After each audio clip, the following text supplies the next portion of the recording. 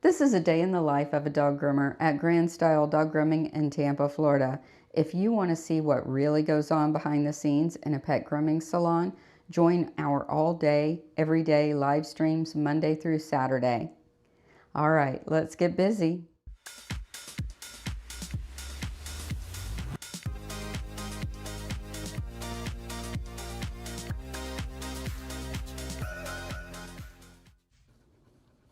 I'm starting my morning today with Addie. She is a three-legged Pomeranian.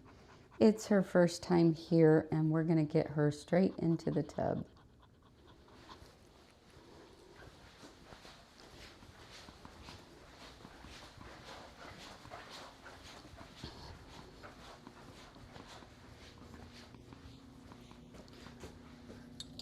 Her mom said she is a jumper. She'll jump right out of your arms, so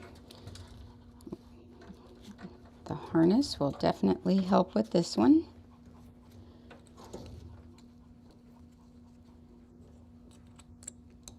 Isn't that right, Addie?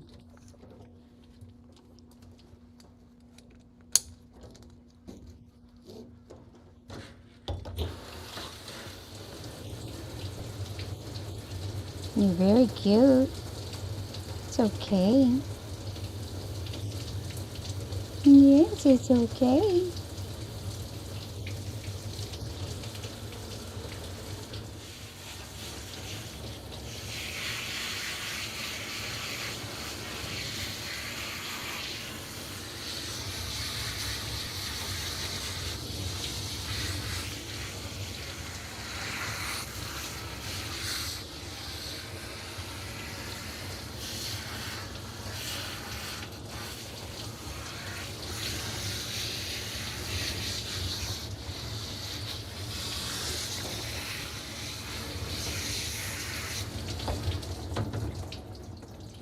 You're all right.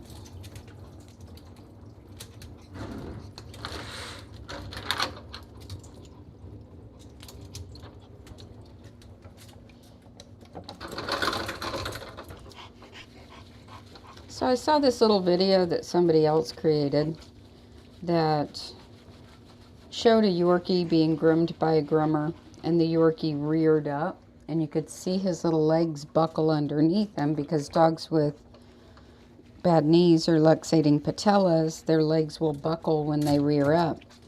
And it's really important to protect these little dogs when they rear up. So I shared that video to our group to show the importance of why, when I anchor them, why I do it. There's a number of reasons. Either, you know, they're rearing up to get their nails trimmed, or they're rearing up towards the edge of the tub. And anchoring them down really does help protect these little dogs. You know, it's not as much about control many times as it is just protecting themselves, or protecting them from themselves.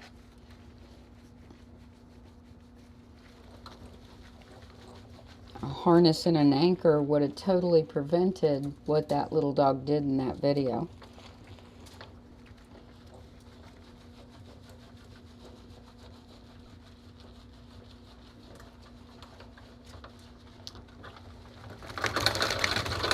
She doesn't have a lot of coat, but she does have some packed in undercoat, so I'm using my fingers to just kind of loosen it as I scrub, so that when it's time to get it out, it should just lift right out.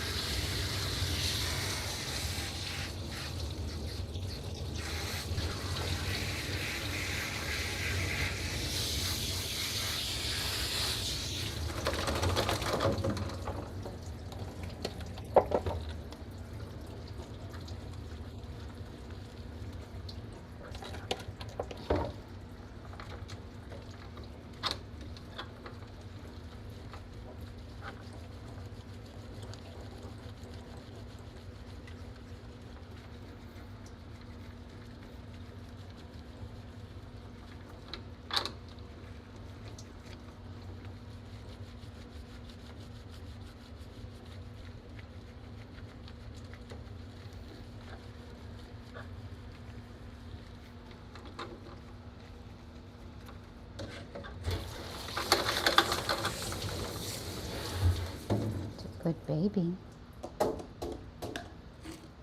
Shoot, I forgot to grab some more toothpaste. Do I have any in here? Should be just enough to get you done. Yeah.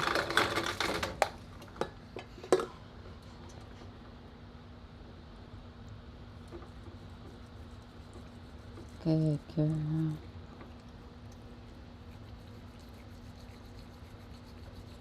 I'm looking forward to tomorrow. It's my day off. I have lots of stuff planned.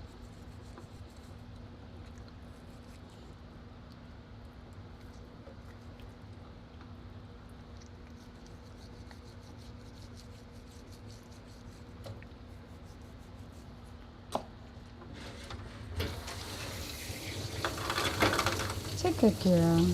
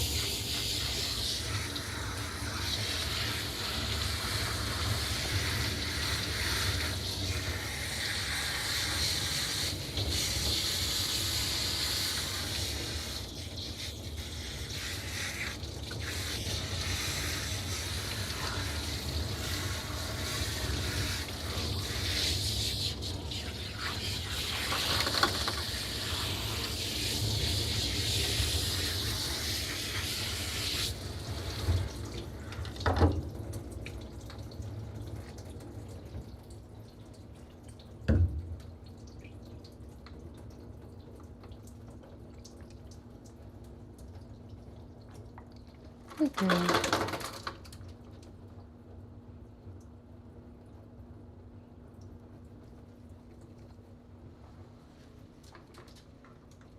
That's a good baby.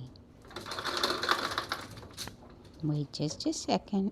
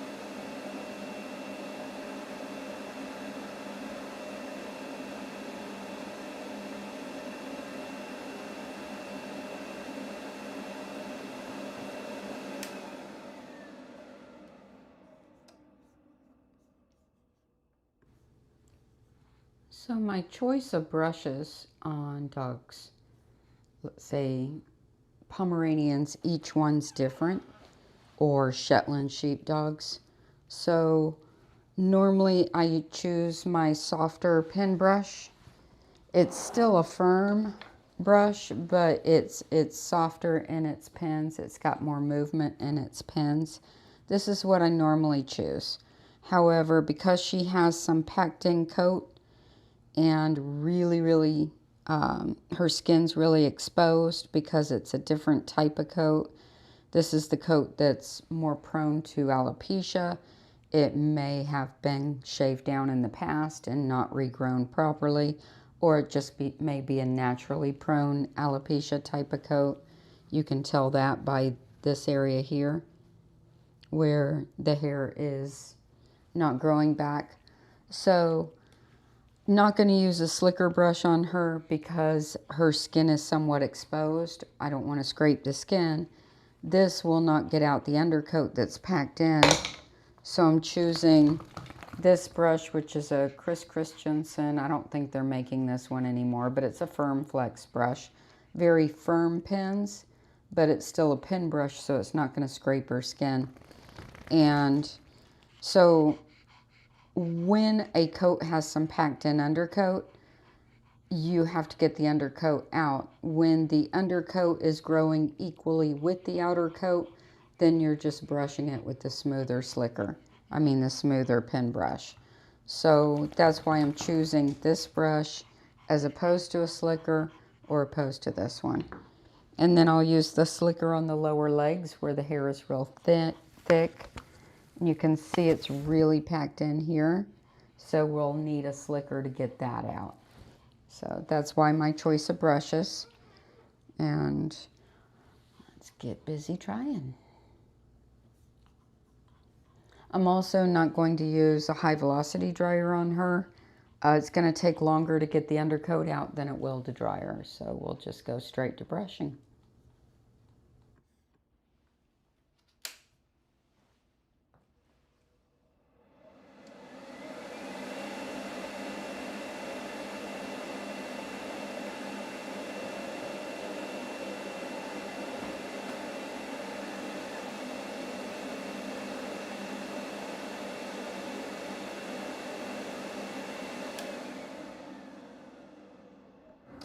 Another thing I want to mention real quick, and I'm trying to put together some things for educational materials to use in my own salon for training.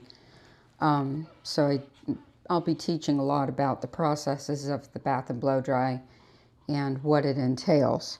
So how I prevent scraping of skin when I'm brushing. Even on my long drop coats, like I'll hook the hair and then do a long fluid brush through with the really long coats. With these profuse type of coats, I'm going to hook the hair and then pull it through. So I'm not scraping the skin, and even if I go fast, I hook right below and pull it through. Hook right below, and I'm pulling out away from the skin. So when I hook, I move my brush this way, and you'll see that in most every coat type that I do, except for some it's fluffing up, but I'm still hooking and pulling up. For the long drop coats, I hook in a strong fluid motion downwards. For these, it's just getting this undercoat out, so I'm hooking it and pulling it through. And as you can see, it's getting that undercoat out. And being the undercoat is packed, it does have a little pull to it. It's got to, or else the undercoat won't come out.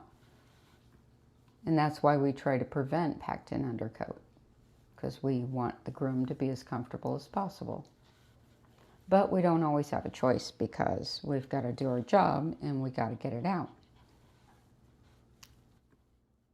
All right.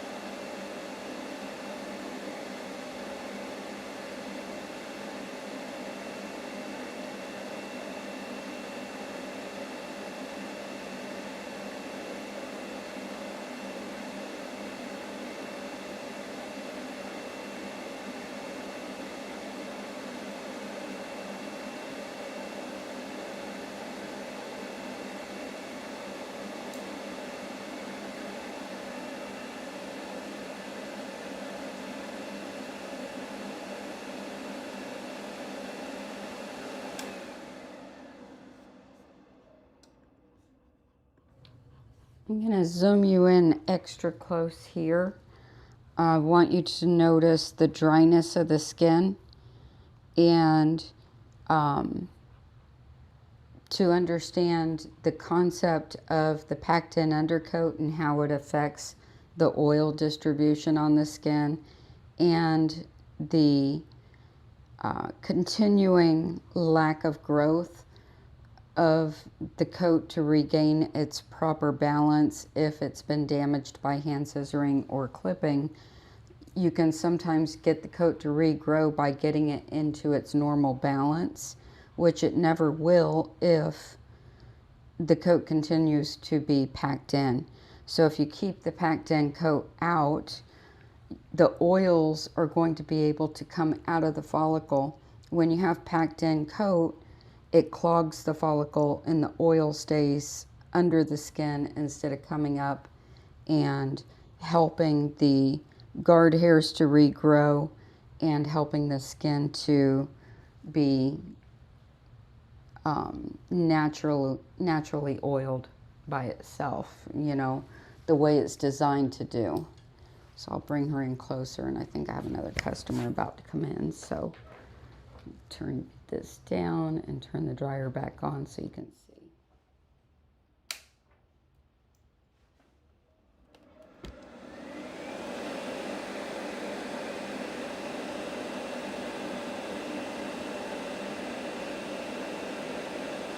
See the flakes?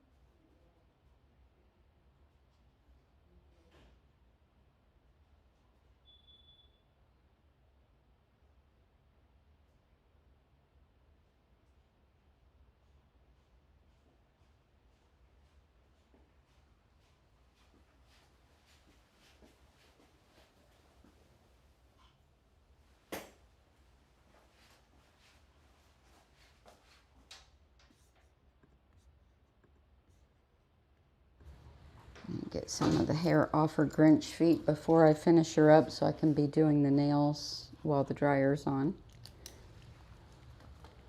So, you know, it's not that the pet parent's doing anything at all wrong.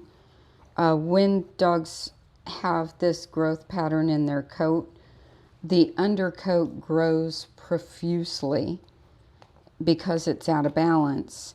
And because it grows profusely, and it's very cottony. It's very almost Brillo pad like down next to the skin. It packs in super fast.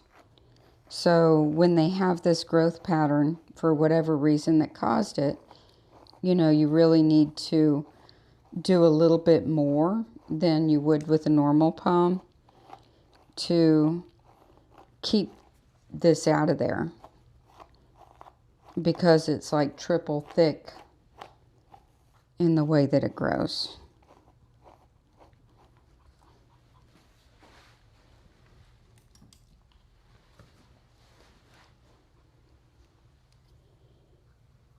So I recommend every 3 to 6 weeks on making sure it's all out of there. And that doesn't have to be done professionally, whether it's at home or professionally. It's needed every 3 to 6 weeks.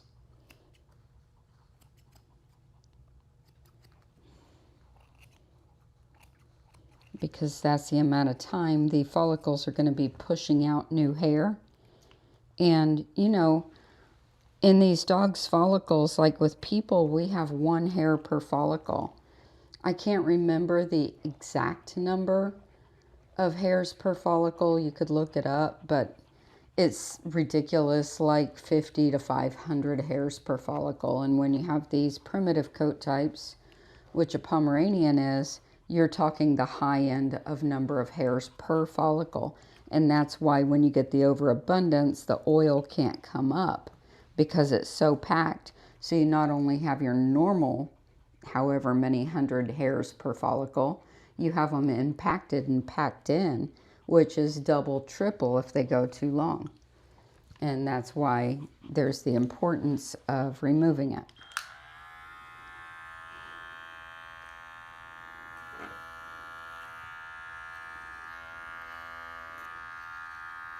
You know, and a lot of times you'll hear how often your dog should be groomed. And I say it too, but we're not saying how often it should be groomed professionally. We're saying how often it should be groomed. And I always say, I don't care who grooms a dog, as long as somebody grooms a dog. And it doesn't have to be the hair cutting part.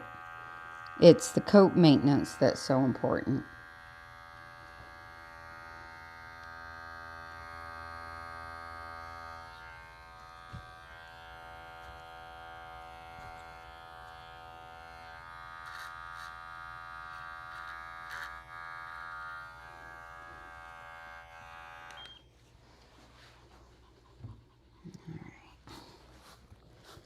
She's pretty well dry, but I'm going to turn the dryer back on just for a minute to do her nails.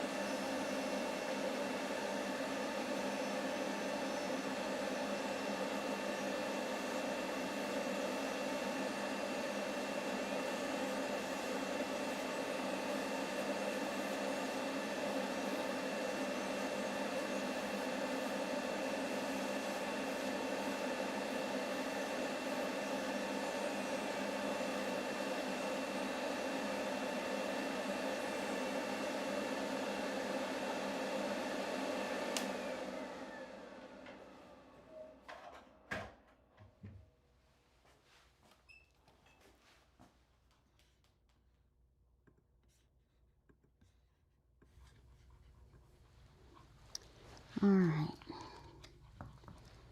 Now I'm going to move on to the slicker brush. Now that she's dry, the skin doesn't scrape as easily when it's dry. When it's wet, it's super soft and pliable, and the brush goes right through the hair and hits the skin. Once it's dry, the skin has protection from the hair around it, and it's just not as weakened as it is when it's wet.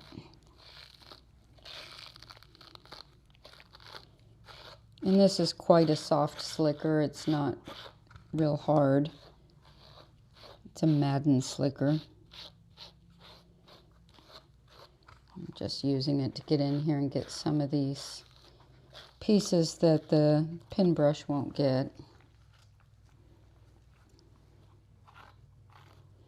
And again, I'm trying not to go to the skin.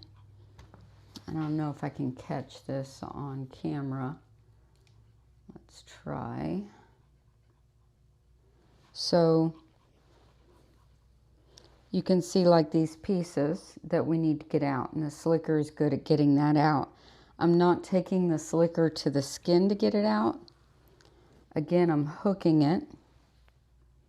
So I'm coming in with the slicker and hooking it.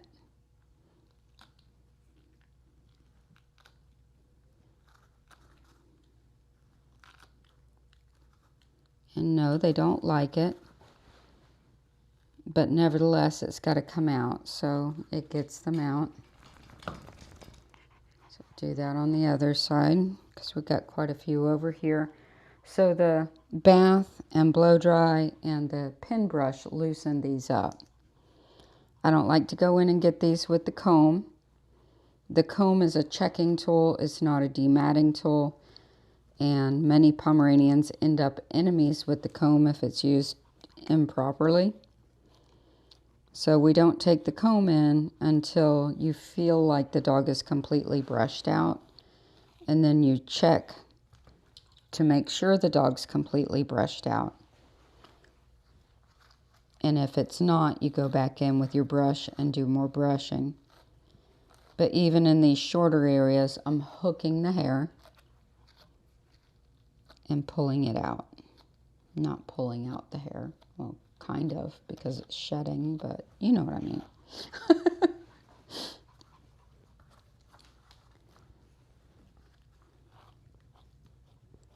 And you notice I'm line brushing. I'm getting up under, finding right where I want to get in, and hooking the brush and getting it out.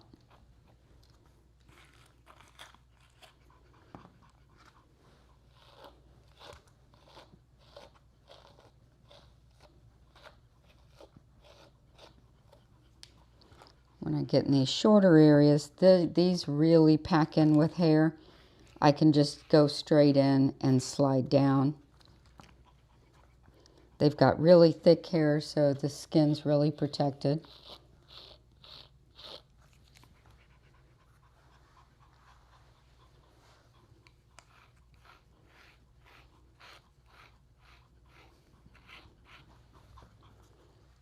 Same with the ears.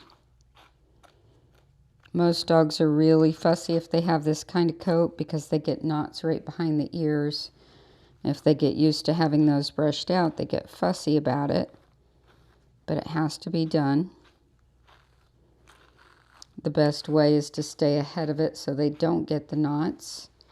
And then they won't mind being brushed so much. These cheeks here, impact with a lot of hair.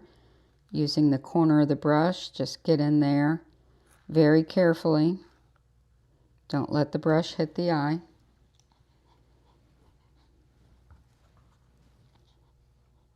A lot of times you'll see me hold the head with a finger between the eyes, and these fingers right behind the ears. That gives me stability. It's like a claw to prevent the dog from moving too much while I get close to the eyes. And this is a really small slicker, so I've got more control there.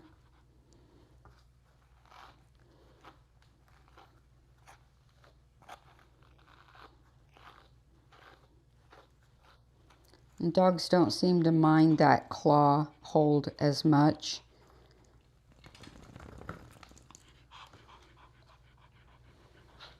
Because you're not like holding the muzzle and you're not inhibiting their breathing and you're not being rude.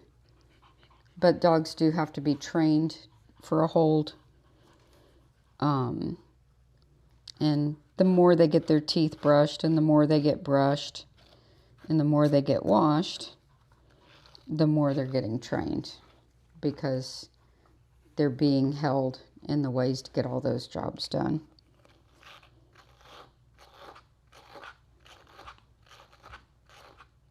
So here I'm brushing over my finger.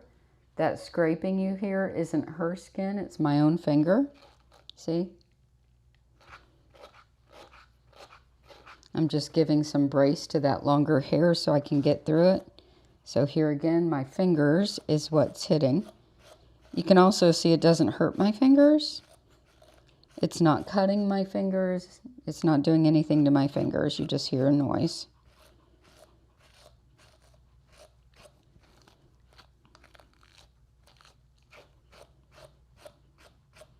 It's just giving me something to brush against. All right, now I think we can use a comb. I never use fine-tooth combs or hardly ever use fine-tooth combs on a Pomeranian except for the lower legs. Using this as a checking tool, I'm sending it all the way to the skin and gliding it along to make sure everything's out. It might bring up some loose hair along the way.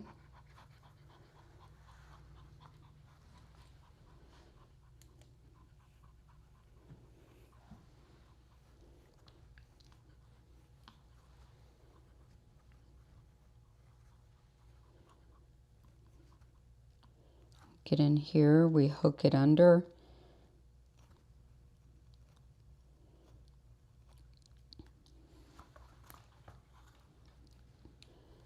Be sure to get behind the ears. I'll get under the harness right at the end. All right, good girl. You're being a very good little model, yes you are. So busy talking to them, I'm not talking to you. How mean is that, huh? We don't even know each other, and here I'm doing all this rude stuff to you and not even paying attention to you? Like, how rude. Am I a rude groomer? Yeah, you're a good girl. All right, so I'm going to go back over her pads.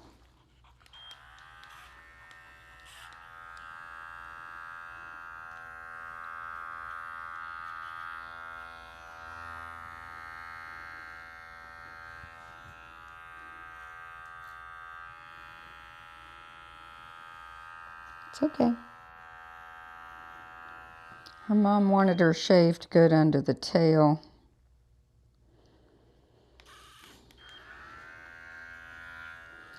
And she also wanted the belly done.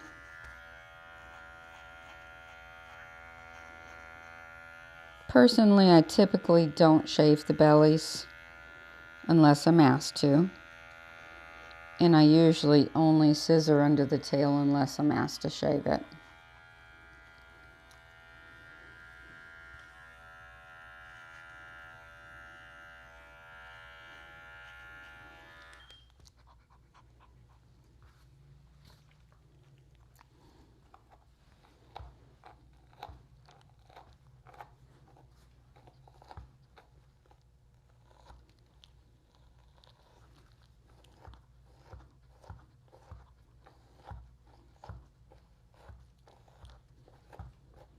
Good girl. Yes, you're a good girl.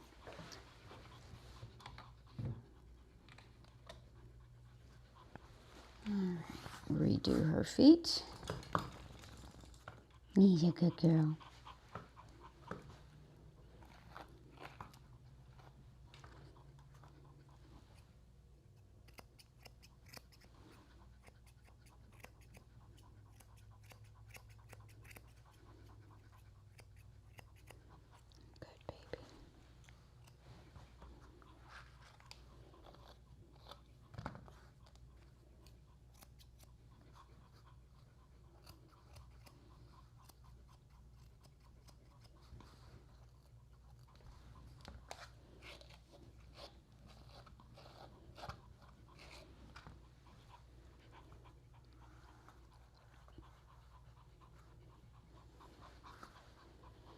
And using these methods with the correct brushes and techniques, most Pomeranians do not mind at all being brushed.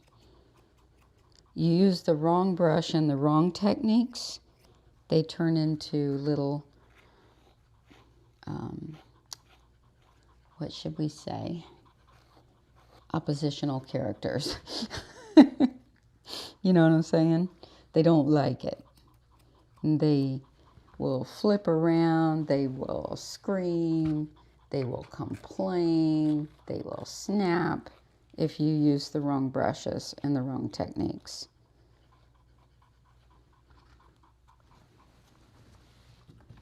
We've turned many Pomeranians around from those behaviors just by changing the routine.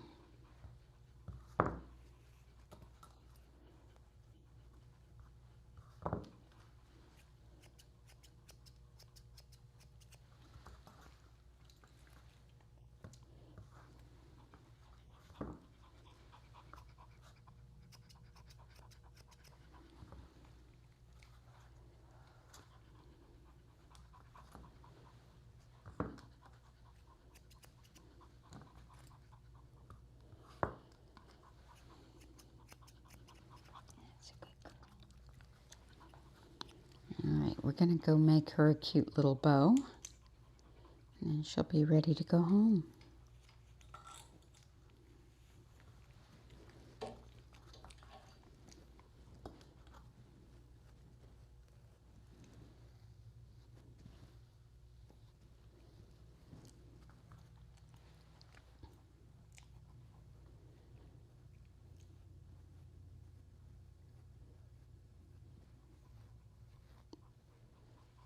Good girl.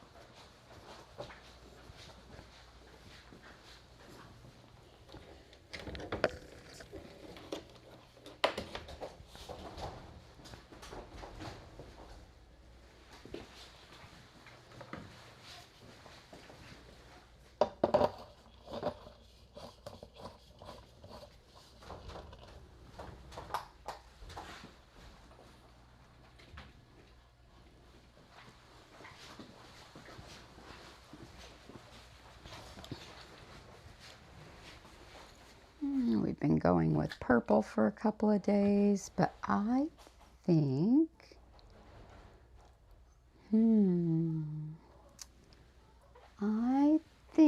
oh, this would be so cute on her. But no, we're gonna go with leopard print because she seems like a leopard print kind of girl.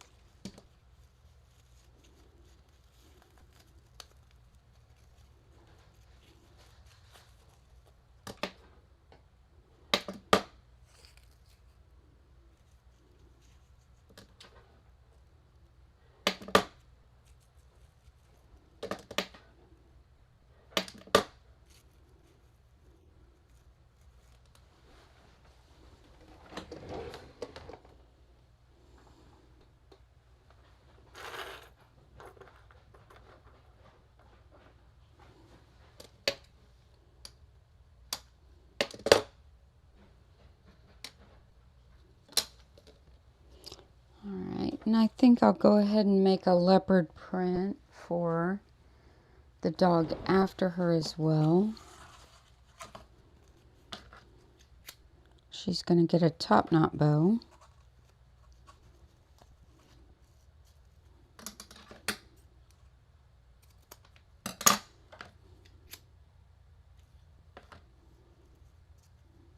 And let's see.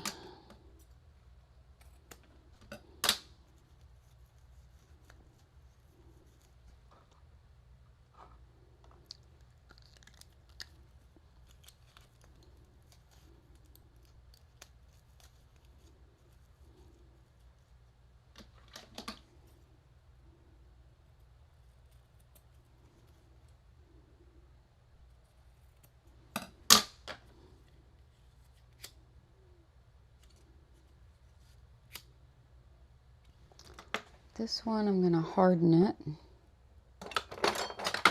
Let's see, is this too big? No, that'll work.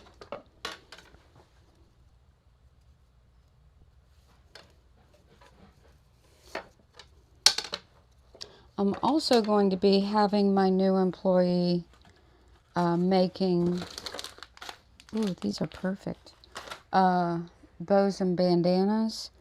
So I'm going to do a how-to video with all my basic styles so that she will have that for reference material. And then you guys will benefit from it too if you want.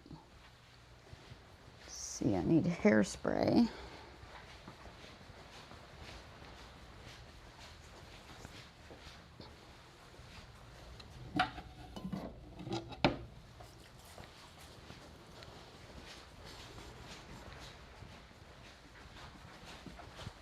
So while I'm grooming my next dog, I'm going to spray this with hairspray and let it be hardening while I groom her. So I just saturated the whole thing. Let it sit here. It'll be ready for her by the time I'm done grooming her, hopefully. If not, I'll stick it under a blow dryer for a minute.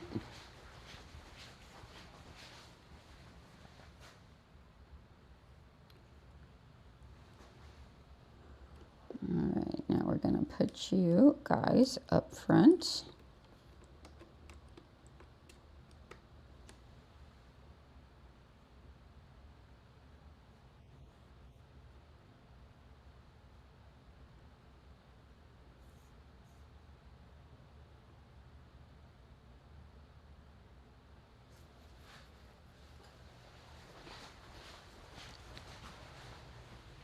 And I'll text her owner so she can come get her. You know, I should have got something to match her harness, because her leopard print and her harness do not go together. So let's go back and make her another bow. We'll save this for somebody else. Back to the drawing board.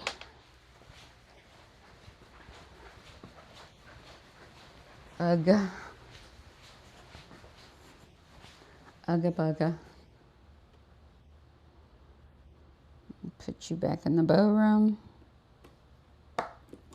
Bows, bows, bows. All right. So we want to match this. So we're going to use this and this.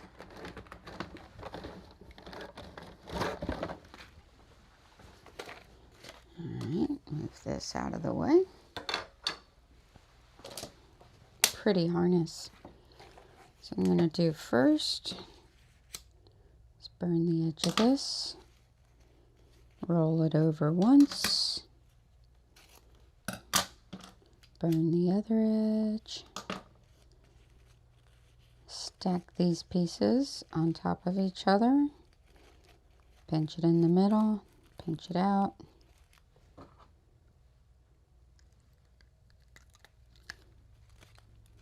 Wrap my band around twice. Grab all 4 corners and give it a tug. And take this, burn the edge, roll it over once, burn the other edge,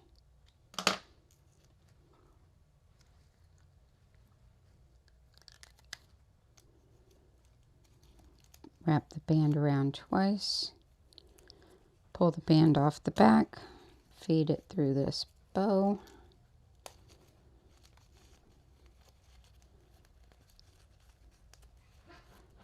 give it another tug.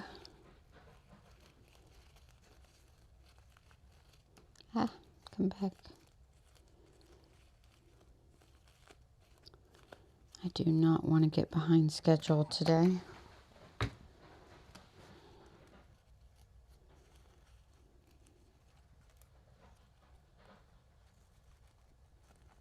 Seems like I've been getting behind schedule all week. Now we need a pink centerpiece.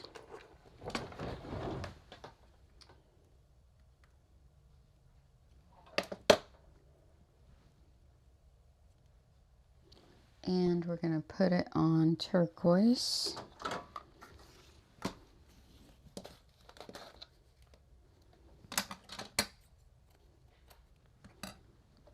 This is stretch elastic, so it stretches right over the dog's head. Very comfortable.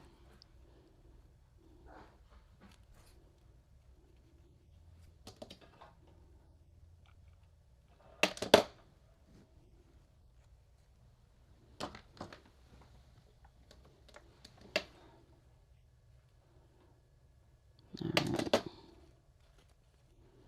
There. Now she matches.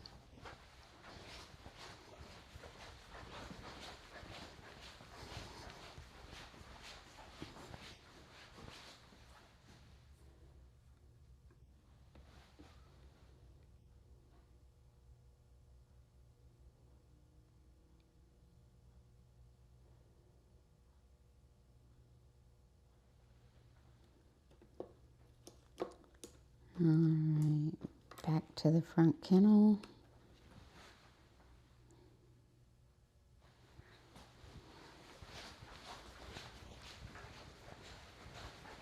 Text her mom.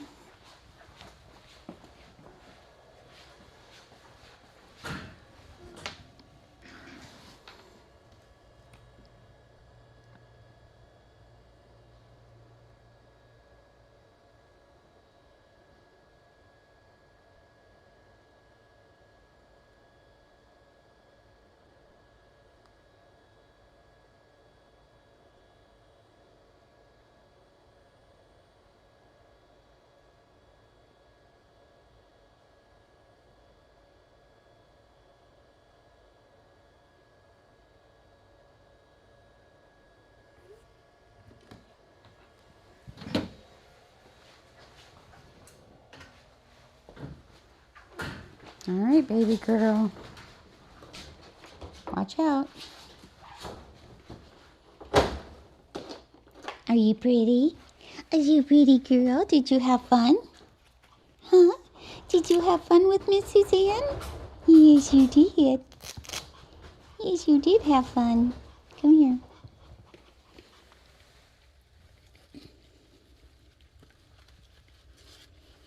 There.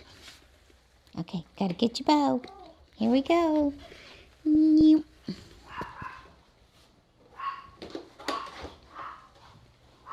Stay there. All right.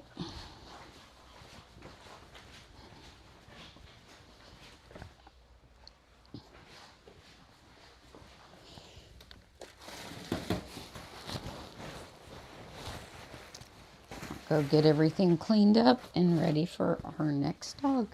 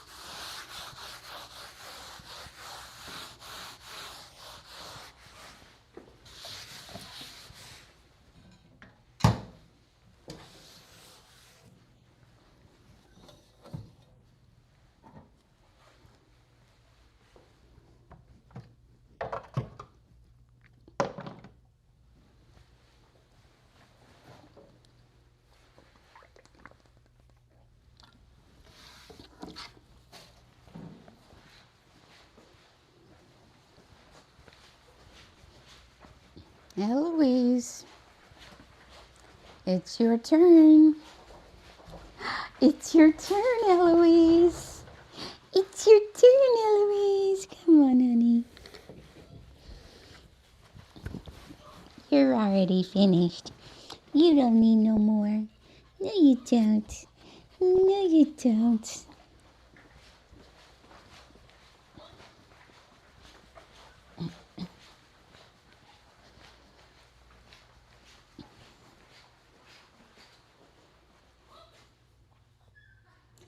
She's mad.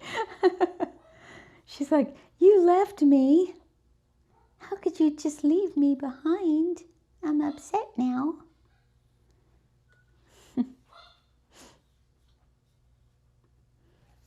She's like, why did you take her and not me?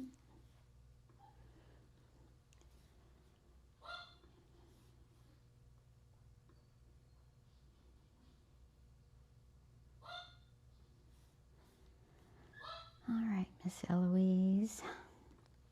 Let's do it.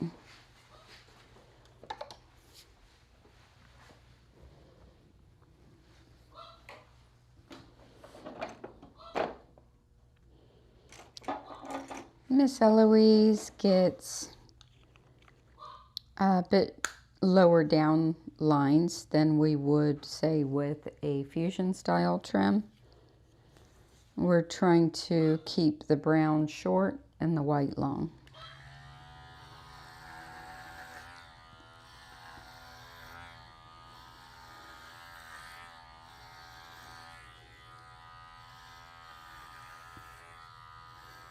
She gets a tied up top knot, full coat around the eyes, and a rounded head with a medium length beard.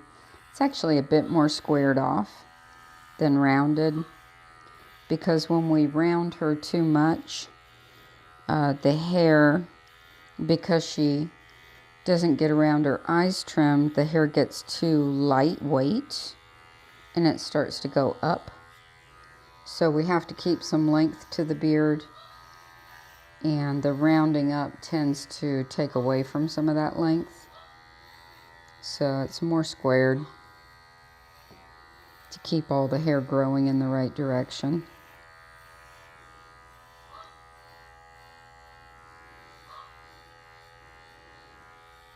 And that's something I've been talking about a bit over the past week, is when customers give me too detailed of instructions, it doesn't allow me to figure out what the dog needs for the end result. So say if they want a short rounded beard and full coat around the eyes and a tied up top knot, I'm thinking in my brain, and they're reading my face, that I'm like, okay. And it's like they're reading my face because I'm processing in my brain like that's not going to work. And then I try to follow their instructions because they gave me instructions, and I know it's not going to work. If I try to explain, it just kind of glazes over their eyes, like my eyes are already glazed. And so I like it when my clients give me freedom, like they give me a general idea of what they're looking for, and then allow me the freedom to create the style on their dog, rather than having to, and especially like last week, we had conflicting instructions from one client for their dog. 2 pictures with instructions that she pulled off the internet, plus her own list. And I'm trying to gel all that together, rather than, having some freedom to work on the dog and do what's best to bring about the look. But she and I did talk about it at pickup. So next time I'm going to have some more freedom to get the dogs looking like what she wants without the details of how they expect me to get there, if that makes sense. So I appreciate customers telling me what they want. I appreciate them giving me lengths that they're looking for. But like yesterday, one was confusing because she said a half an inch to an inch. Okay, is it a half an inch or is it an inch? You know? And, I ended up going with 3/4, so that was fine. But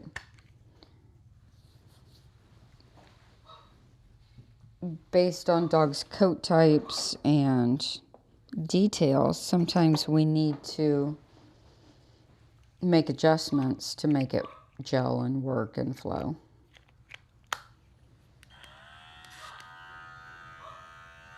Most of my clients let me do whatever. They're like, like a lot of times they'll say, I want them short but not too short. I say, got it. And I just run with it and do my thing, right? And I'd say 98% of the time they're happy and they stay clients for life. So, or if they say, I want them fluffy all over but not too long, got it. And then because as soon as a dog walks in, I see a palette, and I'm already like scanning in my brain, okay, what's going to look really nice on this dog. So, like this client, they started off with the fusion style and it kind of went from there, right? And then, of course, we always listen to feedback, like she didn't like the way the brown hair was mingling into the white hair. So we came up with the lower lines for her. Of course, we want that kind of feedback and make the adjustments as necessary.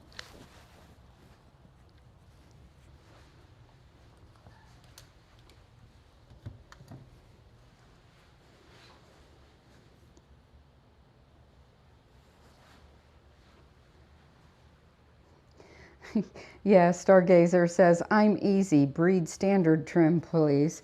Now, that's the easiest thing. So, for me, if you have purebred dogs and you want breed standard, there's either one haircut, period, or one style of groom, period, for that breed.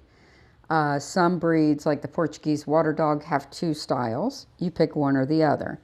Poodles, you have your puppy trim, 1 style, or your adult trim, 3 styles, period. So you pick one of those. All the other breeds, it's exact. It's like exactly what it should be. That is the easiest.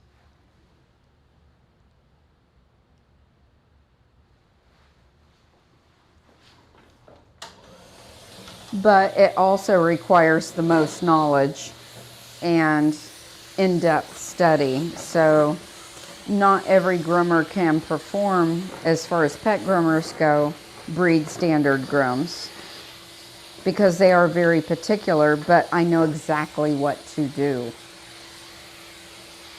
provided I've studied and done my homework, which, as Greta knows, I always do, even if I've never groomed the breed before. Greta knows I'll do my homework and give her a breed standard groom every time. All right, let's get to the tub.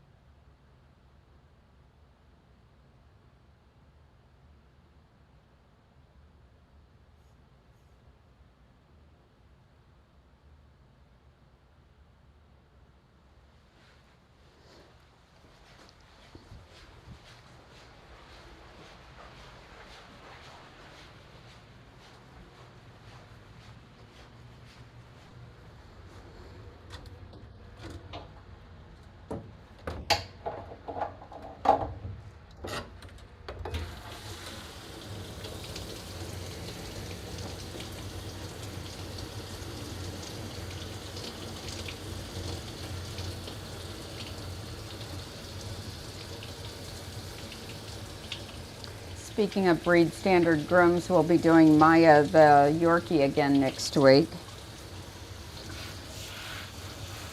And then we'll do her one more time the following week prior to the National Specialty Roving Show. It'd be so cool if she wins points there. That would be huge. Probably won't because she's young and not in full coat yet, but we can always hope.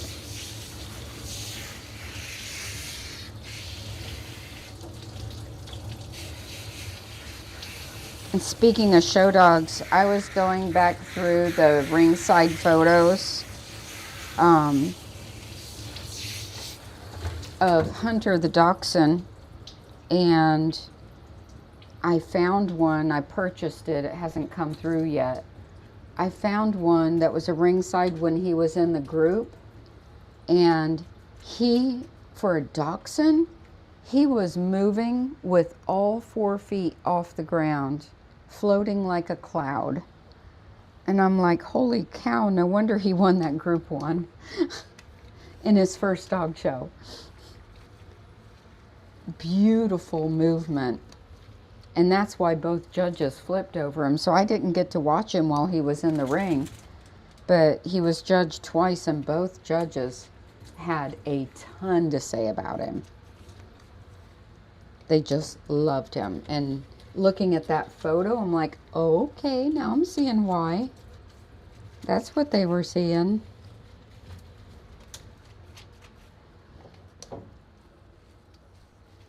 So hopefully that picture will come in today. I ordered 2 of him. And then another one of BB, because she was really cute.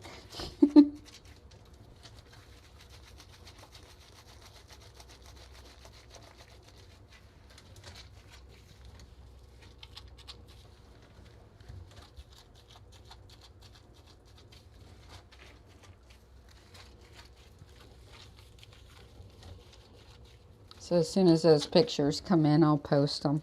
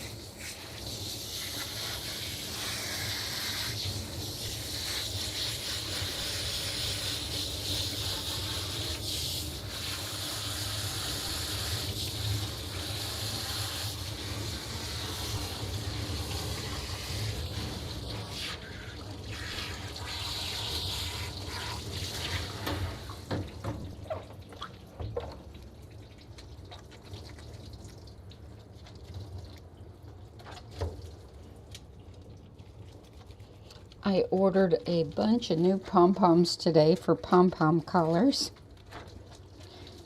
I can't believe how much I spent on pom-poms. Like, oh my gosh. But I wanted different colors. So I was buying like 500 packs of the different colors. Like, ugh.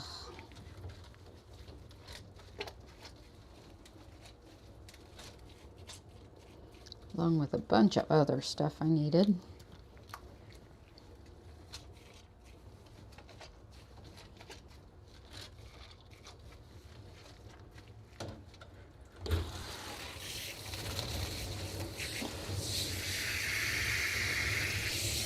I'm going to have to try my shampoo or conditioner foamer thing today on somebody.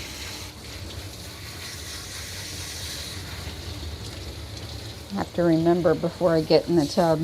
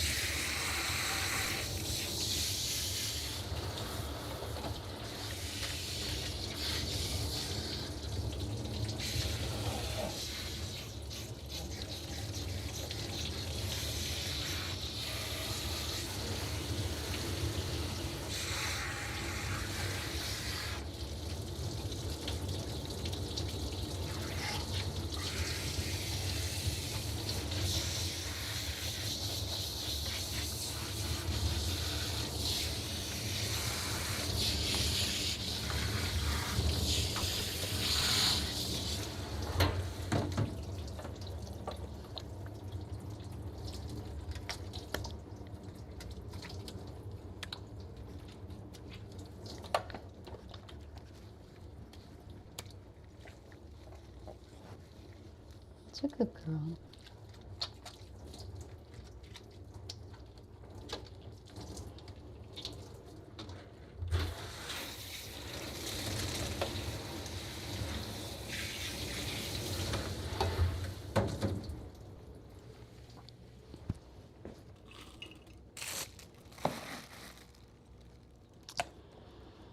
And I gotta remember to grab more toothpaste still.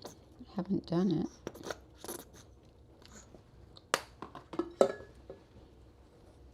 Let me see. Yes, you're a good girl. Let me see. Let me see. Let me get it in there. There. See, it's not so bad.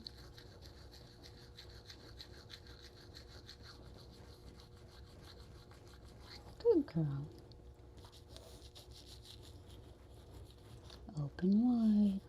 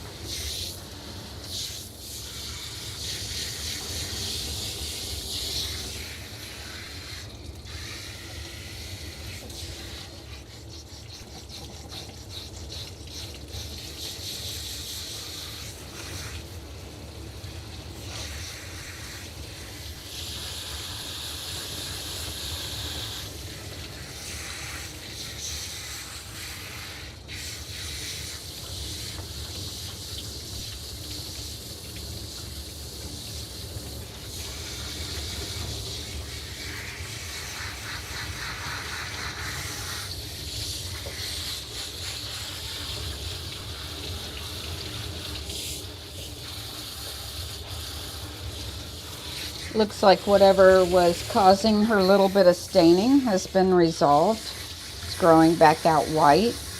So I'll start to thin off that staining around her feet today.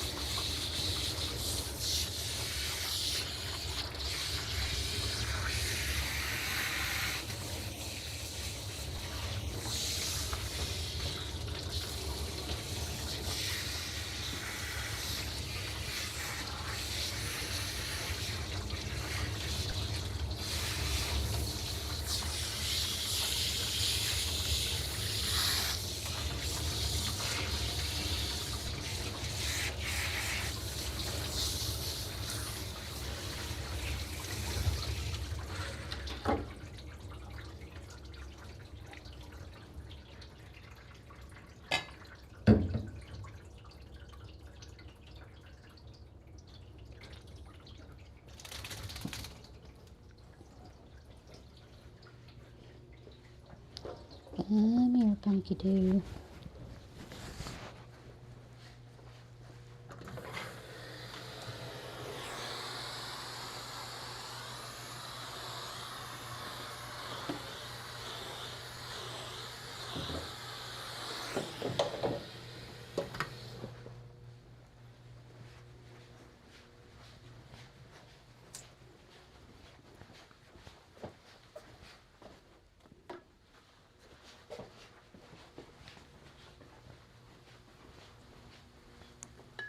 Remembered the toothpaste before the next dog goes in.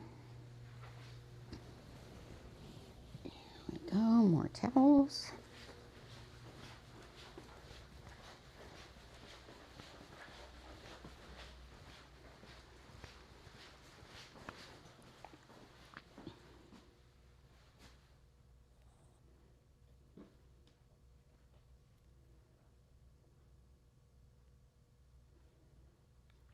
Yeah, I think I spend $100 a month in toothbrushes.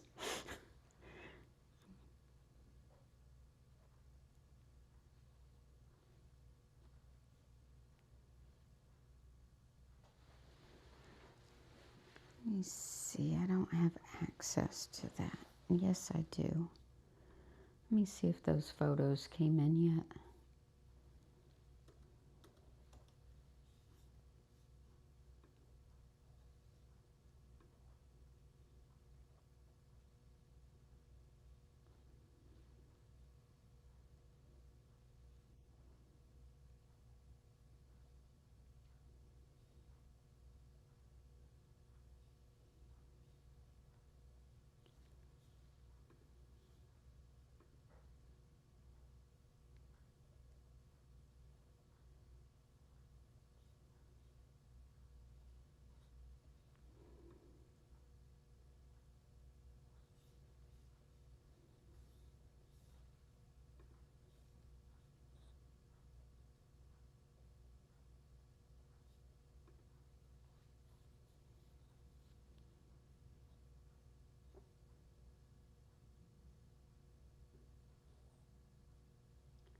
No, not yet.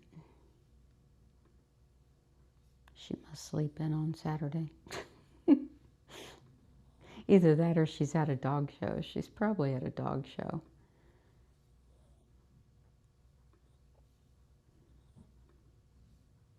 So I might have to wait till Monday because she's busy shooting somewhere. That's okay. We can wait, right?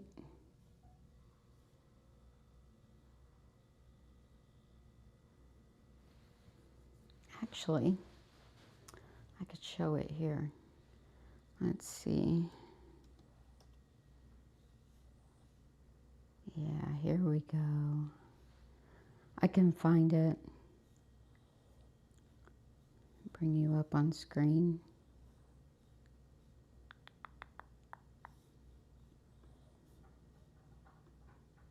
So this is the Best in Show, the Pekingese one, for the overall Best in Show. So we're going to find the photos, view the gallery. I don't mind sharing my email address because it's all over the place anyway.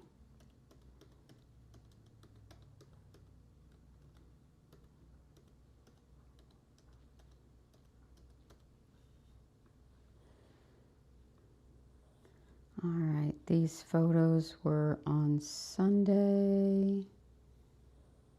I think they were 10 to 12.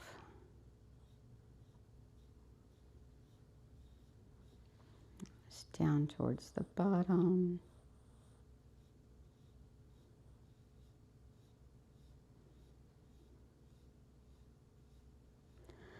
There's that pretty little Havanese.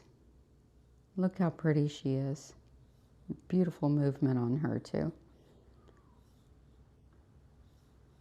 There's the gorgeous little Pekingese. Here's that picture of the Havanese. Look how pretty she is. Very, very pretty. All right, quit stopping. There's BB, the toy Russian Terrier. There he is. Are these the good ones? I think it's this one. Yeah. Look at his movement here. Look at that. All 4 feet are off the ground. Not a single foot touching. And can we just appreciate how well groomed this foot is? I mean, seriously. I don't know who his groomer is, but yeah. But that's it. Look at that. Love that photo. I can't wait to get it.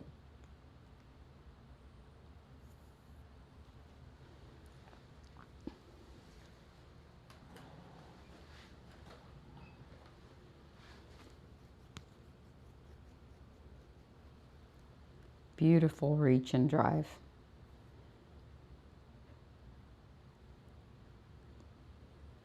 All right, back to work.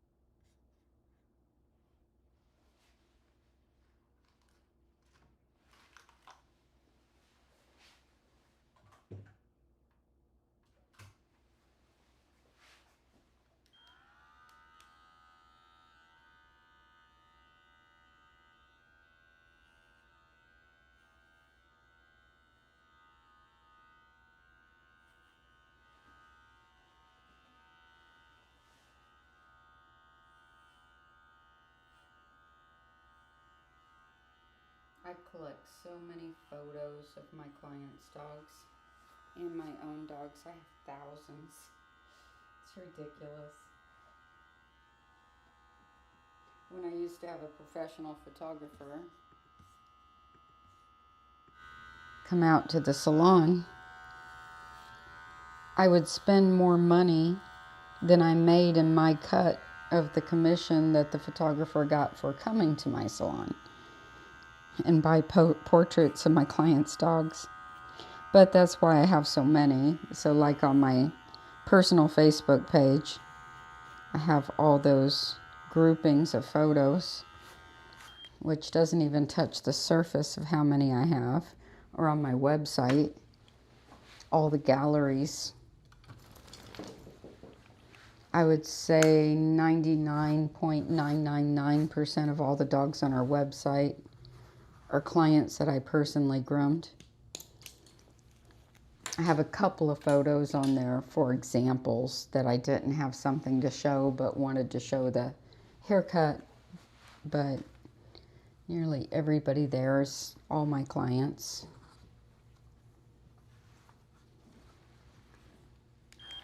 Just love collecting photos of the work, photos of the dogs.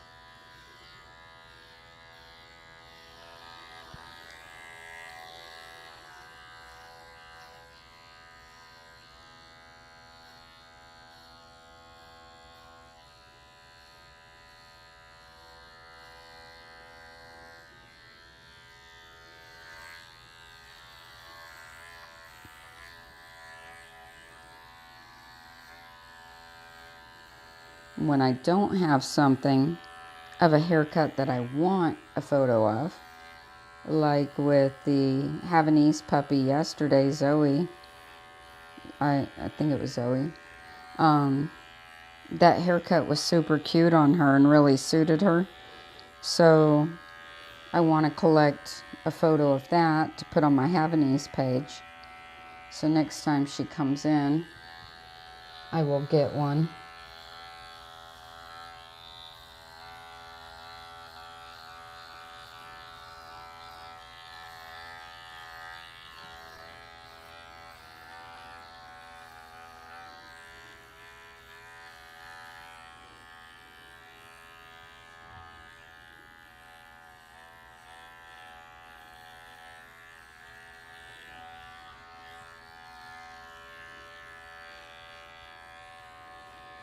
I love when clients like Eloise's owner here, she takes the most amazing photos of Eloise, and I love it when they share their pets' photos with me and allow me to use them as well. I think the one I have of Eloise on the website, though, the main one, is one I took, but then we have some really cute ones with her dressed up that her parents took. So I love it when my clients share their photos. Or like Greta, she shares her photos with me. She gets a lot of really nice professional photos of her dogs and shares them.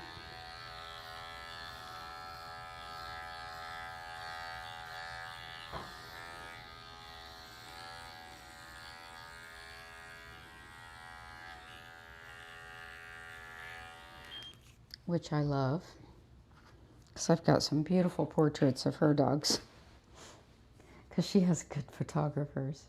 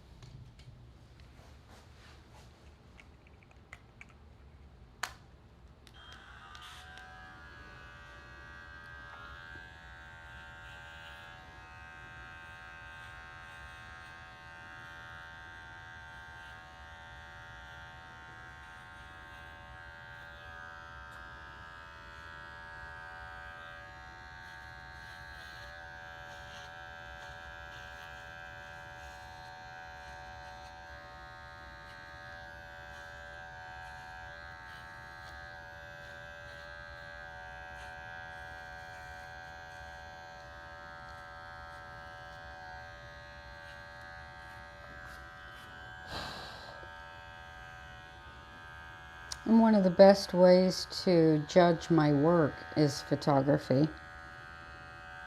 And a lot of times using my cameras here, a lot of times you'll see me look at the dog in the camera and say, ugh, gotta fix that. Because you can see things in photographs that you can't see on the table for some reason. But I can also see things in my monitor screen that I can't see on the table. I don't know why that is, but it is. And even on other people's work. So at the dog show Sunday, there was this beautiful, beautiful dog, and I'm not going to say even what breed it was, because I'm not throwing any shade at all, but it's like there was this one that just looked stunning. It looked beautifully groomed until I went back and I was scanning through all the ringside photos, and I saw things, and I'm like, oh, that's way off. And I couldn't see it in person until I looked at the outline of the dog in the photos. And I looked at several photos, and I'm like, why couldn't I see that in person? That's weird, right? But like the underline was horrible. And, you know, and it's not at all what I would have done. And I already knew the top line was something I wouldn't do at all, but the underline just really threw the whole groom off. And I was like, dang. And I didn't even notice it in person. And the dog looked fabulous, which is weird for it being so off. But it's like, okay. And that's what I see in my own work. So that's why I'm saying I'm not saying anything negative. I can see things in pictures in the outline of my grooms that, you know, really need fixing. And there were several breeds that took me years to get right, you know, and when I say right, I'm talking about being able to win at Westminster right. And so sometimes I'll look at some of my older photos of work and see, okay, I've got to bring this line up. I've got to change this angle. I've got to, you know, create this hair in this spot and get it right. And the one breed I worked on for years was always my favorite breed for years and years and years to groom was the Bichon. And getting the show groomed perfection look of a Bichon, you know, it was hard to learn. And so I kept doing photos and taking pictures and comparing as time went on. And how much hair you need to get a proper show groom on a Bichon is ridiculous. And that's probably the biggest challenge, is getting a dog with enough hair.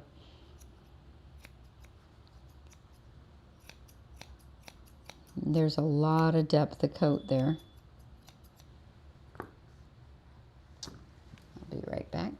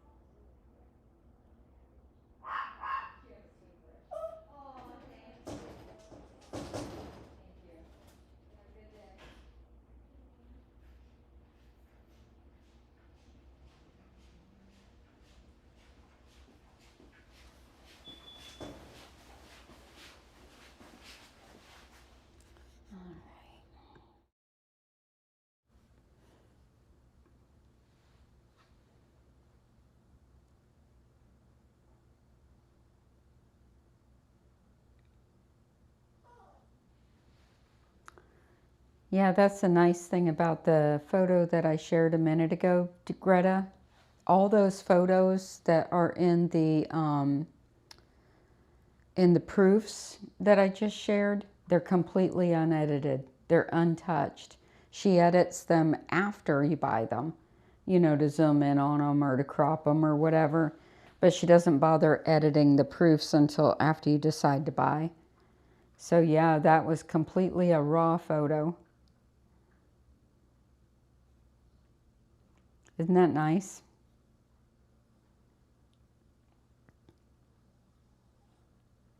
So when I get the photo, I'll probably blur the background a bit and zoom it in, crop it because the original is too big.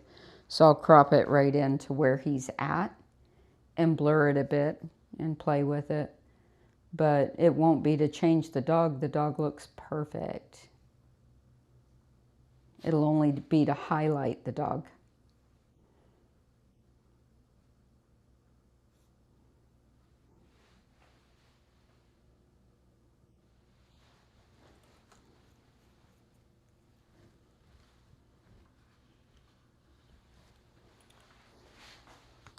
And that's the nice thing about some of these photo apps. You can really highlight the original to look so much better by doing things like blurring the background. All right, Mama, let's get you finished. Actually, we should go finish your bow before we finish you. That way we can put the bow straight on.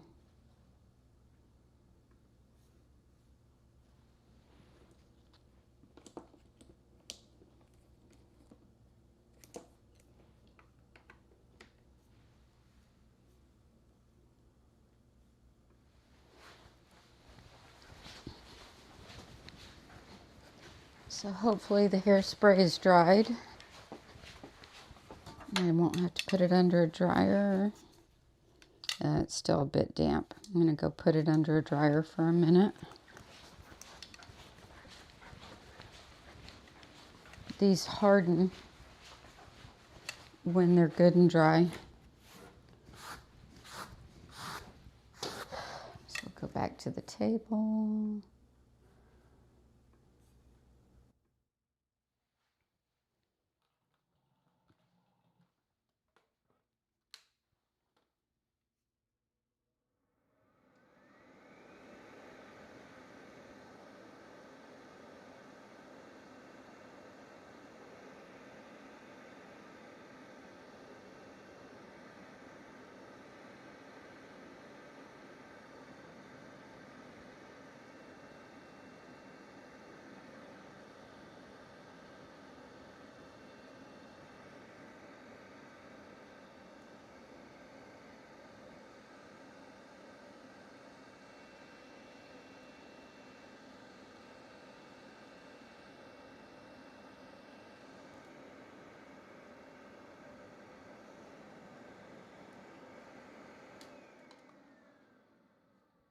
There, now it's got the shape I want.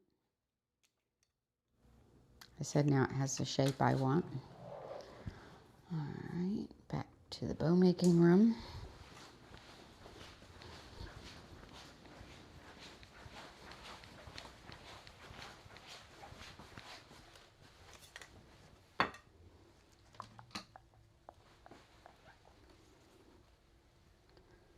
Let's see, do we have any tan out here? It's up here. There it is. Oh, we have some of this. No, we'll use this.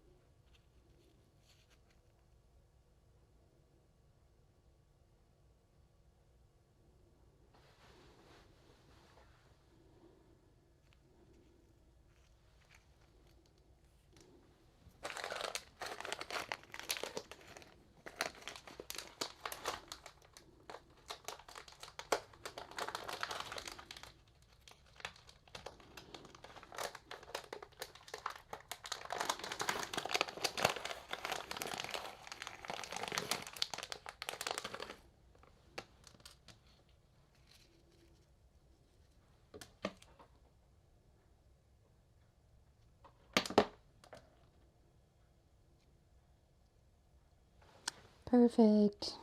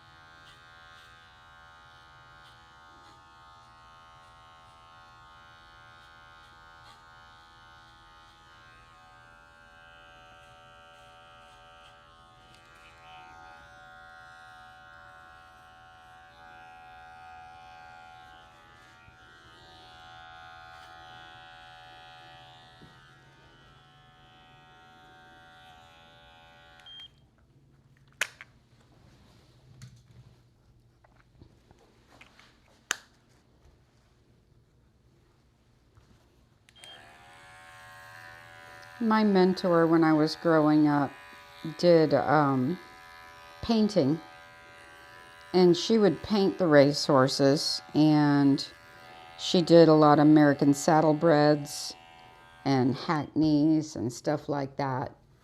And she, back in the 70s, early 70s, was getting paid $5,000 to do portraits of racehorses. And I actually went with her to the barns, to the Ocala stud farms here in Florida, to take pictures of this one racehorse she was commissioned to do a portrait of, a painting. And when you think about, say, photo retouching or AI, back when it was commissioned portraits that way, you could paint in what you wanted to fix things. And I remember covers of, say, Dog World magazines. I actually own a whole stack of Dog World magazines from the 30s, 40s, 50s. And those photos were retouched. They weren't as well done as they are now. You could tell they were retouched, but they were still filling in top knots or shading in things, or, you know, say on poodles, filling in top knots and stuff like that. So, you know, that art has been around a long time, and that's what I consider it, an art, just like painting, is being able to, you know, take something beautiful and enhance it. And so I'm not opposed to that at all. I actually really enjoy it. You know, with my own photography, things I'll add in is a little bit of sparkle in the eyes, say if I don't have proper lighting. Like, I always try to have proper lighting so you can see the sparkle in the eyes, even with the, you know, video. But when you don't have it, the eyes just look so bland and, you know, dull. So different things like that, or adjusting the lighting or blurring the background. You know, whatever you got to do to really make that picture pop is stuff I like to do. Or sometimes there's a hand or a foot in the way that you got to remove. that ruins a photo, or somebody's in the background you don't want in the background, you can remove them. So I love doing stuff like that. Like in the picture of Hunter, I could totally remove her dress and feet and have just the dog moving, which would make that picture, look really cool. You could just do so many things like that, and I think there's nothing at all wrong with that.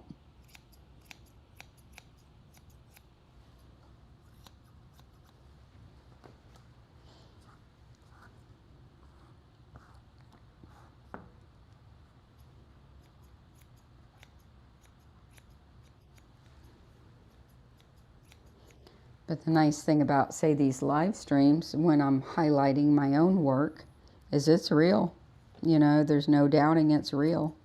You can see whatever's good or bad about it. And that's kind of nice too. And even more than the photos on my website, you get a full 3D look at the dog. You can see the whole dog. You can see the dog being turned and manipulated, and you can see every angle.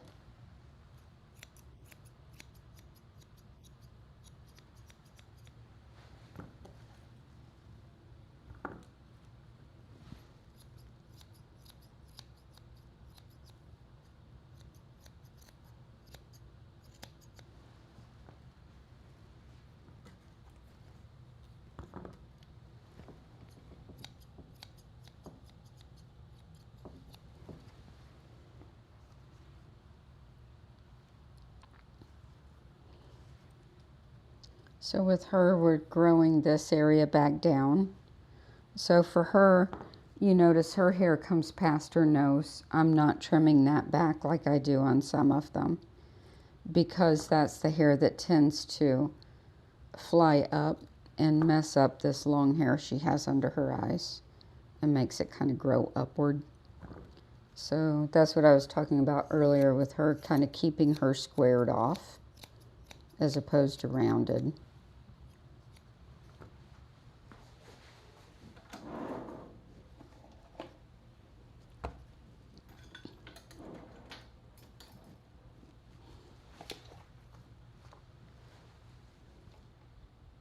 Stay. She gets a tassel top ponytail, meaning that we trim off the top and create something that looks like a tassel.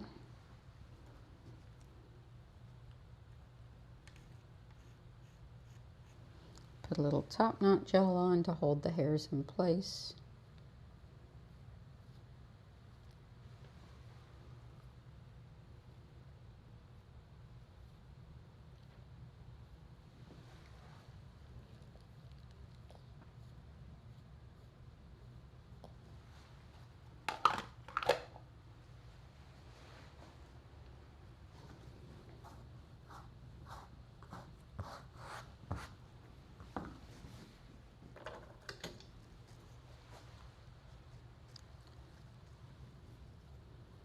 Stay.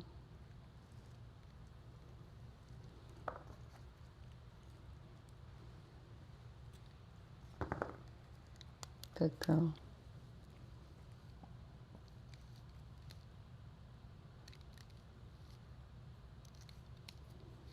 Next up will be Winnie, the beaver terrier.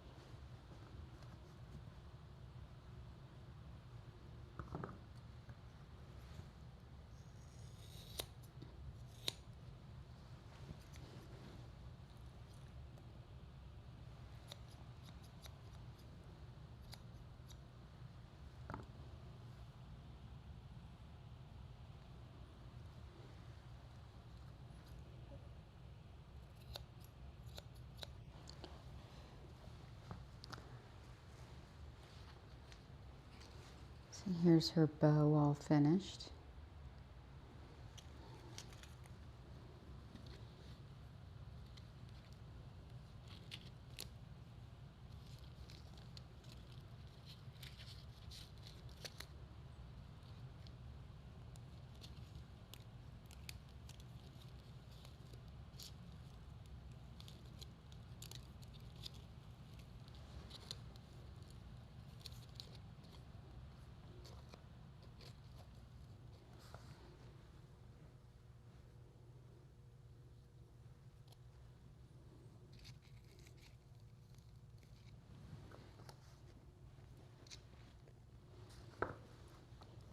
With the tassel top ponytails, once the bow's on, I trim the front of the tassel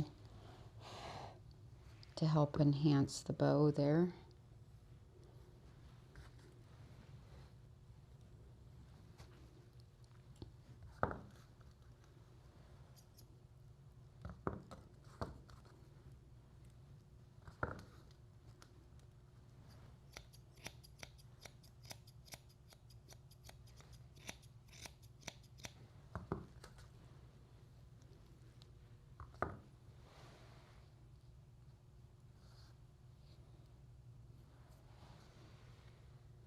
That's a good girl.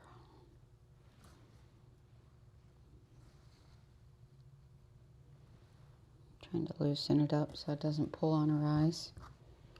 Alright, if our people are watching, we can switch dogs now.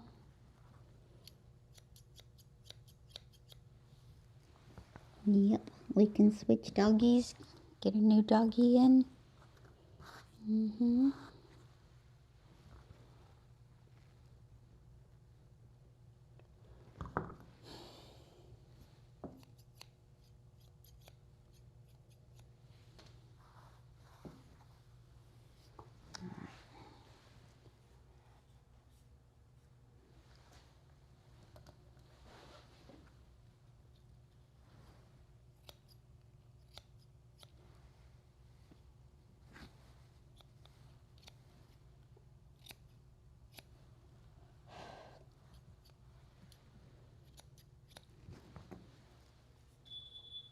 There's your people. She's like, all right, guys, I'm out. See ya.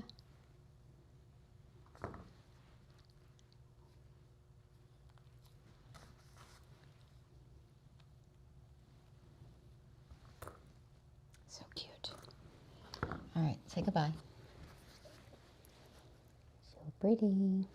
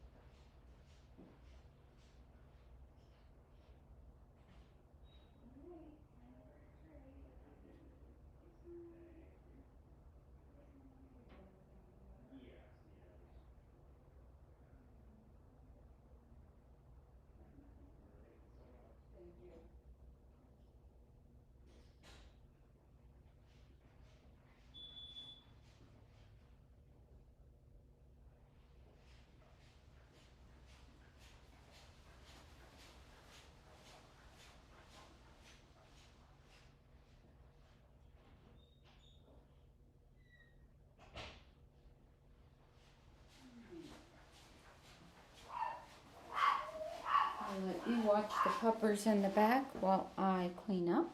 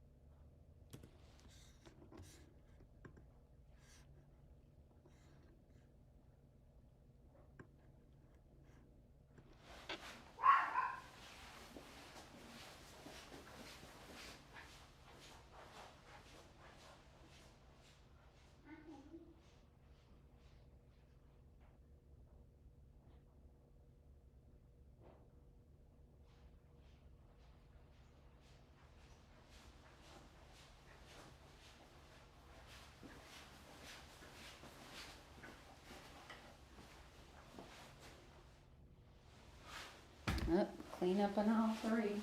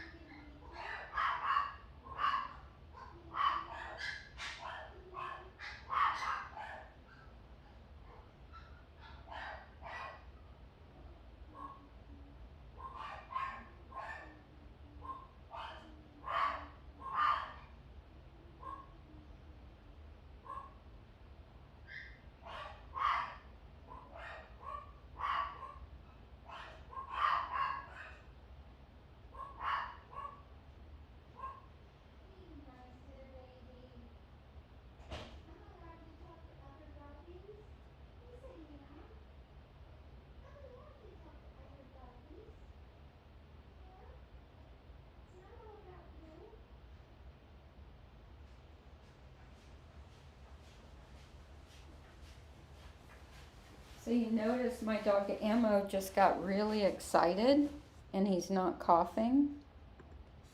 So he's had a severe collapsing trachea. He's healed up from a couple bouts of pneumonia. He's had chronic rhinitis and all that stuff. I've had him off his medicines for over a full week. The stuff they said he'd have to be on for the rest of his life. And he's doing amazing. Absolutely amazing. I'm so excited. Because the medications had steroids and they said he's going to have them for the rest of his life. And I'm like, when he started doing better a few weeks ago, I was like, I wonder if he really does need it. So far so good. No cough medicine, no nebulizer, and no steroids. And he's all good.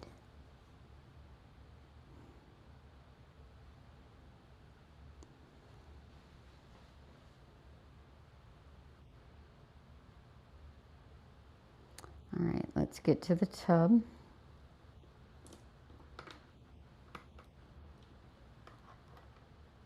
First, we're going to get her bands out.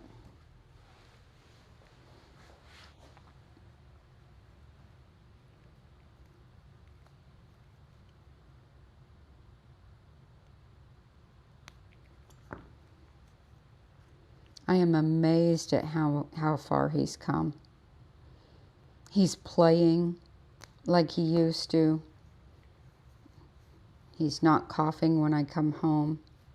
And it was never a contagious cough.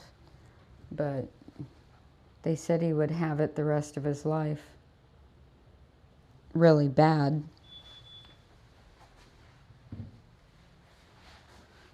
I gotta go up front. I'll be right back. Put you back in the back for a minute.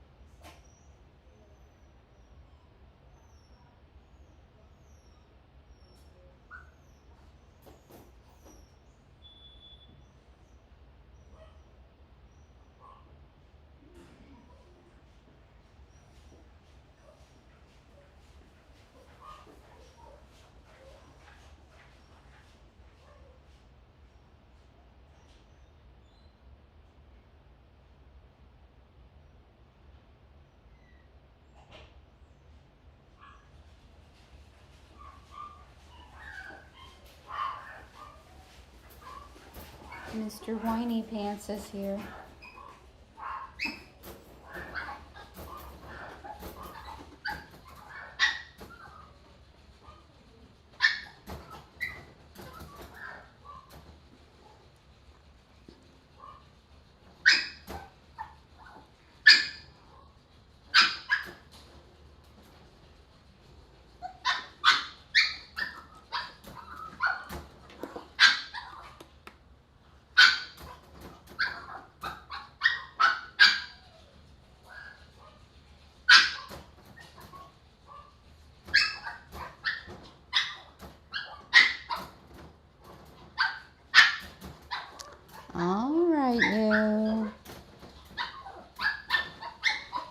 You're just full of yourself today. I'm not used to seeing you anything but calm, but your people always told me that you're pretty wild at home. And I'm starting to see it. You're letting yourself loose in here. Yes, you are. Yes, you are. You're starting to show me the real you. Yeah. Hello. That's not a toy. It's a microphone. Yes, it is. It's a microphone. Are you nibbling me?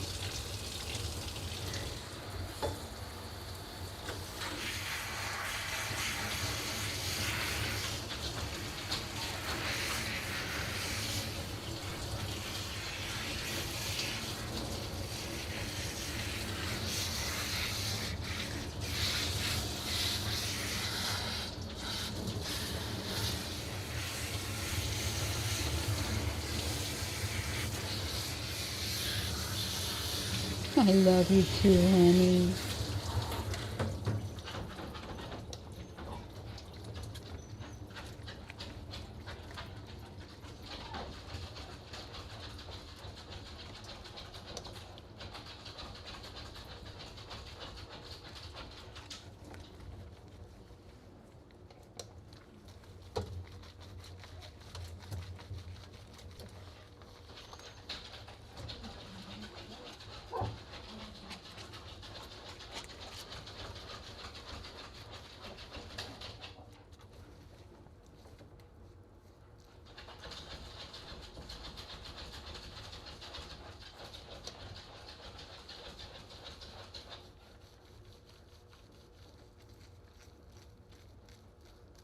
You're a special girl.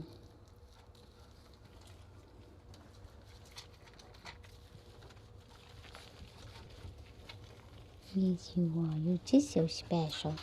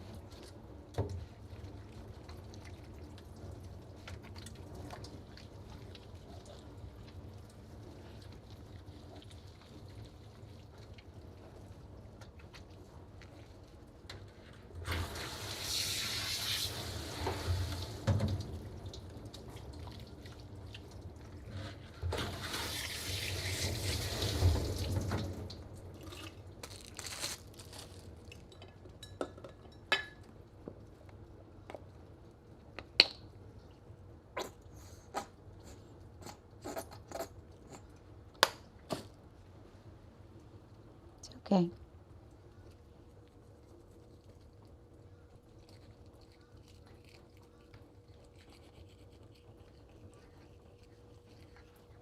Good girl. Open wide.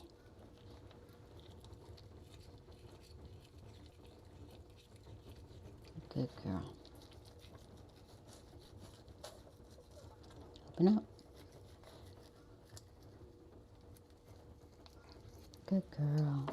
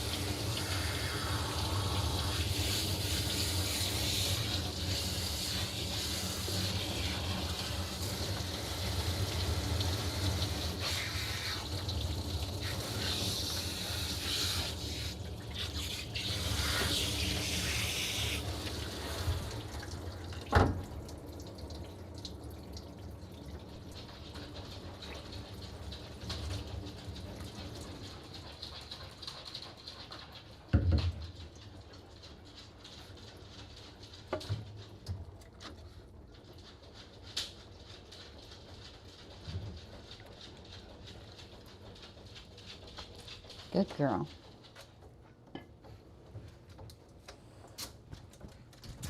Wait. Wait. Okay.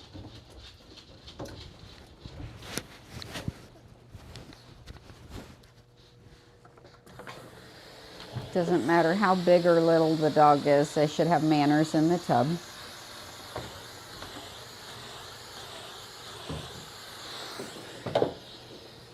Because they can get hurt launching themselves out of the tub if you're not ready to catch their slippery little bodies.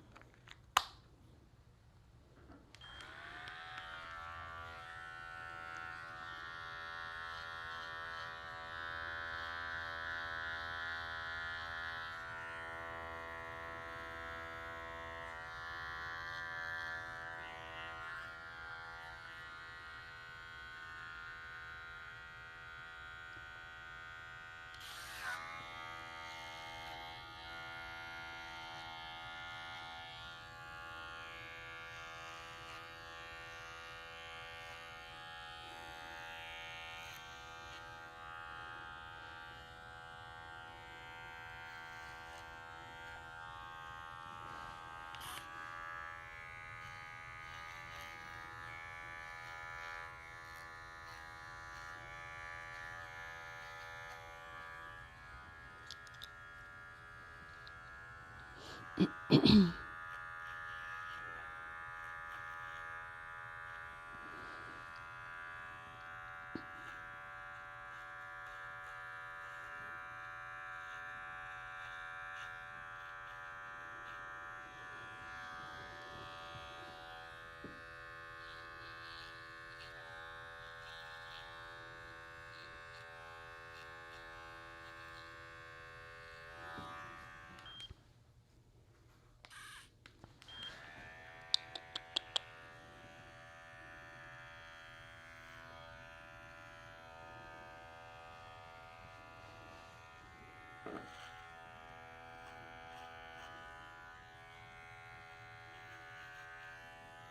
girl.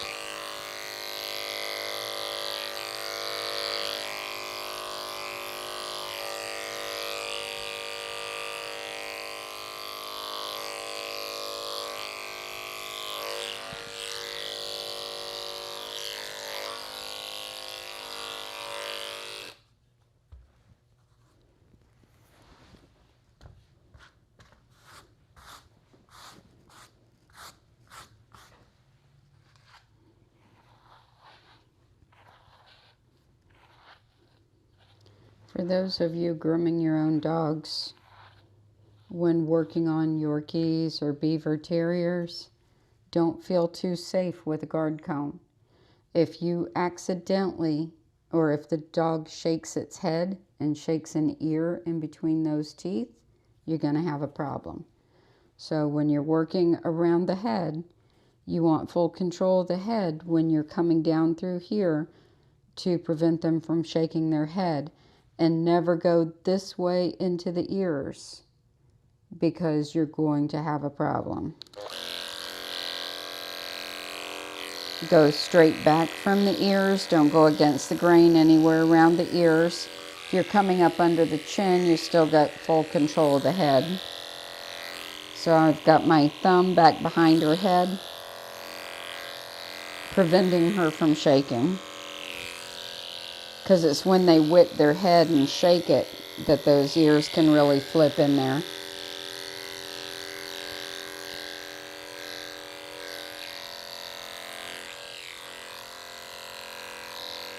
Kind of like what I was saying about feeling safe with the blunt tip scissors. It's the same with the snap-on combs. You can also feed the flank right into the blade. You can feed the thin skin around under the armpit into it. So don't feel too safe.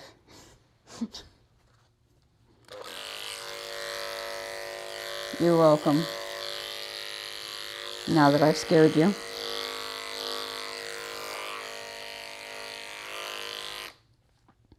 It's just that the gaps will catch that ear and just take it straight in.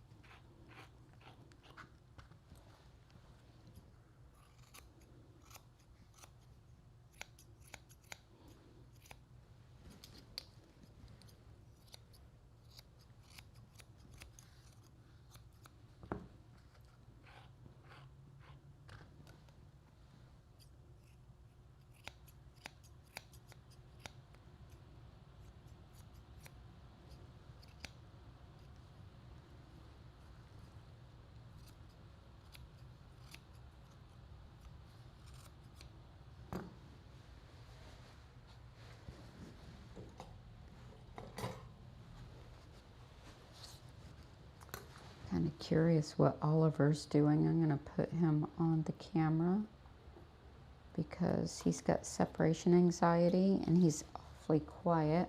Come here. So I'm going to see what he's up to.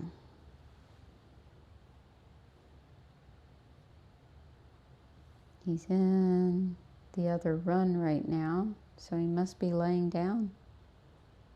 Good boy, Oliver.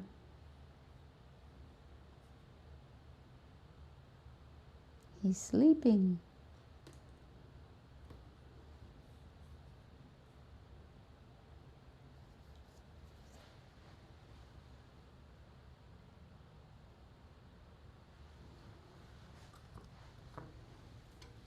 Let's take a minute and go ahead and make her bow.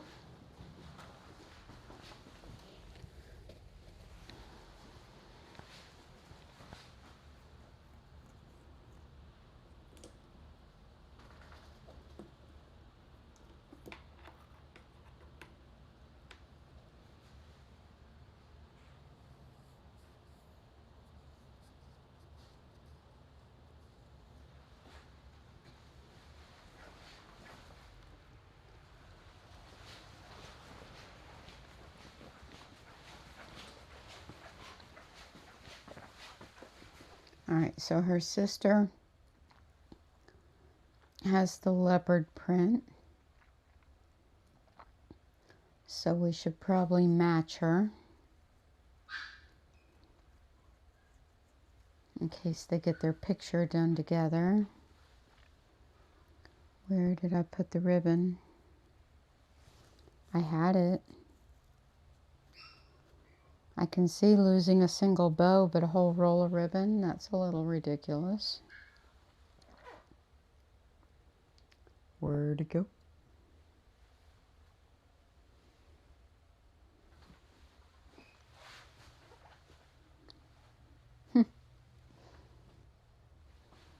I lost it.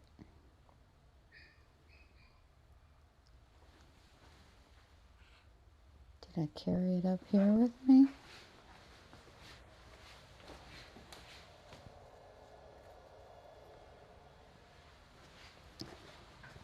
Did I carry it in there with me? Well, I lost a whole roll of ribbon.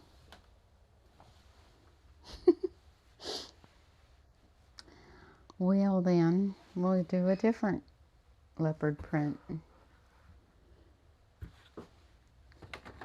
I don't really like this one because it is flimsy. But it'll work. It's also wired. I gotta take the wires out.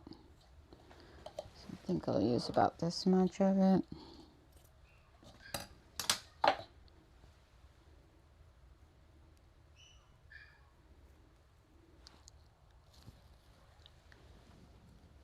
Can't believe I lost the ribbon. And aha, I found it. I knew I couldn't be going that crazy.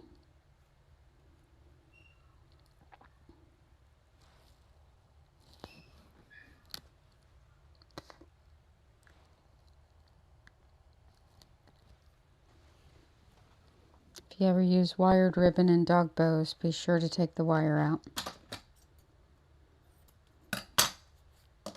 Because if the dog eats the bow, you don't want wire in it.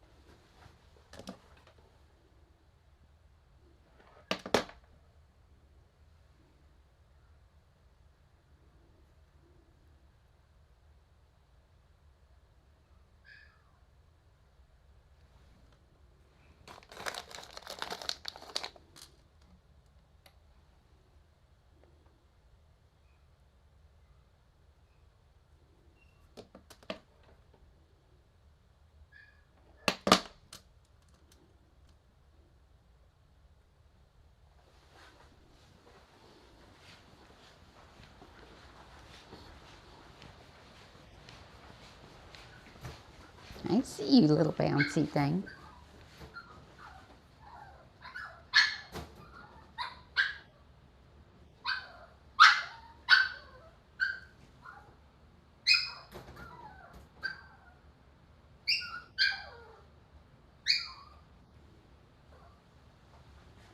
I'm beginning to wonder if Kat didn't find our lost bow and use it on one of her dogs.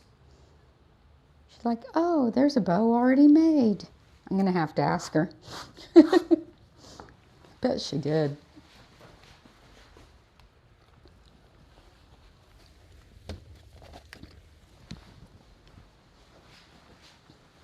I do that sometimes. I go in there ready to make a bow and, oh, I've got one. Okay.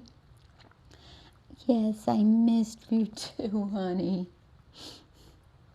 She's so cute. She nibbles on you. Not in a mean way. See?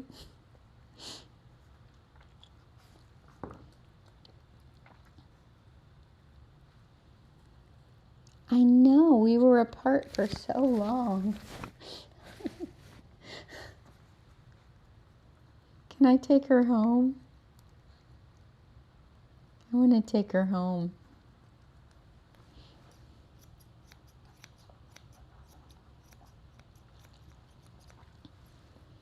That's the fun thing about my line of work is these dogs get to be my dogs too because I bond with them. Now, even though I don't get to see them all the time, we're still bonded. So when they do come in, you know, it's fun. Isn't it? Yes, it's fun getting to see my friends.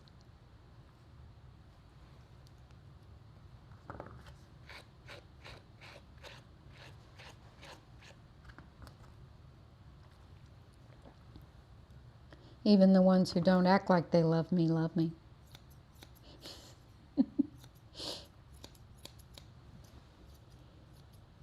Don't you? Yes, I know you love me. Yes, I do. We're bestest friends. Yeah, we're bestest friends. Yes, we are.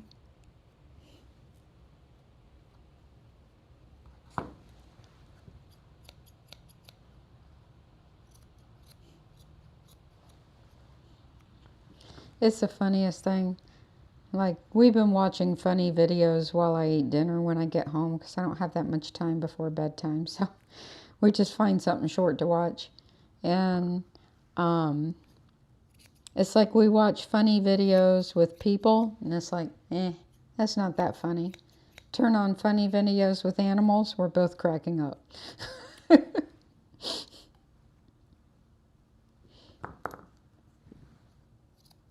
It's like ridiculous. I can work with animals for 12 hours a day, go home and watch animals and still laugh at them.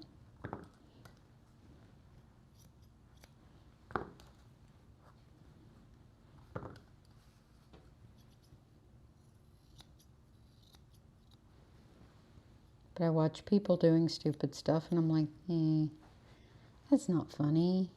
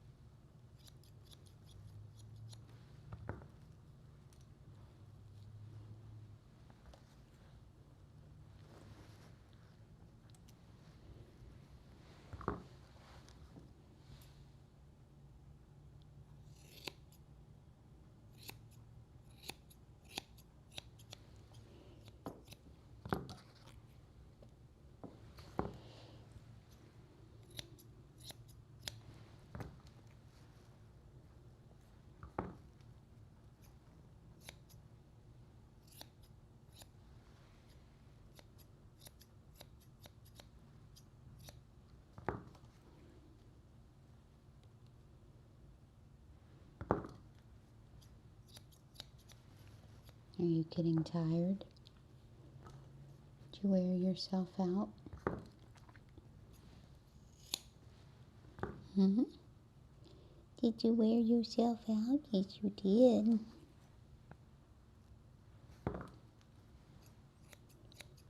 This is an amazing little dog. She's right up there with Mika the Pomeranian in my eyes. As far as amazing goes. She's special. Yes, you're very special.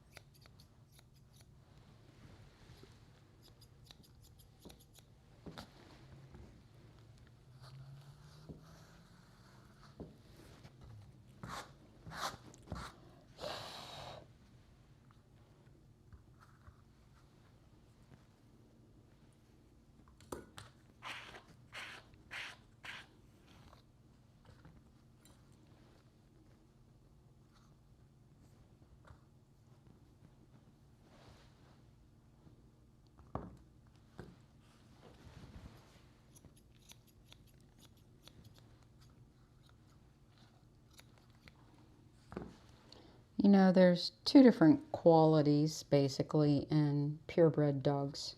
There's show quality and pet quality. And in my eyes, they're two completely different, distinct things. So like Mika the Pomeranian, she's not a show quality Pomeranian. She wouldn't do well in the show ring because of certain characteristics. She's really fine boned. Her color's a little different. Her coat's a little softer because she's a Korean Pom and not an American Pom. Or, just a regular. They breed them a little different in Korea. But as far as a pet goes, she would win best in show in my client list, because she's perfect. A perfect little pet. So what makes a perfect show dog doesn't make a perfect pet, and vice versa. This one, she is a perfect little pet. She's everything I would want in a pet. And one of my customers got really upset with me one time. So when Gidget was about 3 years old is when my client got her. She bought her when Gidget was 3. And the breeder was keeping Gidget, but Gidget was too small to show, and her color lightened out quite a bit. And, she has things that don't make her show quality, but the breeder really, really liked her. But she decided at 3 years old she was too small to breed, too small to show. So she decided to sell her. And so my client bought her when she was 3. And I started grooming her at that time. And after a couple of times of grooming her, I fell in love with Gidget. Just absolutely adored her. And I took this portrait of Gidget, and she had a crown on her head, and she was laying like on pink silk, and had a pink bow in her hair. Or no, she had the crown on, not the pink bow, but laying on the pink. And I said in a Facebook post, she was my favorite Yorkie. My breeder client with a bunch of champions that I groomed had a meltdown. Like an absolute, thorough, and complete meltdown. She told me to take every picture of her dogs off my website, off my Facebook page, take them out of my waiting room, because I had some of her best of breed winning pictures in my waiting room. She said if I did not take them down, she would bring her attorney with her to take them down for me. I mean, she lost it because Gidget wasn't show quality, but she was my favorite Yorkie. And at that time, she wasn't my Yorkie. And so Gidget's owner ended up passing away, and I was Gidget's godmom, so I got Gidget. And now she's my Yorkie. She's still my favorite Yorkie. But you know what I'm saying?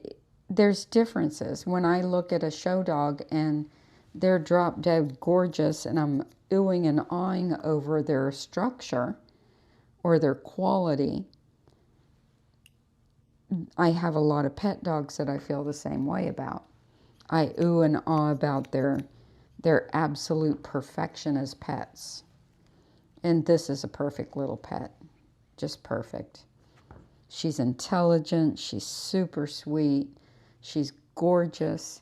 Too small to show, which would be her main drawback as far as show quality goes, which is what makes her a pet. So when breeders say I have a pet quality puppy and I have a show quality puppy, one's not better than the other. They're just different. And what makes them not show quality could make them perfect for a pet. Like, I like the little tiny ones when it comes to Yorkies and Beavers and these types of dogs. I like the itty bitties, and I would choose one all day long. But when I bought Ammo, my poodle, he's actually just a hair oversized, but I wanted a show dog. And I went to look at his brother, not him. And his brother was tiny. And he ended up finishing his championship and his grand championship. But he's 8.5 inches tall at the shoulder, full grown, which is really little for a show poodle. And so he wasn't my type. He was too cutesy. And Ammo was just drop dead gorgeous. You know, at 8 weeks old, he looked like a little champion. And so I chose Ammo instead. And his breeder said, well, he might go oversized. And I'm like, I don't care. He's my type of poodle. I love him. So, and he did do very well in the show ring, even though he is a little bigger. He's about 10.5 inches tall. Breed standard calls for them up to 10, but a lot of your really good ones are a little bigger. So, anyway.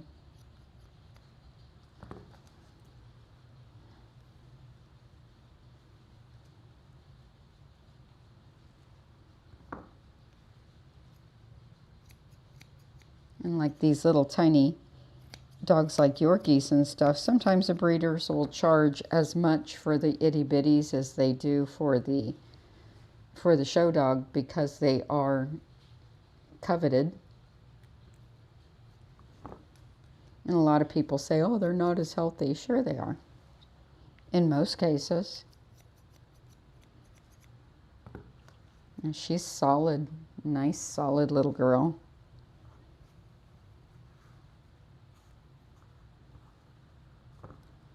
I would take you home in a heartbeat. Yes, I would.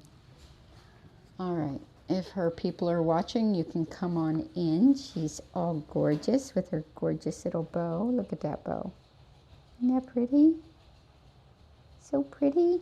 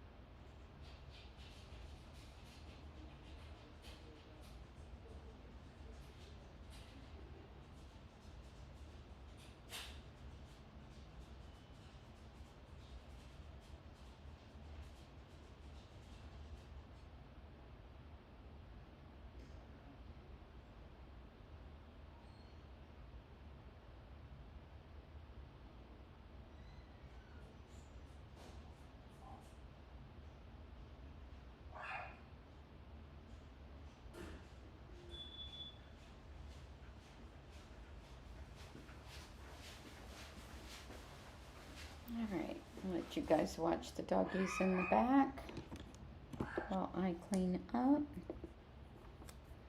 Sounds like Mr. Whiny Pants is awake.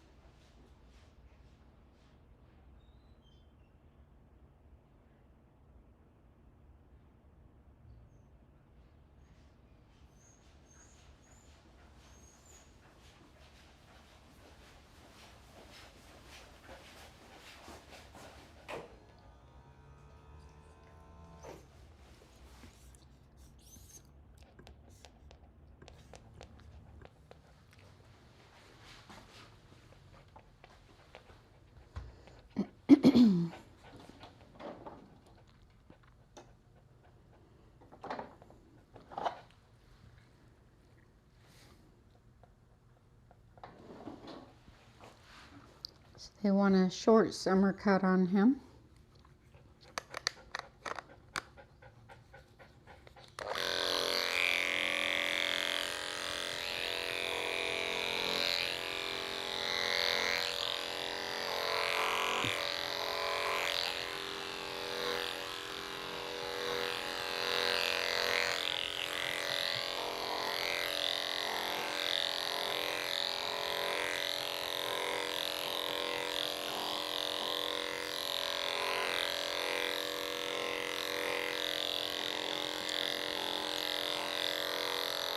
Stay.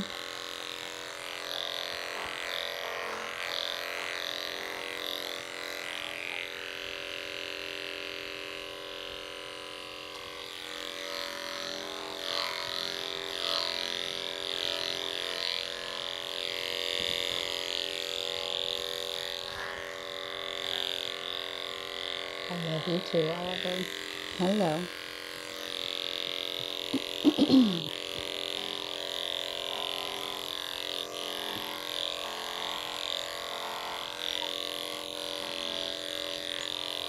You're fine.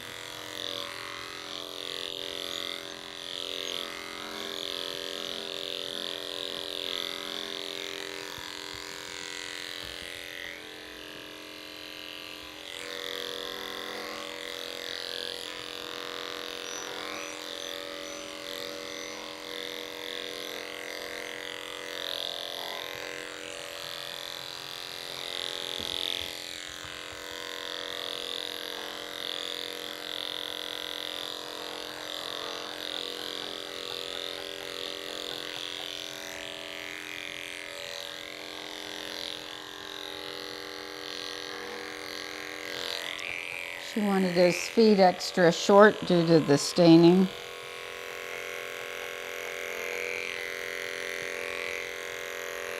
So I'm just coming across the stains themselves as much as I can.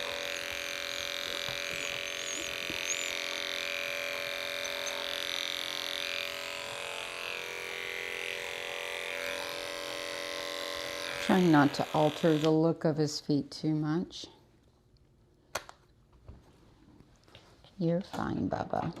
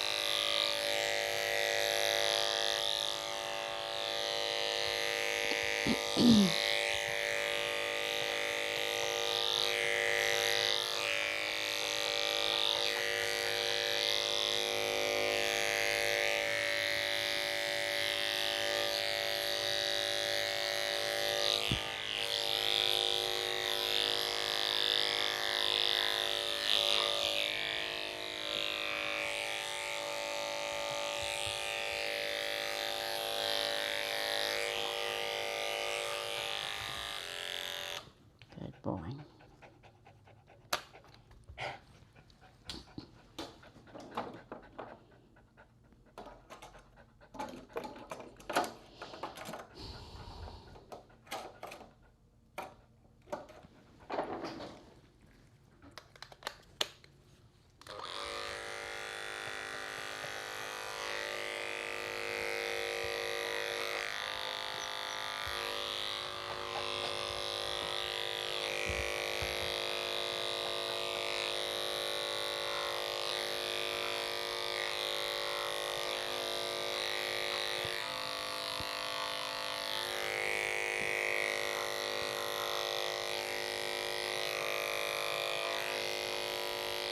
So I'm not using my shortest blade, but where he licks his feet, the skin is really red under his feet as I clip off the hair. It's not that the clipping itself is causing it, but it's exposing it.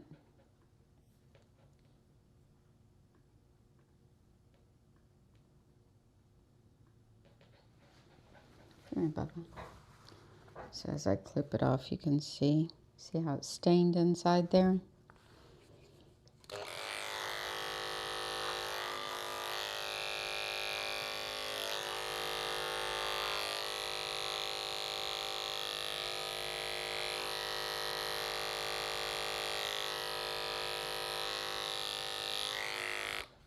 And then under the stained hair, the skin is red.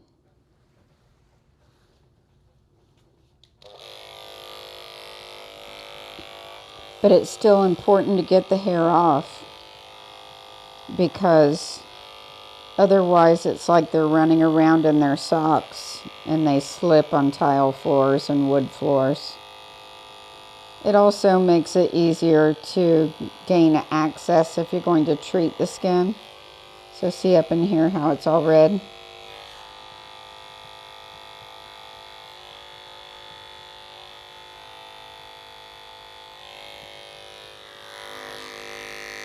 Yeah.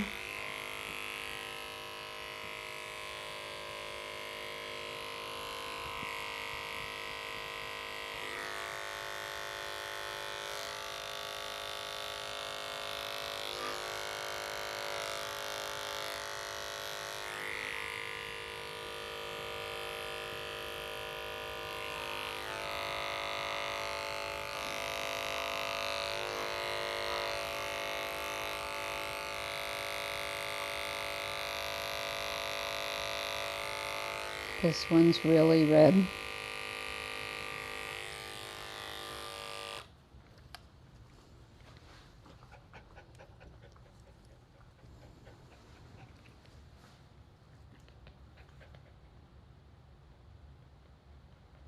Good boy.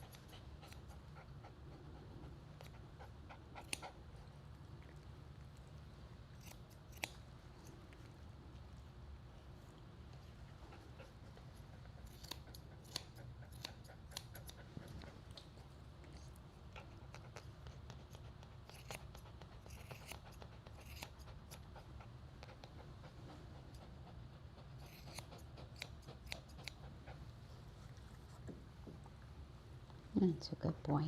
You ready to get in the tub? Yeah. The sooner you get in the tub, the sooner you can go home. Let's go.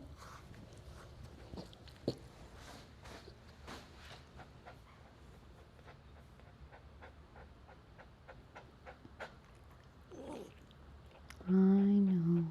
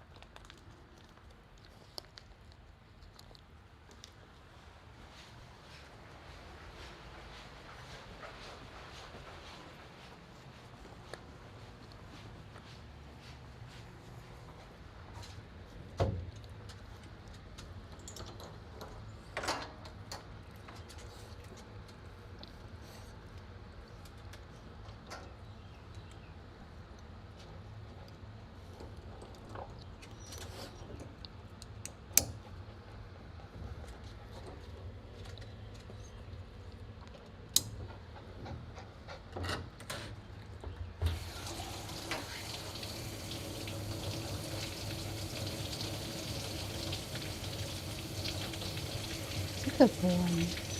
Yeah, he's a good baby.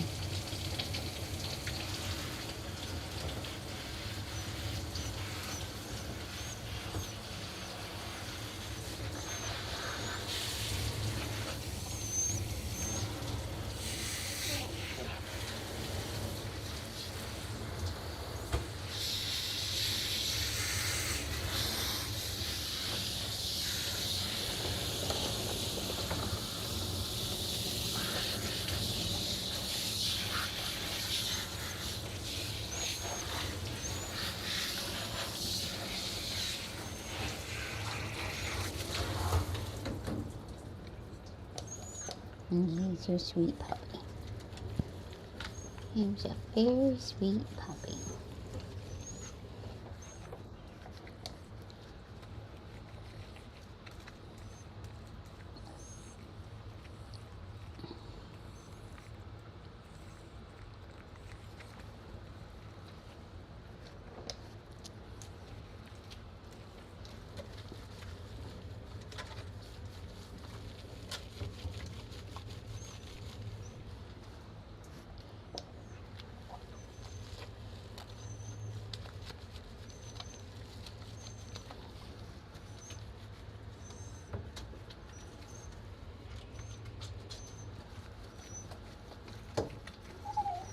Aww, poor baby.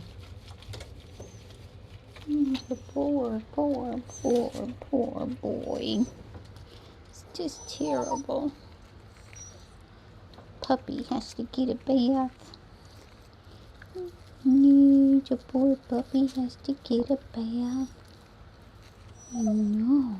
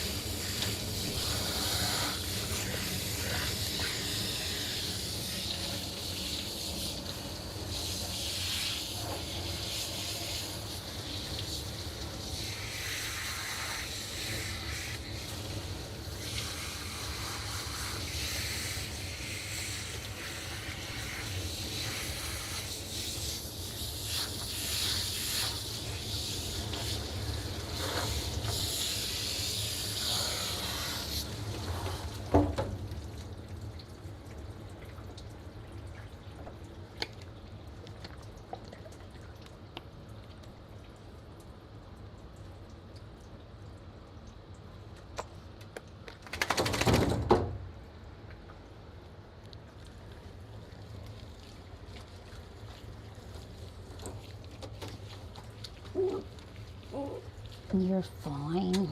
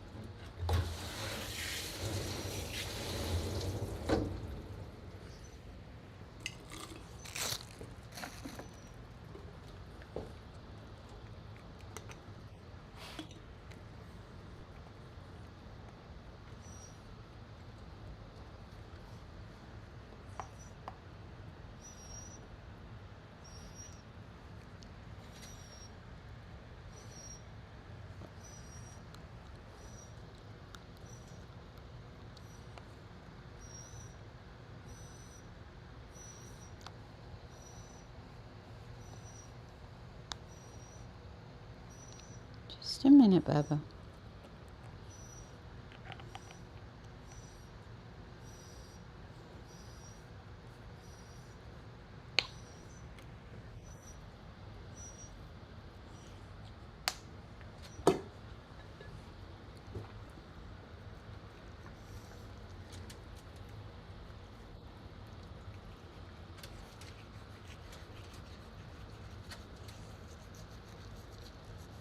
Good.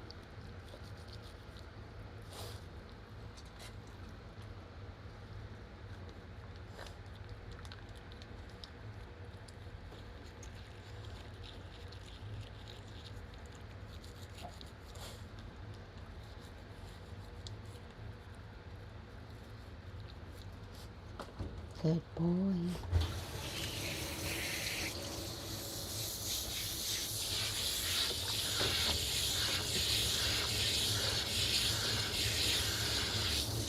So when the papillons come in, I have 2 papillons today. I'll use the frother for their conditioner. One is a papillon with drop ears, and her coat is kind of like a Cocker Spaniel or thicker, maybe between a Pomeranian and a Cocker Spaniel. And they want her to look like a true papillon, which is nearly impossible. But we're going to try to thin out some hair in some key areas and try to bring her coat down so that she looks more like a papillon.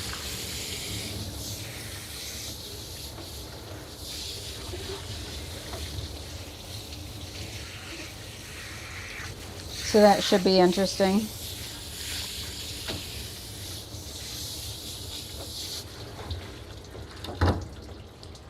And she's not real easy to work on. It'll be her second time here. She was done by Kat last time. She's likes to drop her head and not stand up good and stuff like that. So we'll see how she does. She had the same problem with her previous groomer.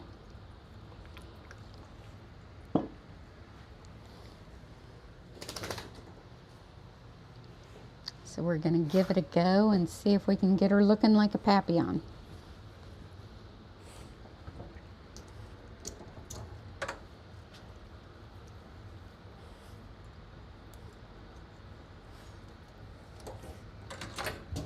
Come on, you.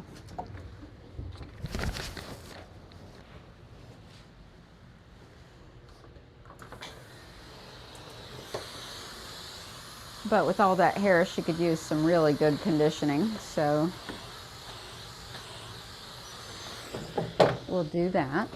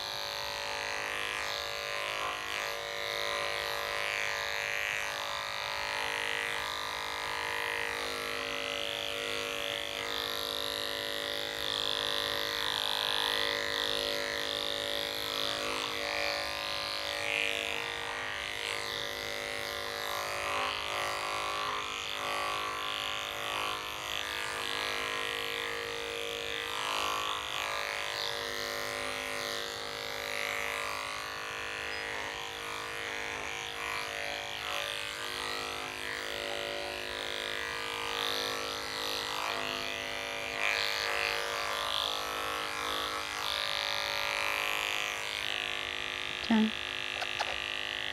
Turn, turn.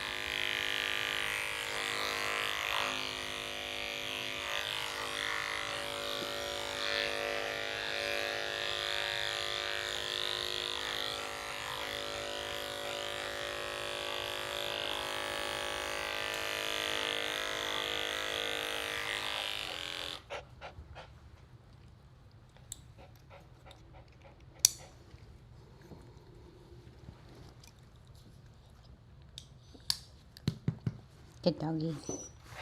Yes, he's a good doggy. Yes, he is.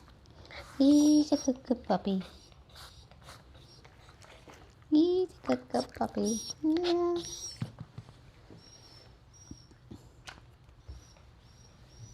Oliver, give me 5. Give me 5, Oliver.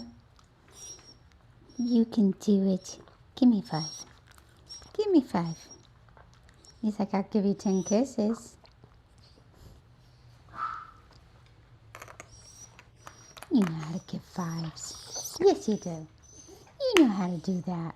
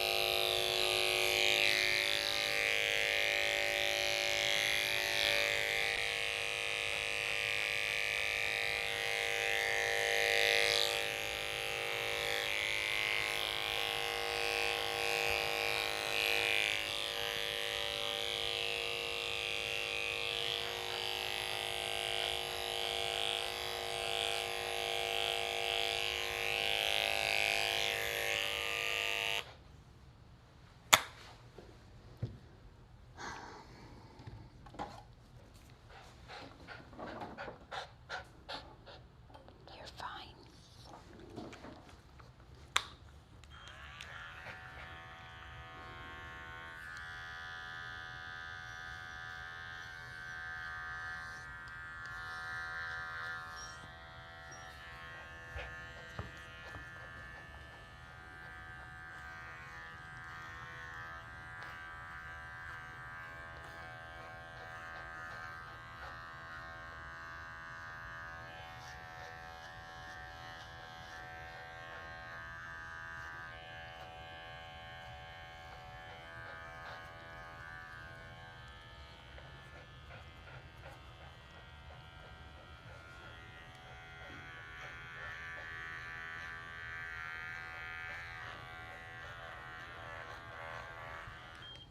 I just came up with an idea for my waiting room.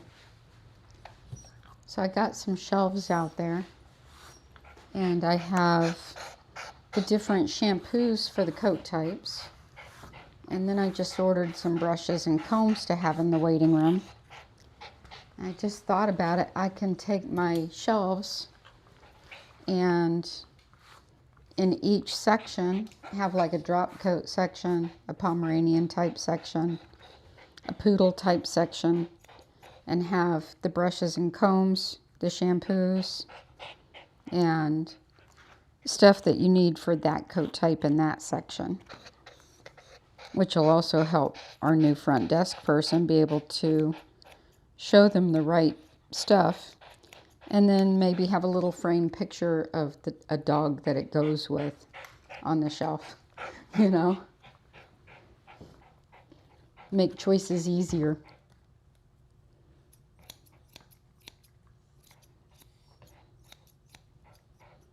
I have to work on that, as if I don't have enough to do.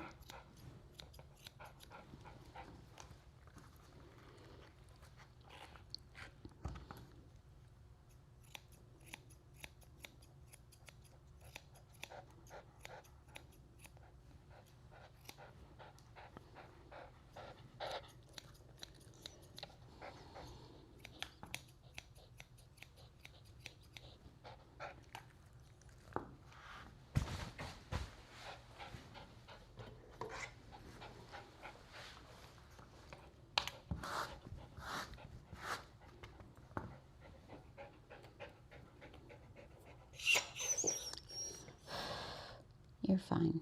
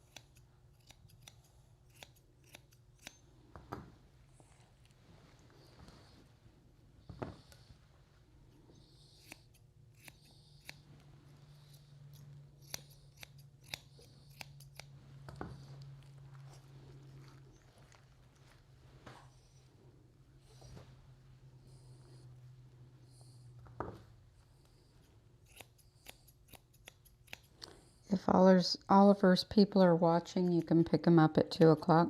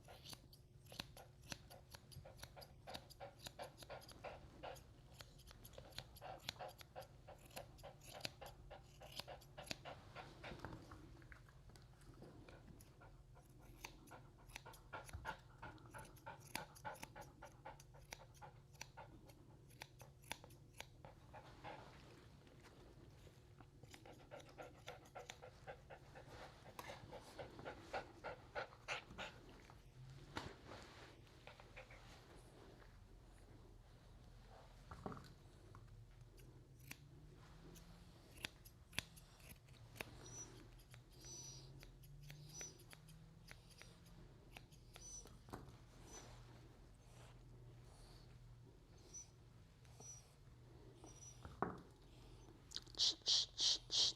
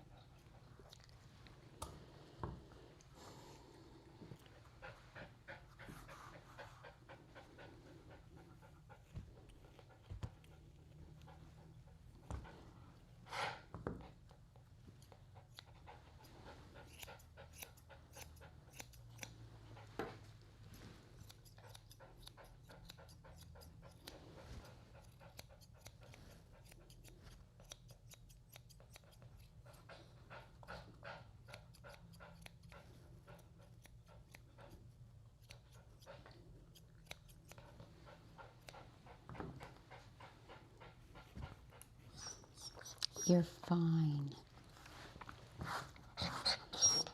You're absolutely fine.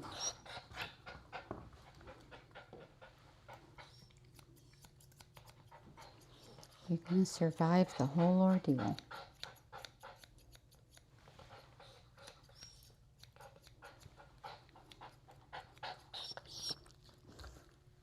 Thank you, Oliver.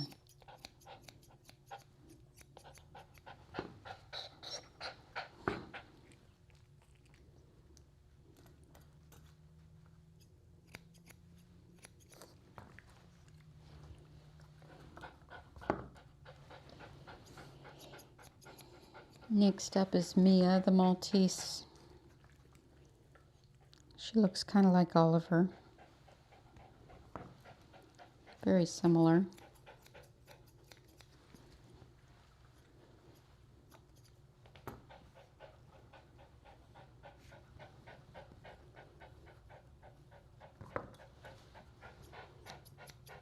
I think after her it'll be our papillons.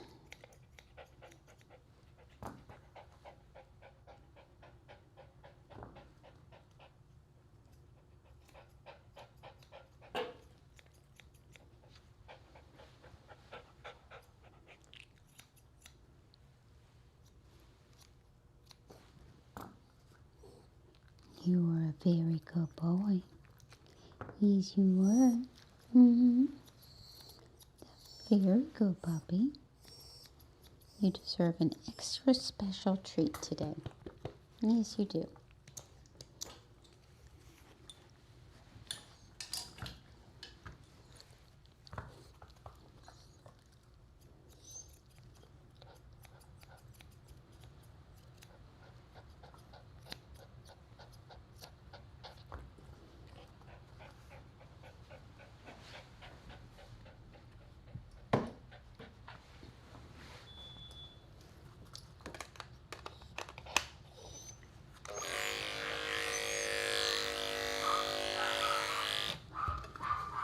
I'll be right back.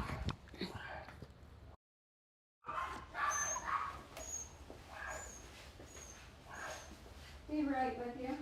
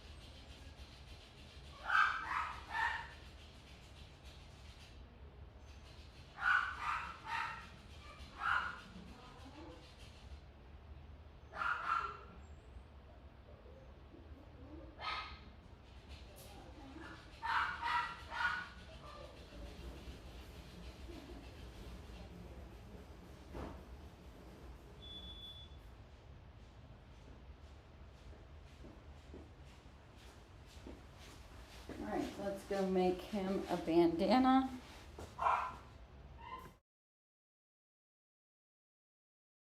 And I'll text his people that they can pick him up, and we'll get started on Mia.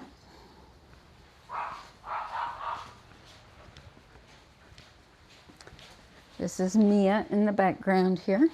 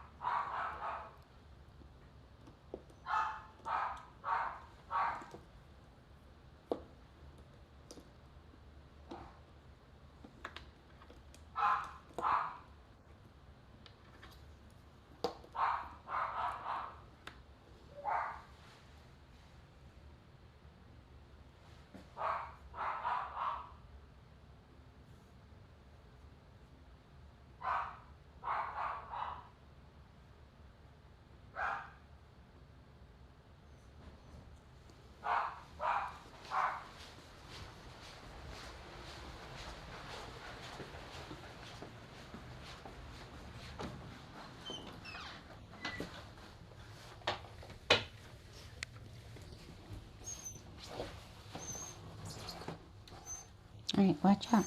Back up. Back up.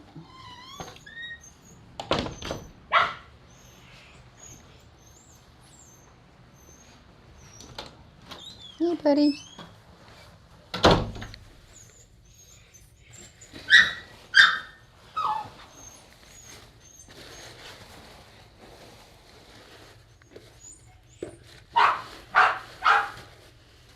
Hey, buddies. What are you doing?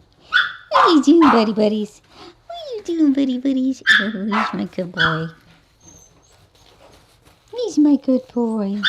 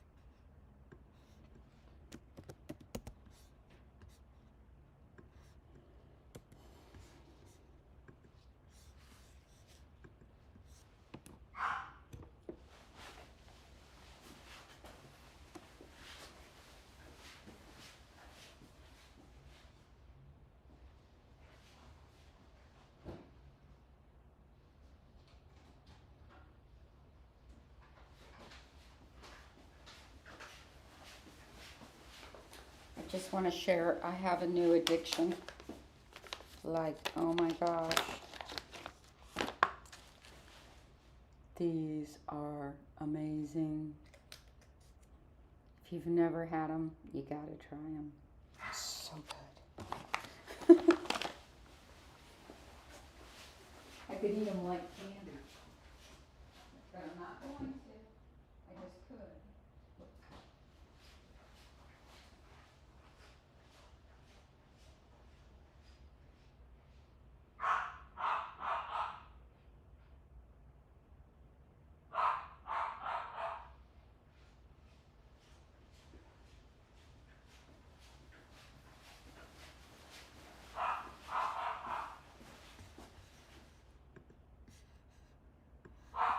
For lunch, I had a bowl of fruit with pineapple and melons and grapes and strawberries and a piece of that cheese. Like, oh, so good. So good. I think I'm going to go ahead and wash her first and then I'll trim her. Let's get you into the tub, Miss Mia.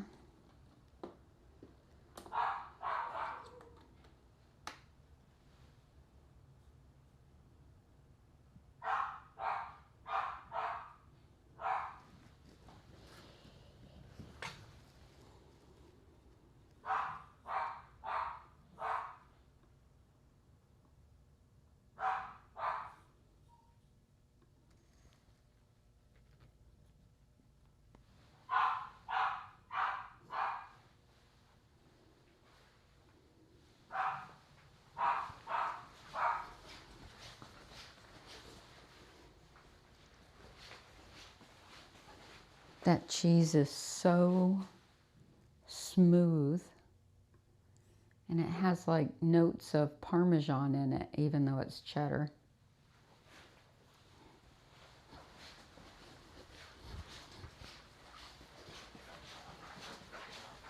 It like melts in your mouth. So good.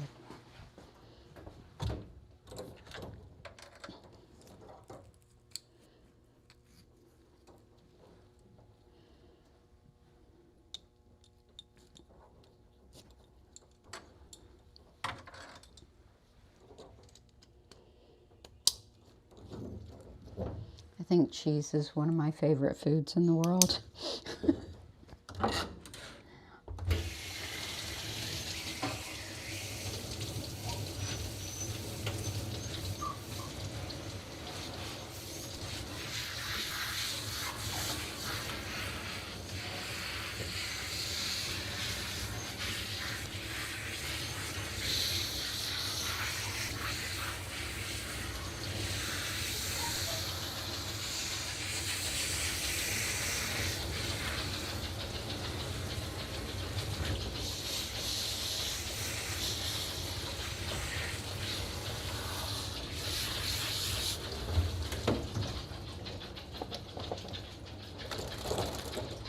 Oliver, you're gonna hurt your feet.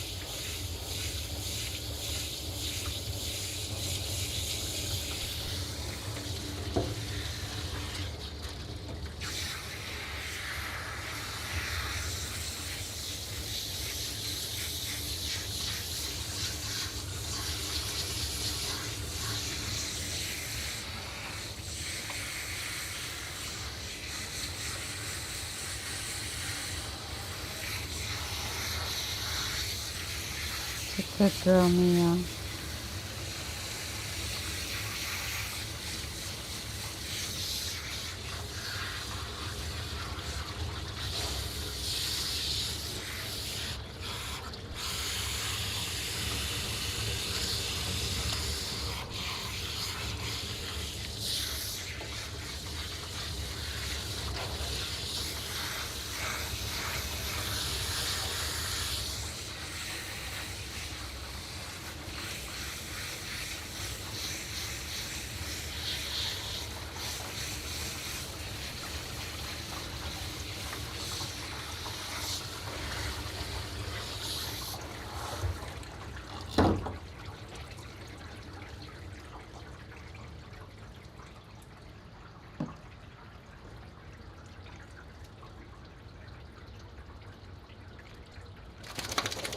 Good girl.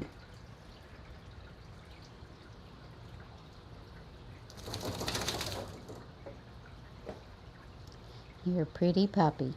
Yes, you are. You're a very pretty puppy.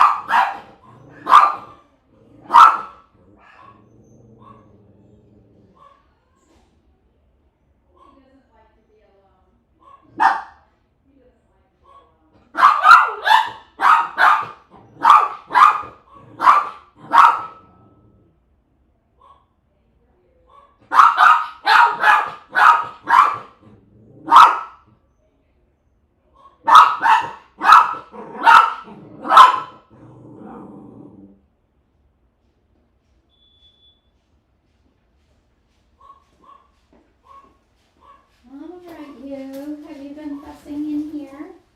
Huh? Has you been fussing in here? I bet you have. I bet you've been fussing up a storm.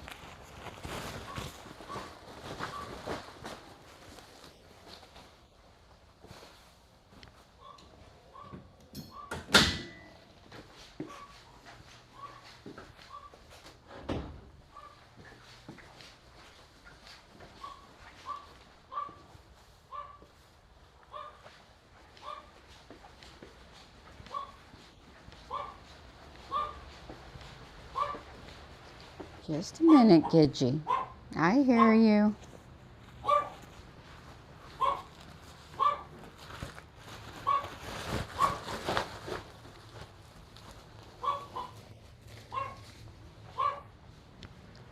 All right, come on.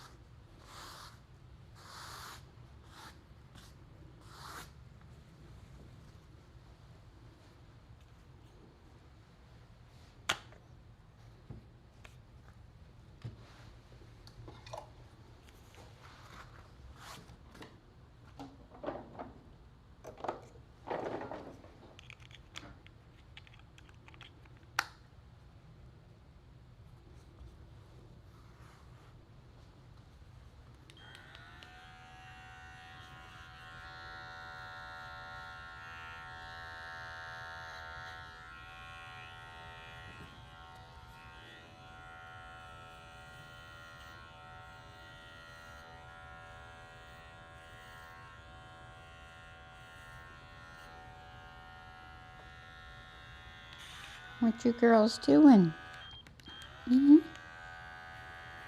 Where's my girls?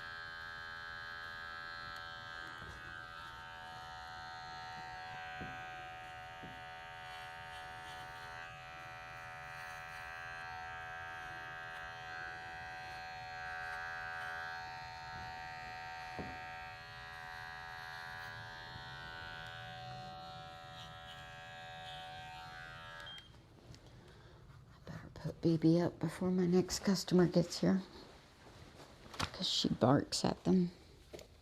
Come on, B. Let's go to bed. Come on.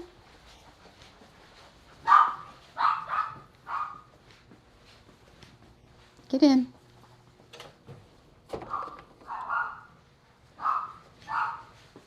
Come here, Gidgey.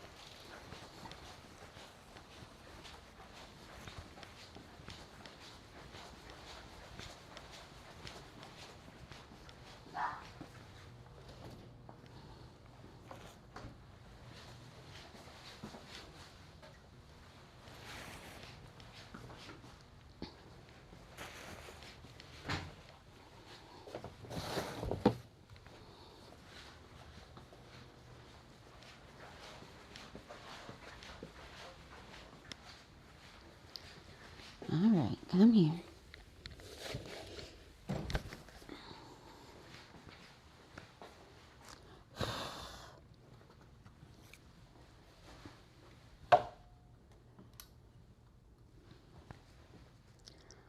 It's almost the weekend.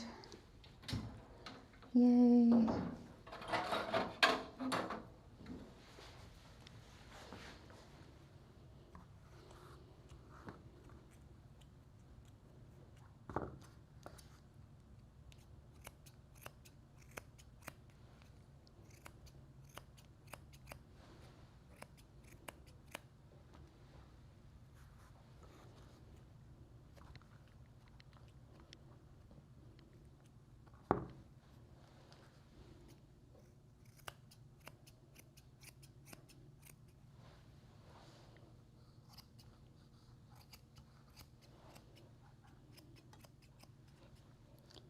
For breakfast tomorrow, I'm making country fried steak, hash browns, gravy, biscuits.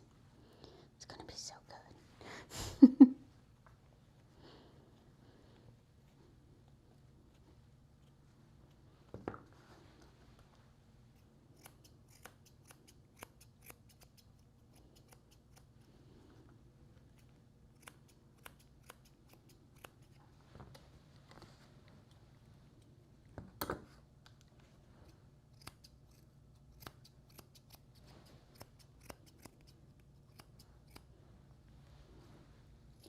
Gonna try to recreate the biscuits I made last time.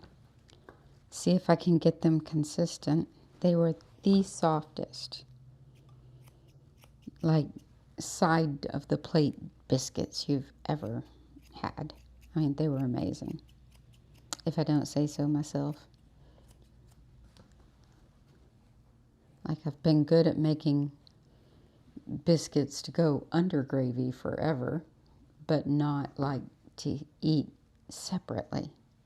They've never been soft enough, but these were. So we're going to try it again.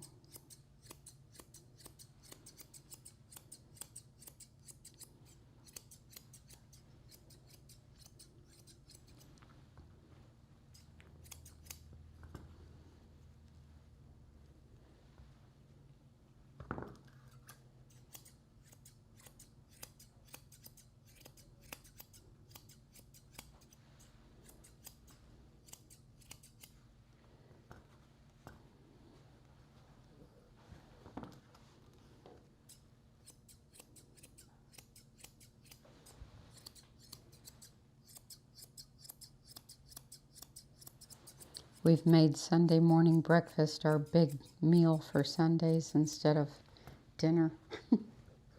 Because me and my husband both love breakfast. So that's our big cheat every week because we've been on a diet. So that's our big meal that we have where we can have whatever we want.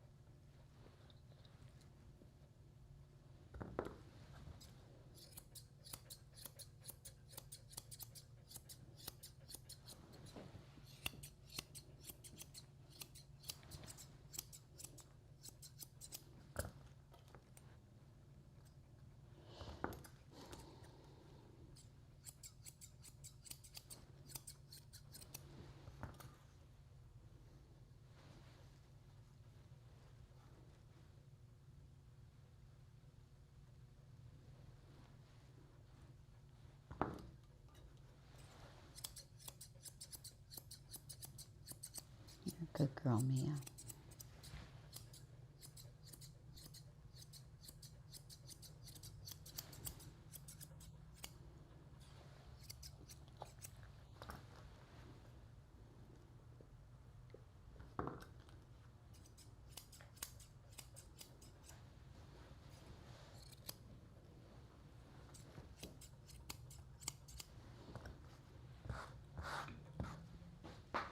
Turn. Come on. Come on, you can do it.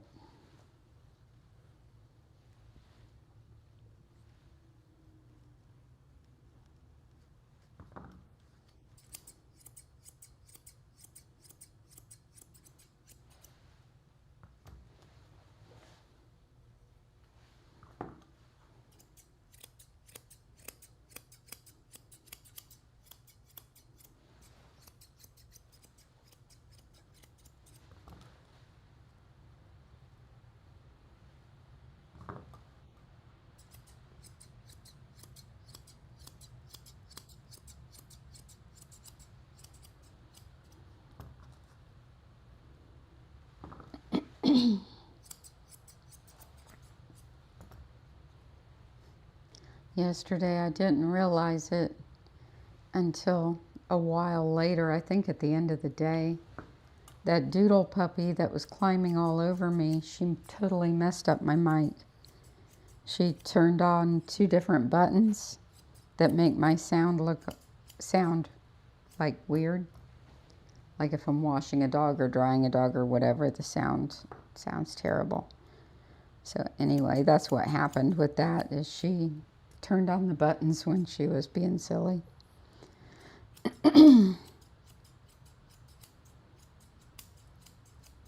She was such a happy puppy. I did not want to try to even make her hold still because I wanted her to be happy.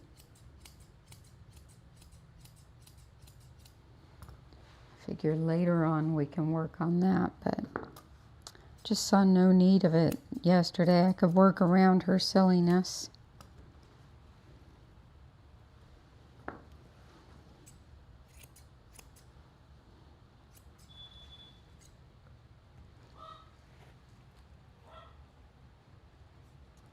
I'll be right back.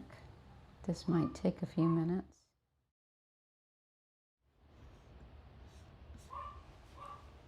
I'll let you watch Gidget and BB while I go up front.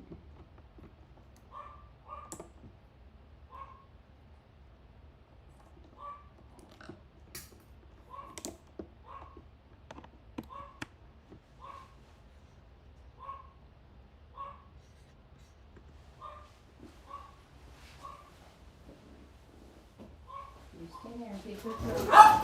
Okay, never mind. Come with me. Be right with you.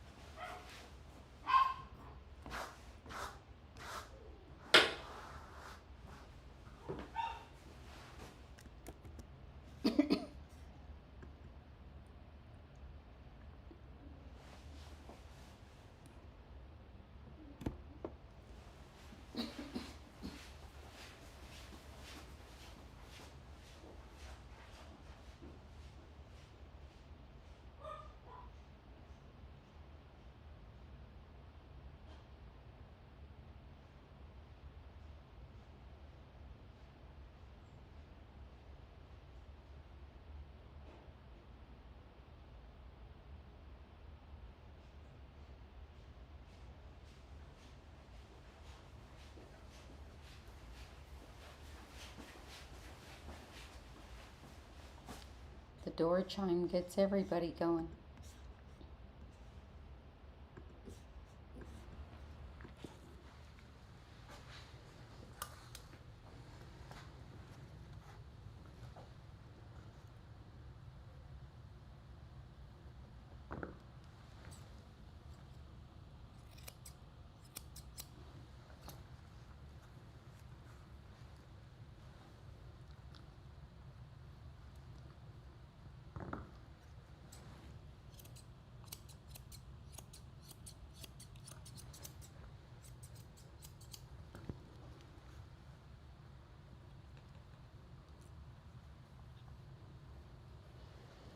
Got 3 more dogs after this one.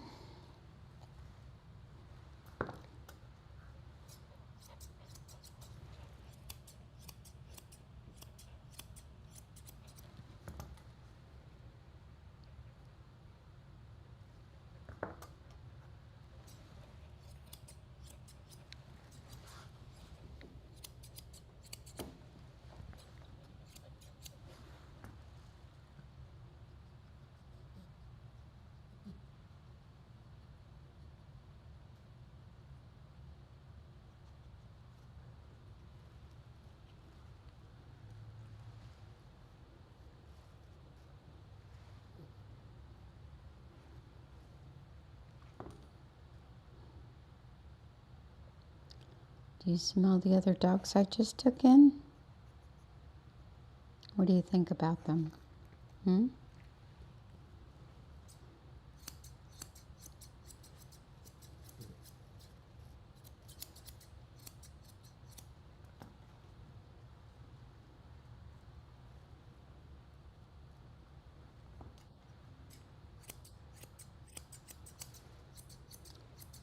After her, I'm going to take BB outside and start some laundry before we start our next dogs.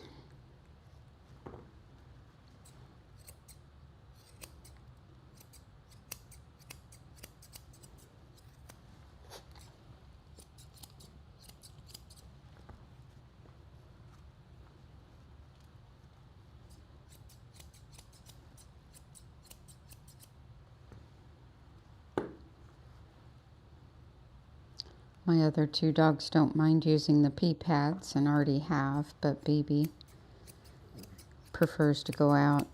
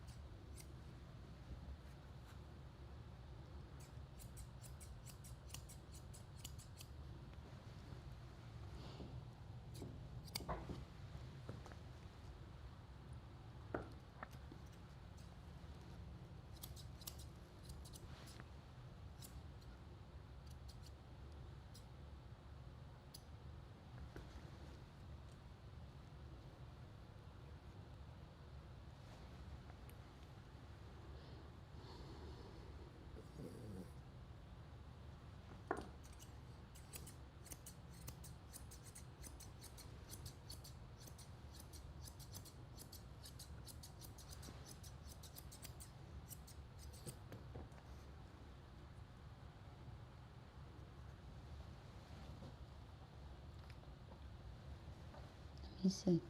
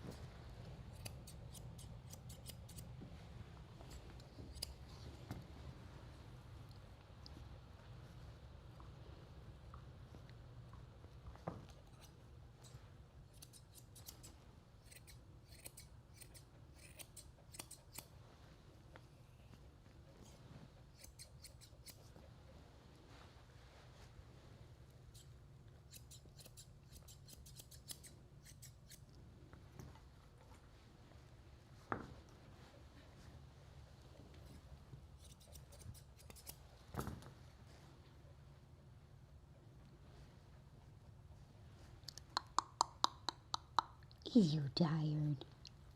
You had a big day out for the baby girl. Alright.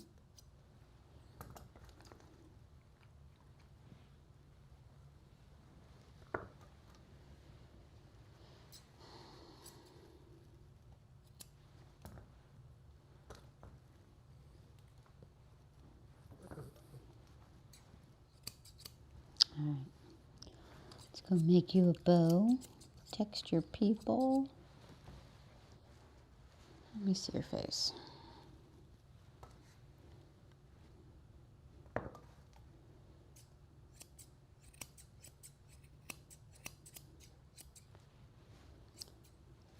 So one of the papillons just gets pretty much a natural, normal papillon type trim. The other one is going to need some extensive work to try to get her coat in line. So what I'm going to do is wash and towel dry one, and then try to bring some of the coat down on the other one before the bath, then wash her and kind of rotate them through. I think that's going to go best for those two.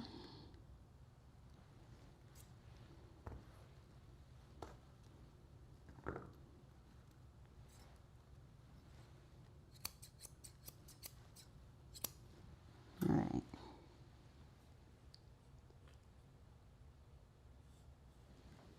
That's a good girl.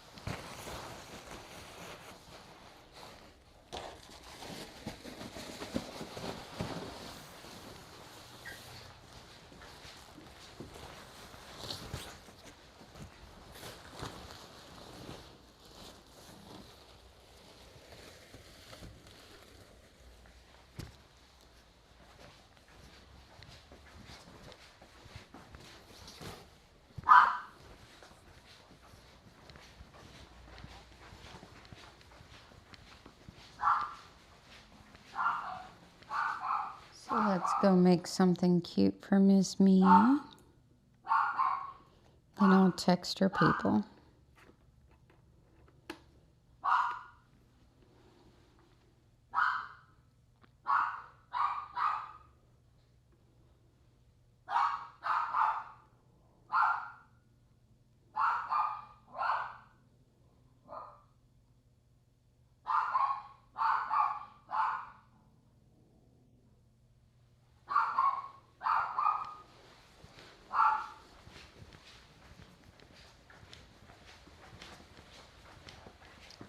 All right, Miss Mia. Make her something pretty.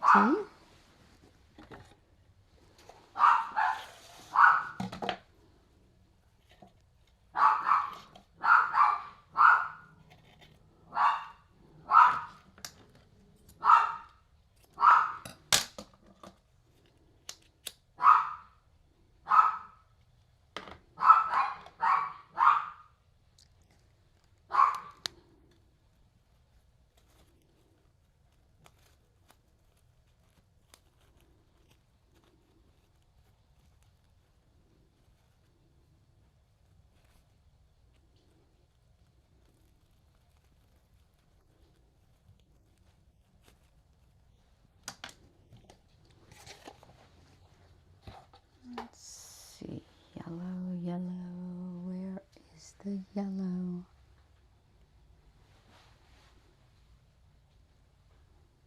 Did I put it up with the Easter stuff? I bet I did. Ugh.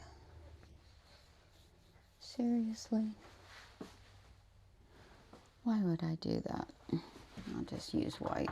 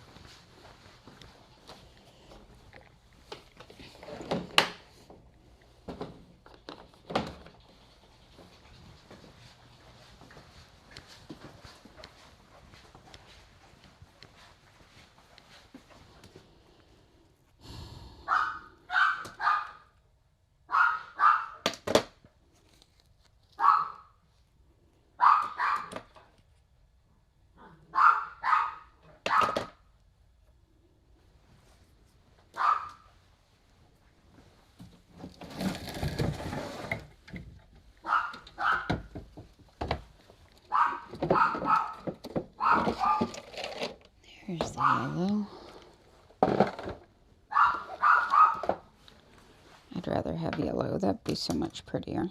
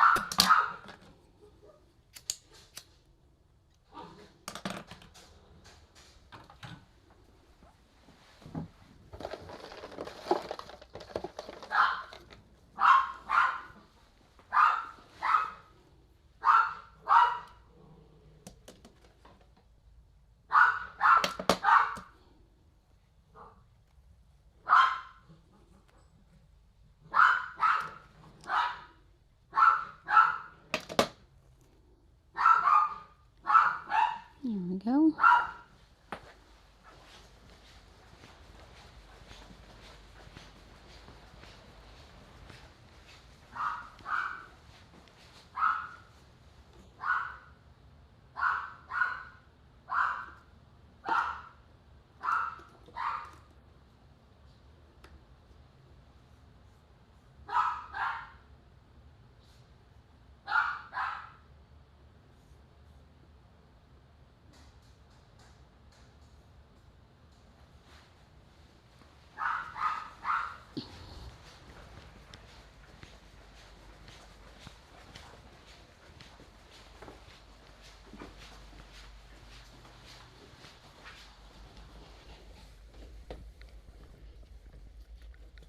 Hi, baby. What's he doing?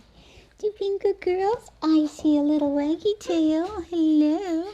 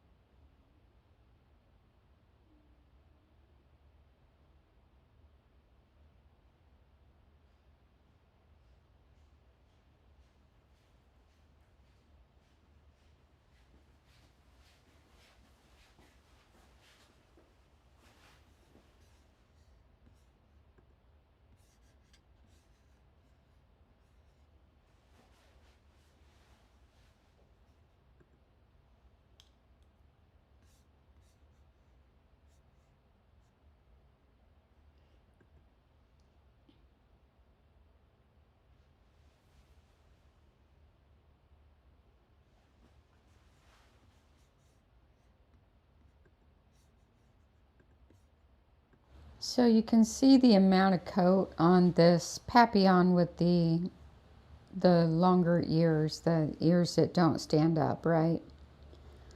This is what a papillon, their coat typically grows like. So our goal today will be to bring down the shoulders and the front of the legs. So this normally grows naturally short.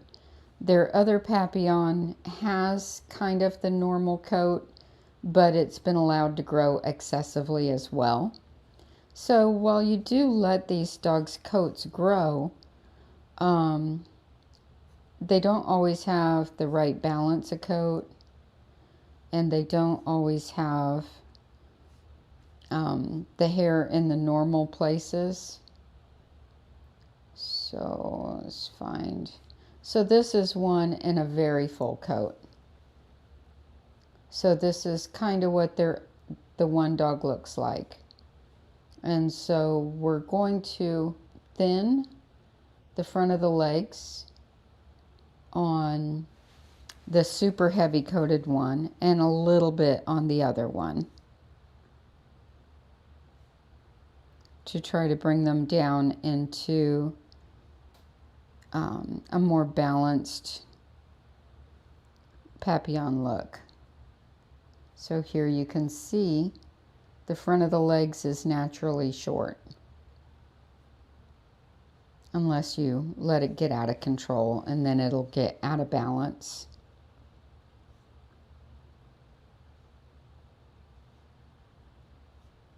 So we're going to try to bring them into balance, but with that much coat and that coat growth pattern, it's going to be challenging. Oh, come back. So this, it's not staying. That's what we're trying to do. Wish me luck. This is a good one. Shows the balance of the coat. And then they're supposed to have pointy feet, not fully grown out like a cavalier's feet. It's one with a really thick coat. So we'll bring the feet into the point shape. That's what we're going to try to do. Here's one with a really thick coat. And even here you can still see the lower legs are very short-haired.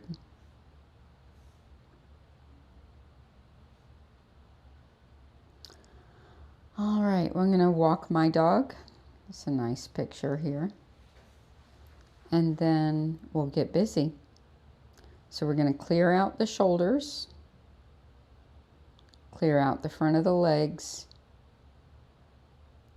and then keep the rest intact and do pointy feet. That's the goal. Wish me luck. I'm going to need it.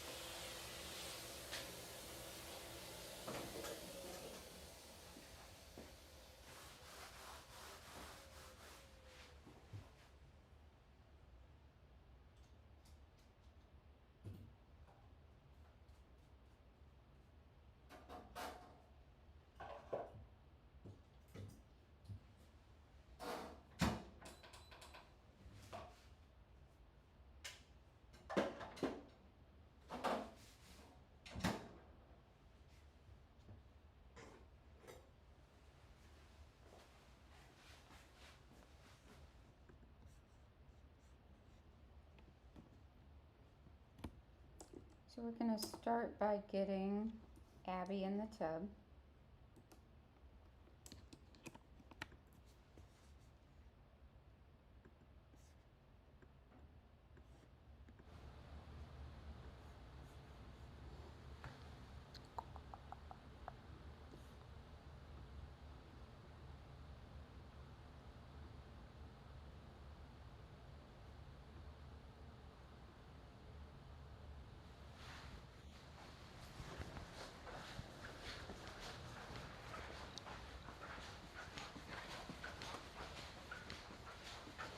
Abby.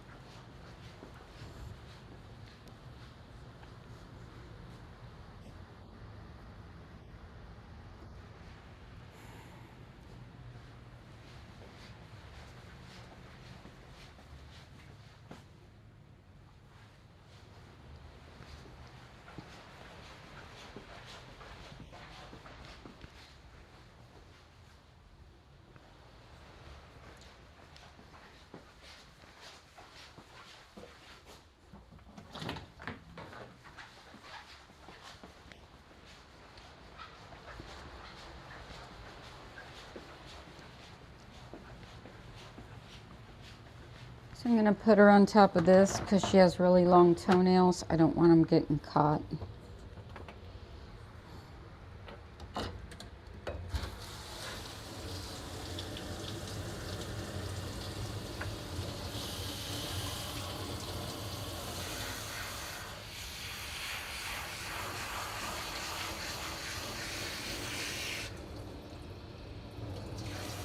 So I haven't done anything to her yet.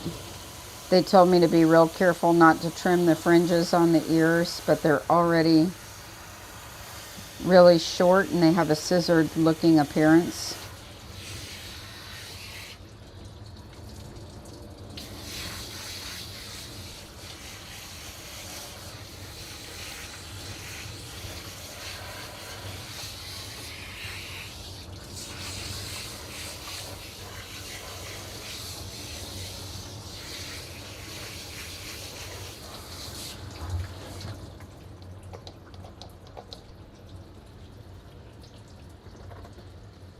The breed standard calls for the papillon to be a single coat, not a double coat.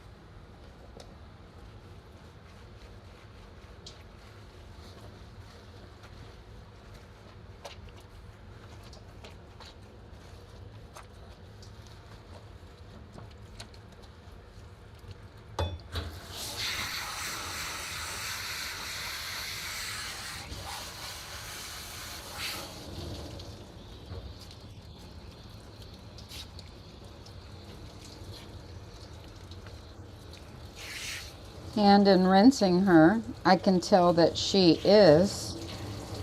You can see right down to the skin, and there's no double coated layer under there.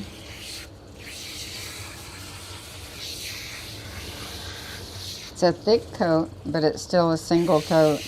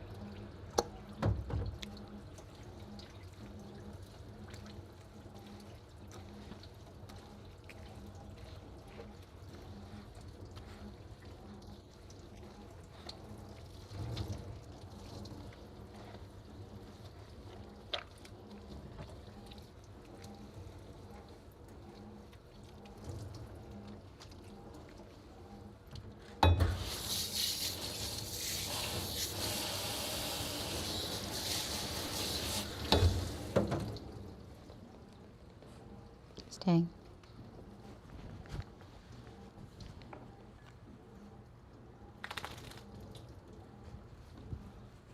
You're fine. You're very cute. Yes, you're very cute.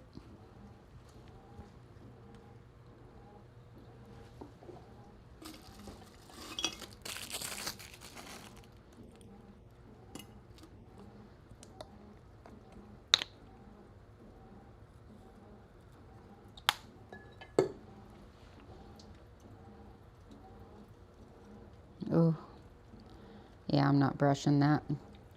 I don't mind brushing old dog's teeth, but not brushing that one.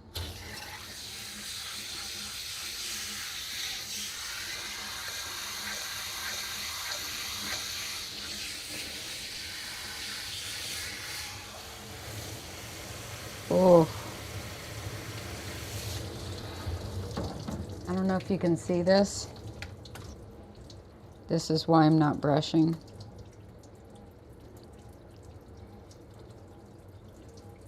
Whew.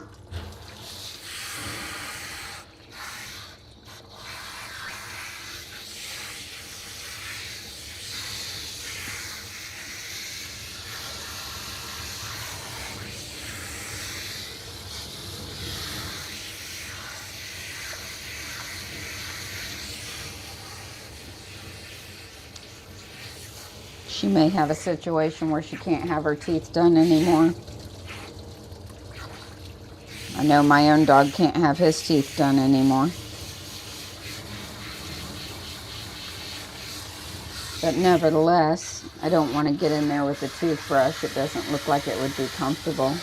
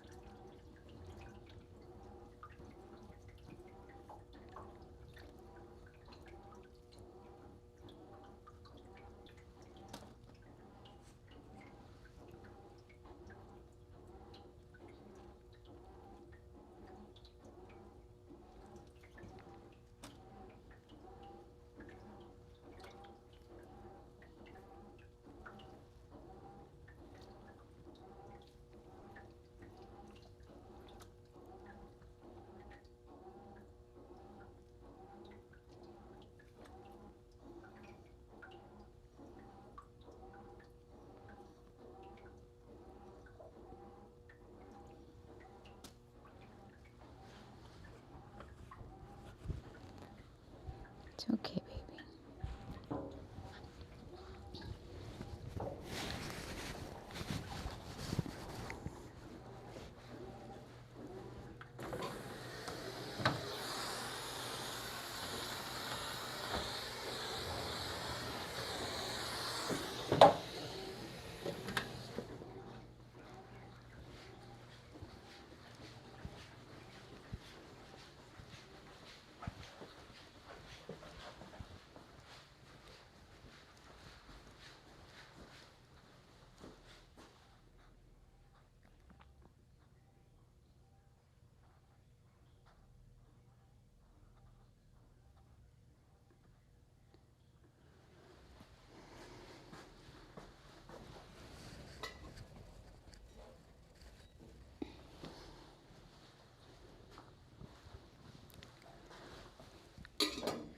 So I normally don't swab out ears, but she's got some chunks in there that I don't want to leave in place.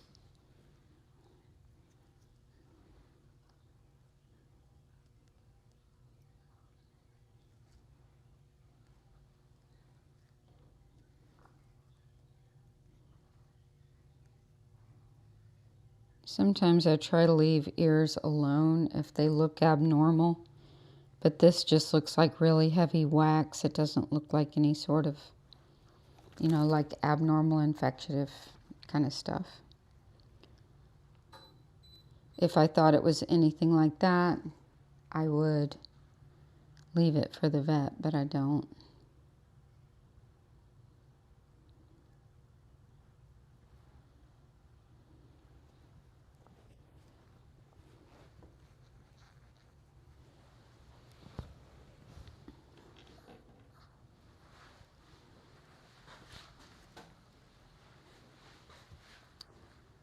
I'm going to trim some hair off her feet and do her nails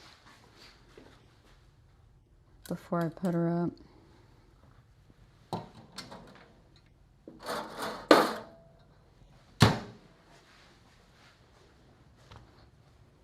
I can't do the nails till I get some hair off the feet.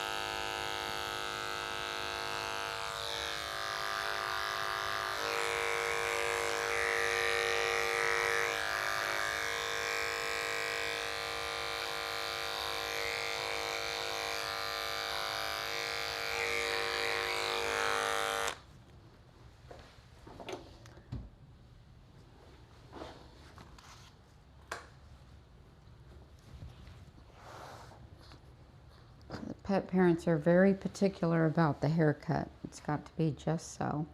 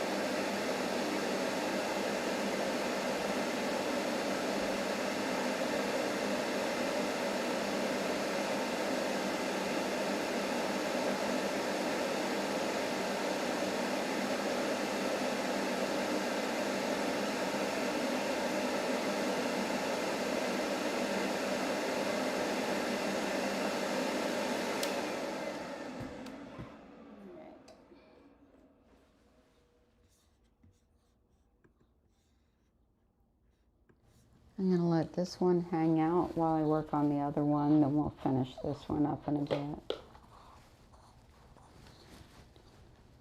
Just noticing how red her tummy is. I have not run a brush over her tummy yet, but it's really pink. So I won't be clipping it either. No need to. There's no hair there.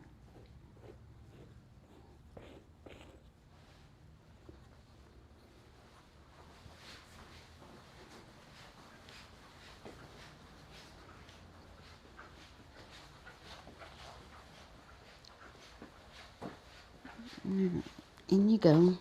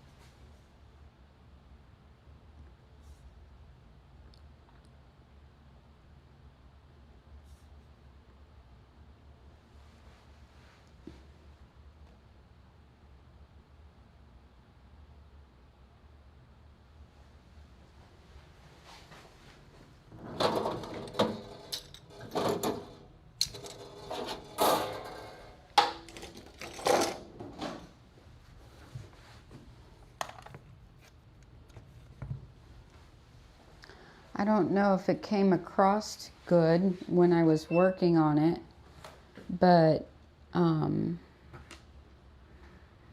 don't know if you could see how quickly that technique takes down those excessively long toenails. It's so fast. And the importance of it being fast is there's less time with contact from the nail tool on the nail. So if you were coming from underneath to do it, you'd be going and going and going, you know, and then you'd have to switch off to another nail and come back, set nail, get too hot. With this, it's like zip, zip, zip, zip, done. So fast.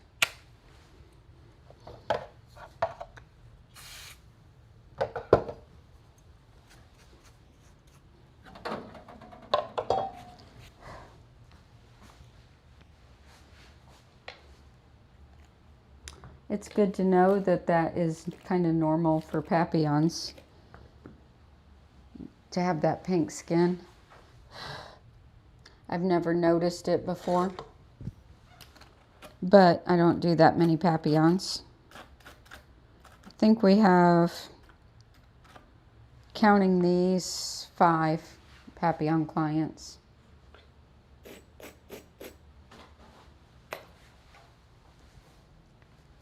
It's not a super common breed. They should be, but they're not.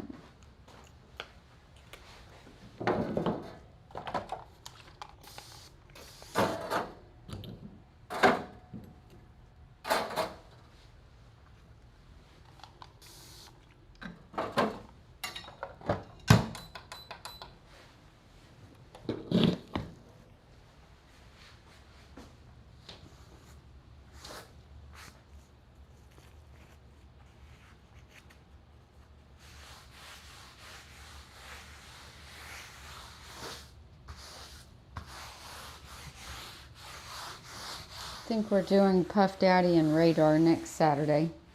Pretty sure it's next Saturday.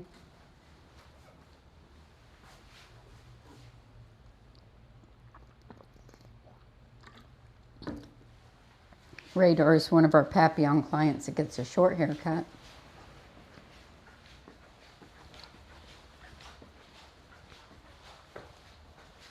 All right, big girl, come on.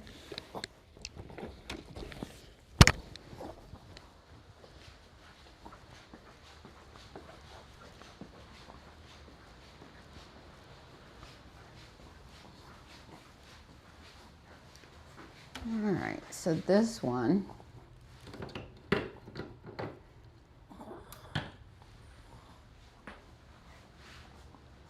The hair on her legs is more like a cocker. It's actually kind of short under there. It's shorter than I remembered.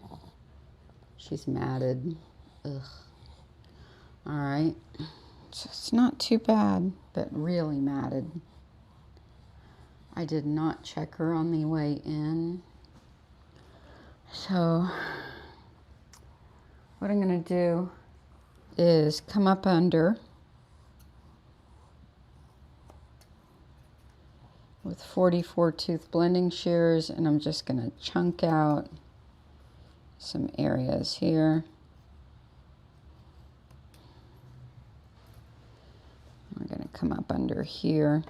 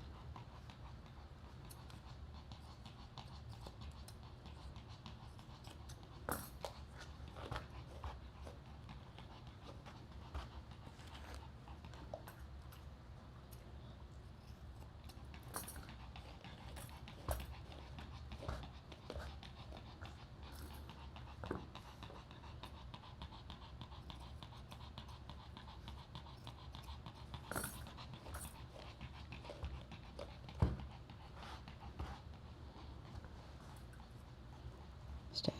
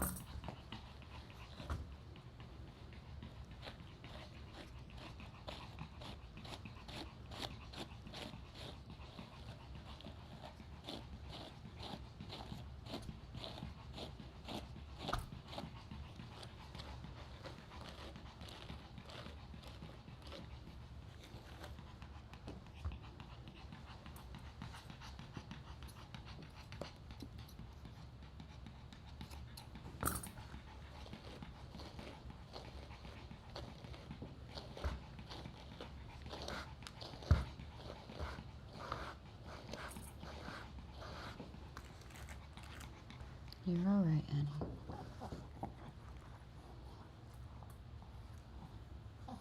You're all right. It's all right.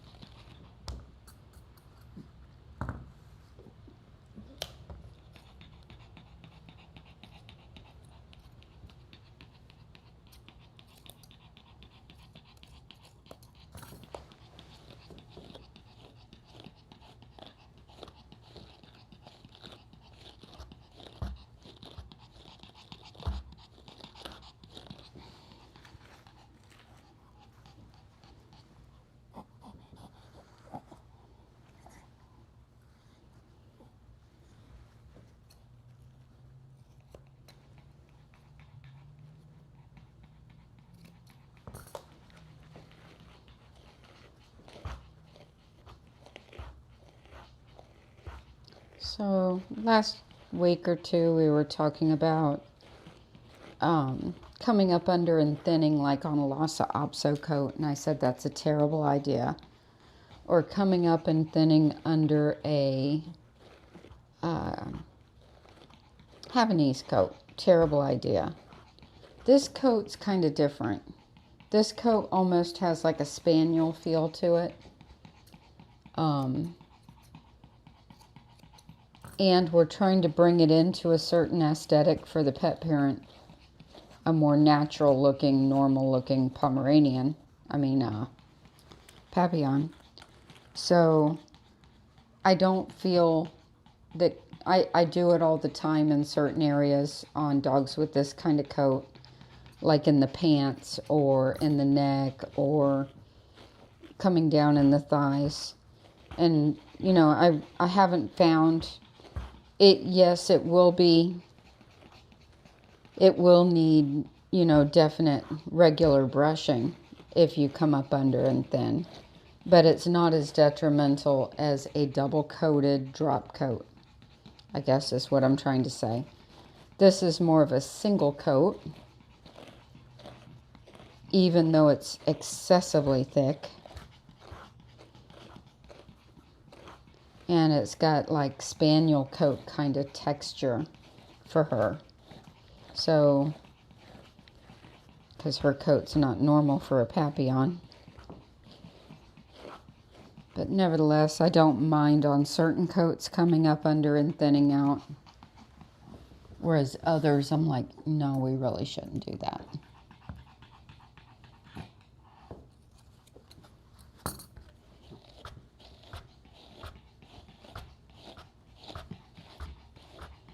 That's what I, you know, keep trying to bring across is it's the dog on my table and how it presents as to what I decide to do with it. All these mats back here, I'm going to wait until after the bath because they're all covered in stuff.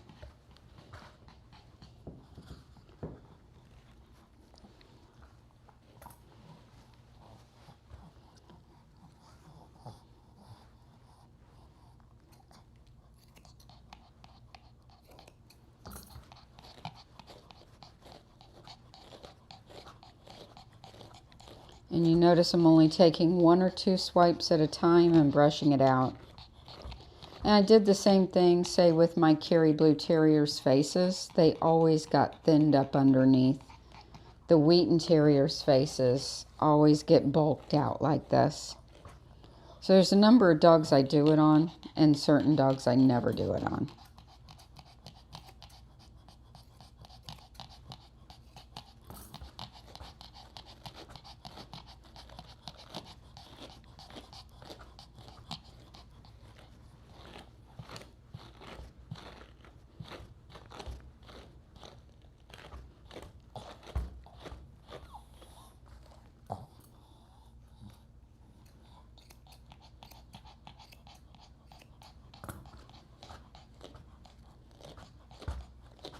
So matted.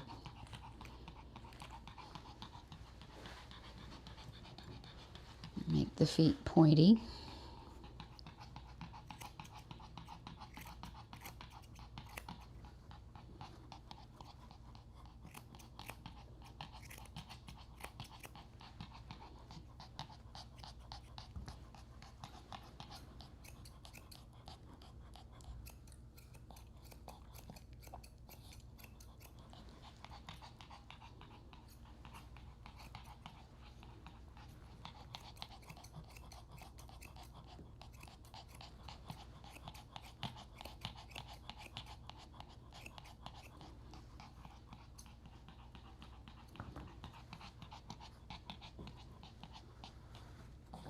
So now we're starting to get some definition in this leg.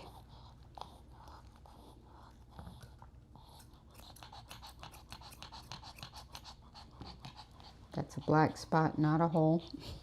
When I looked at it in the monitor, I thought it was a hole, but it's not.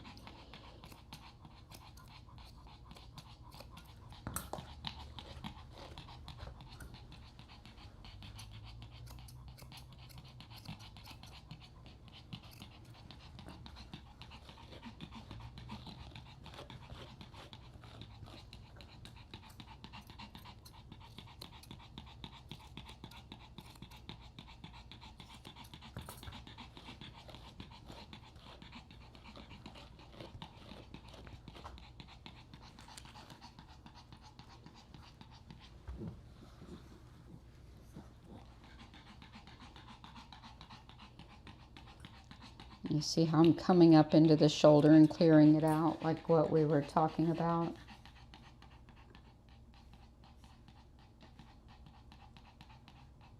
Let's see. Images.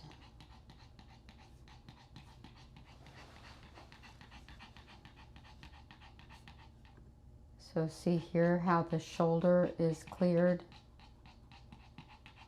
and the upper thigh is cleared. That's what we're working towards here. We're not going to get it all the way there because she has so much hair, but that's the goal. So we're already starting to see the front leg where before you couldn't see the front leg at all. So now I'm coming up in through here, bulking this out. I've already done some, but I'm coming up in just to clear this out. So she looks like a papillon and not a cocker.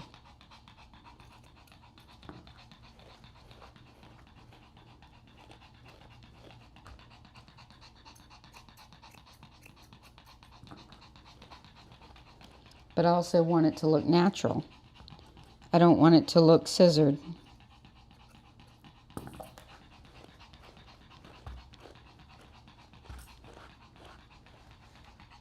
I need to change my mics in a minute.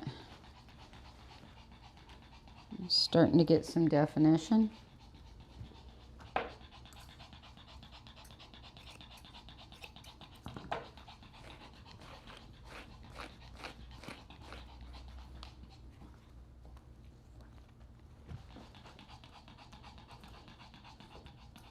You keep seeing me look at my monitor because I'm using my monitor to judge the outline of the dog from a distance. There we go. Now we're getting it. Yay.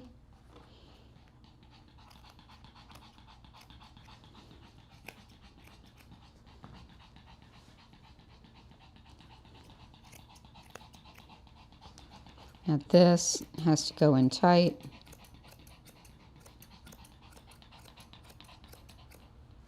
Like so. That's what I'm talking about right there. It's going to look like a completely different dog. So now let's work on this leg. So see the difference? I mean, we're not even close to being finished yet, but see this leg is looking more like a papillon. This leg's not, and I've already bulked out a lot of hair. So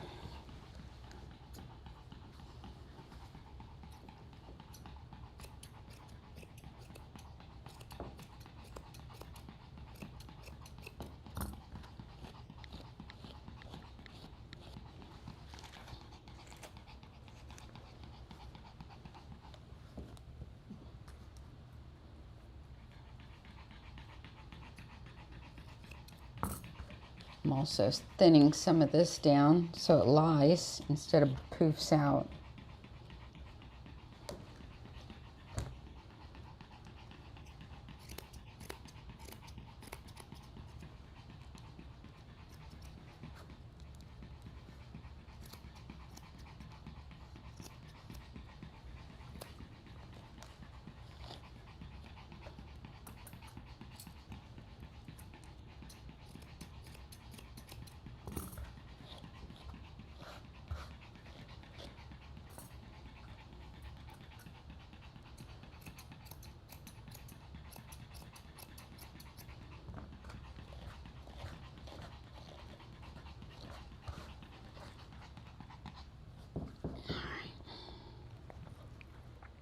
There we go. Get some more of this.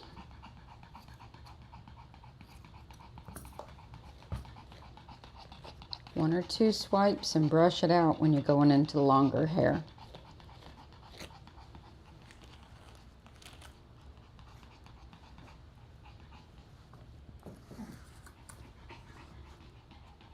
And this looks like it has been getting maybe raked. Maybe somebody was trying to do de-shedding with it. It's what that kind of looks like to me. We're just going to leave that in place and let it kind of, maybe. I don't know. It looks too poofy. And then she wanted some of the underline out, but I think we're gonna thin it as opposed to shave it.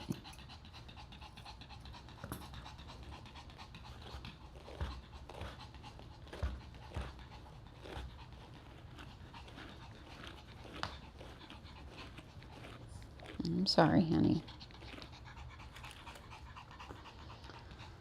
All right, I think the rest needs to be done after the bath because it's so funky. I don't want to keep brushing it out.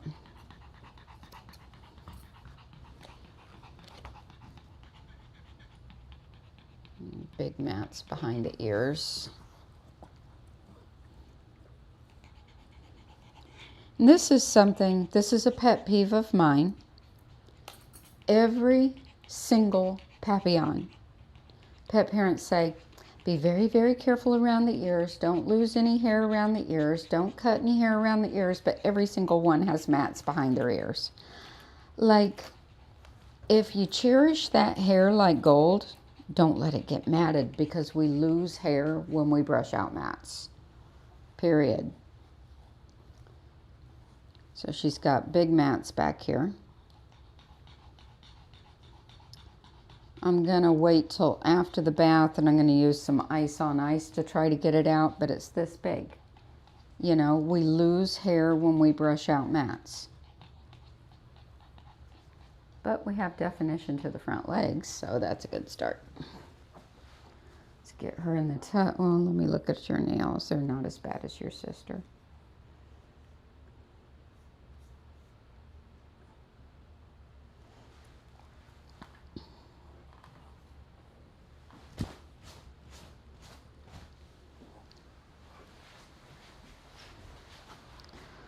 Before we go in there, I'm going to change my mic so I don't lose you.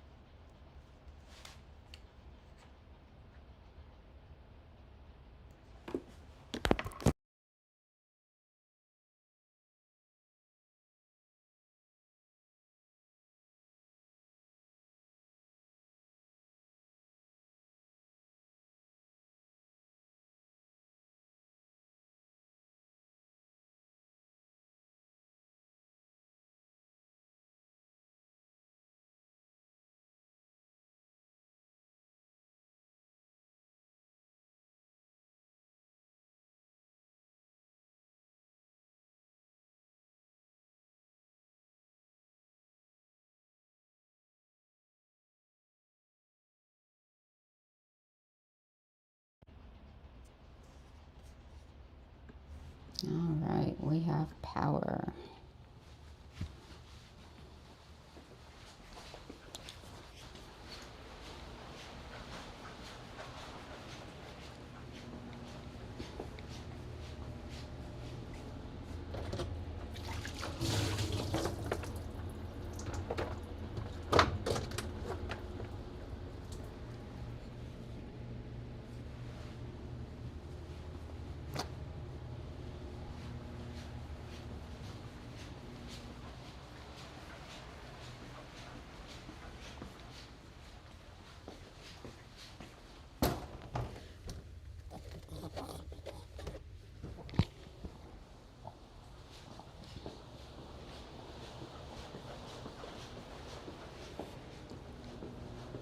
So I'm going to use the shampoo system to power through this coat.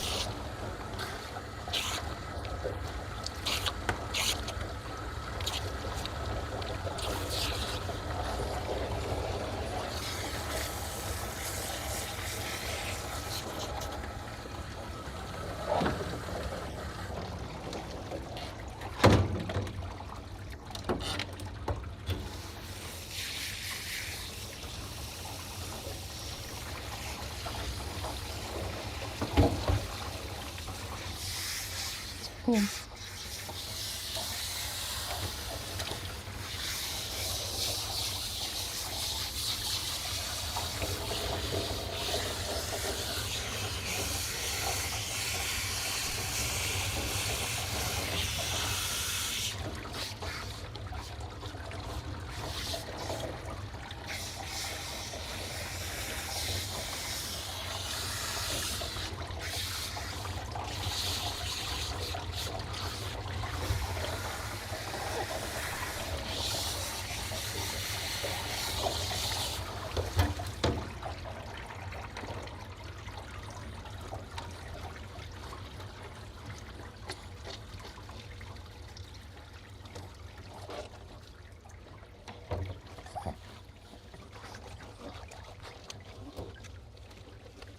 So the shampoo system did the first wash, and then I lightly rinsed her, and now I'm washing her again.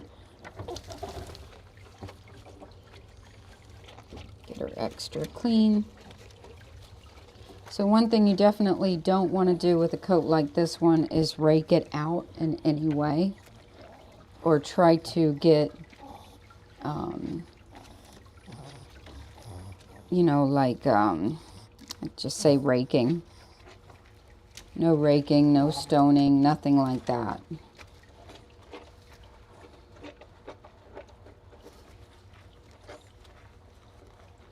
She is really, really, really matted right in here. So I am going to shave the underside like they requested because of the amount of mats in there. There's just no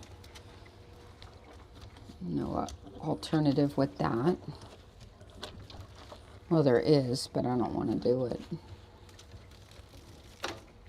And since they're okay with it being clipped out, might as well do it.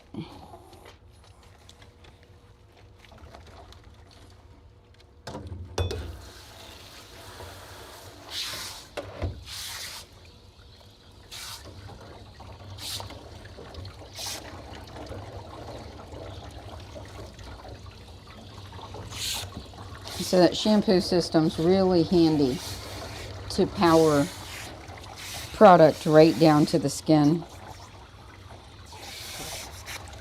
Sometimes it can take so much effort to get them really soaked up deep down.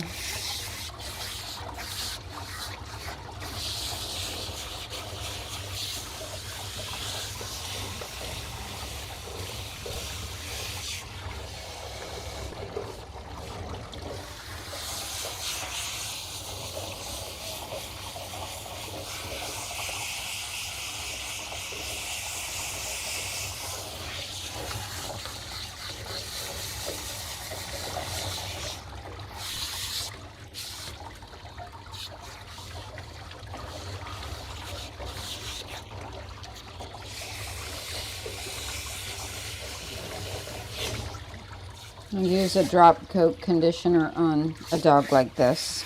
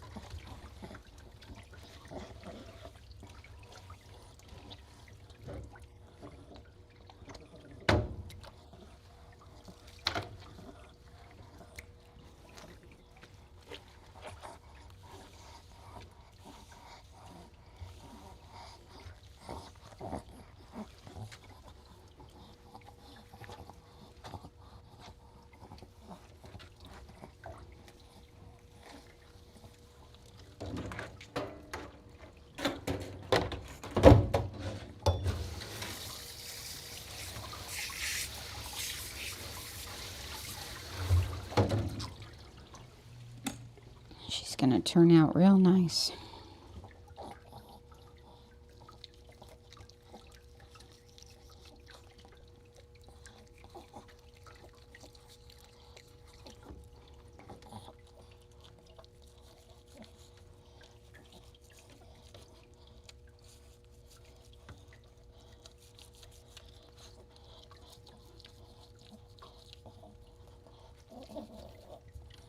Good girl.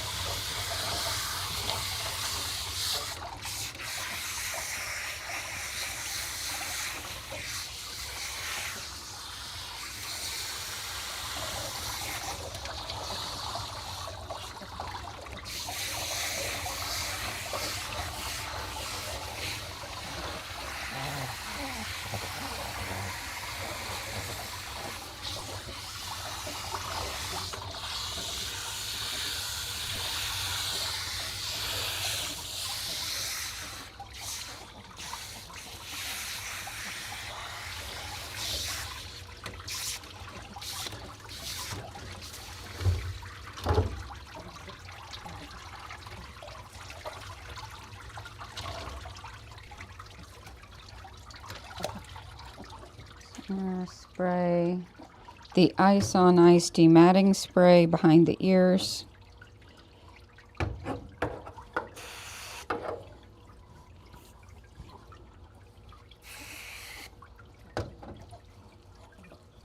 Work it in.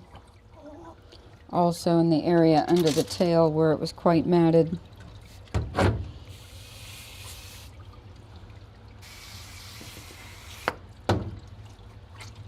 Really work it in. Then the rest of her, we're going to use the regular Ice on Ice. And mist it all over.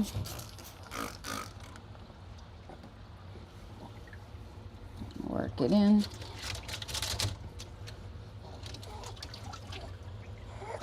And flush the ears.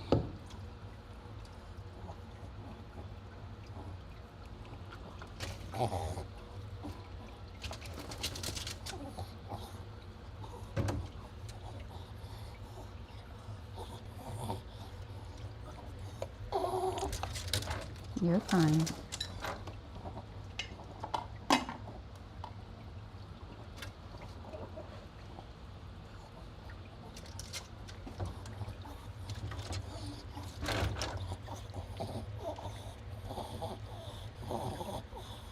Good girl. You're fine. Get a grip, lady.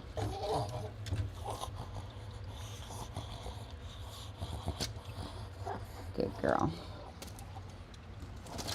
Alright, let's wrap you up and let you sit on a dry towel for a minute while I clean this tub.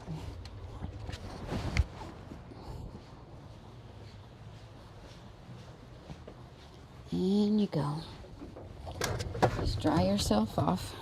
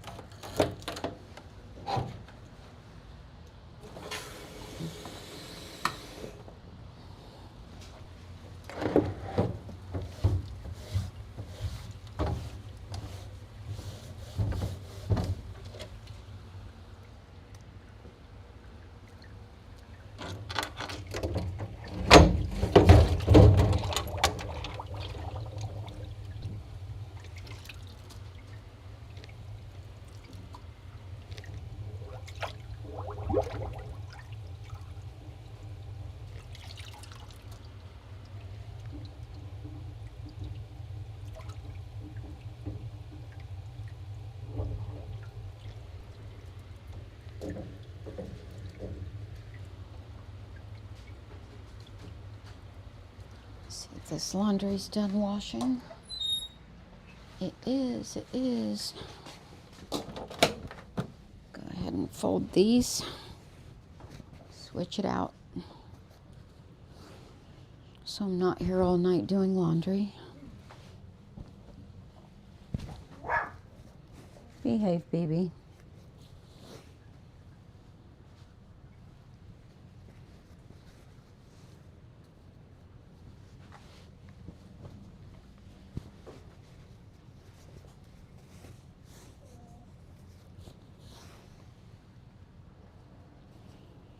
I forget who my last dog of the day is.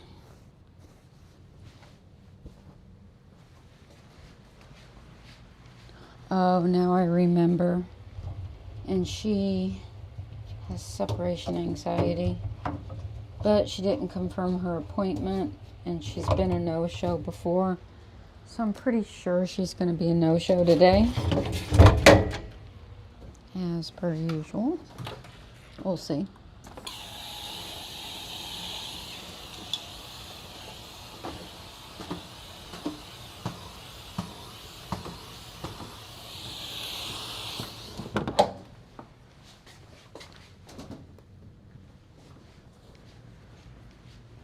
If she does show up, I'm going to have to stop and do her real quick and switch back to these because of the dog's separation anxiety. Maybe.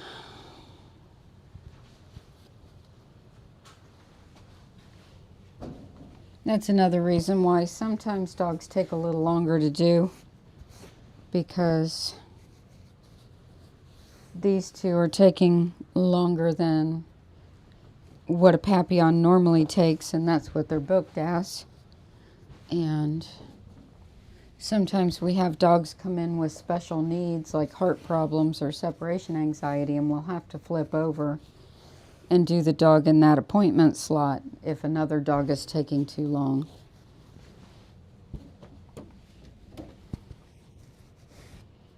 And pet parents just have to understand that that's why so many companies give you these big windows too.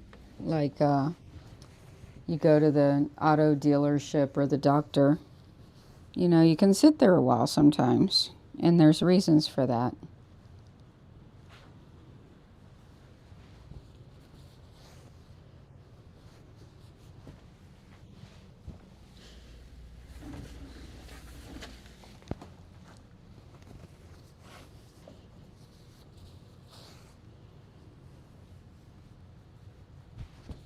Yeah, I'm stopping to do laundry in the middle of it, but it's got to get done too. It's part of the job.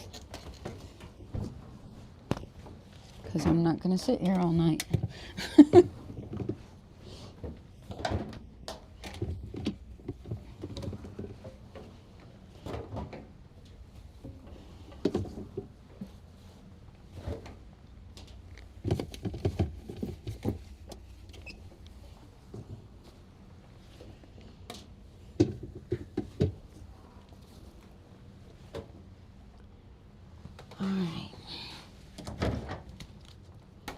Meanwhile, she's drip drying off on a towel, which is good. It's absorbing some of that excess moisture, which will lessen the blow dry time for her, because the blow dry is not her favorite part.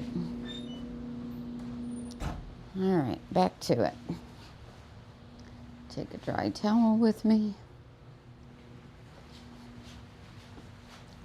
Did I clean up this mess yet? I don't think I did. Nope, I didn't.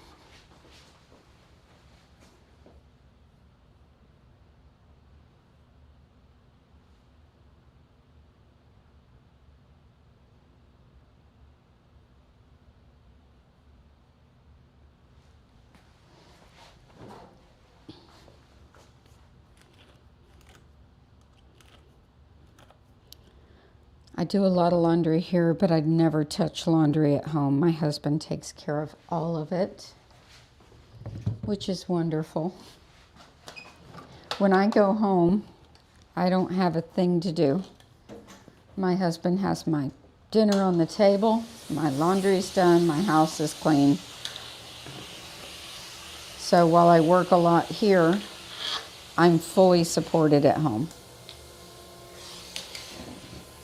It's teamwork. He knows what I do here, and he takes care of me.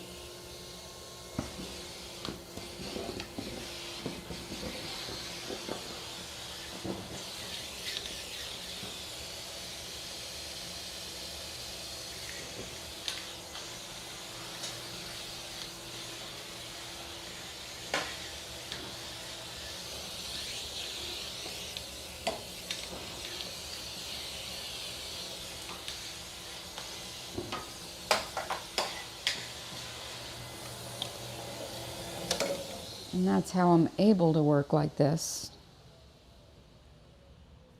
Because if he didn't do all that, I couldn't do this like I do. All right, let's get her dry.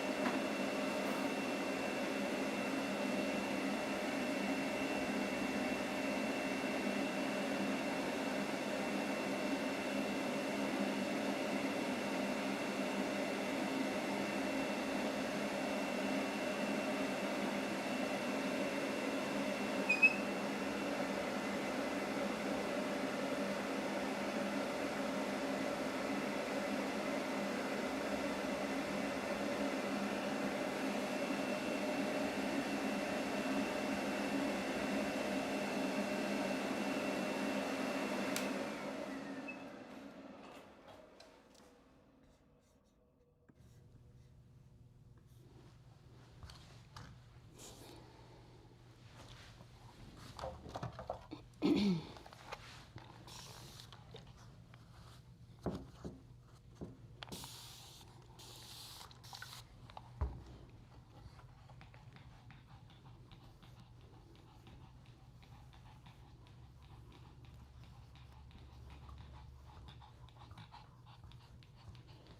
a good girl.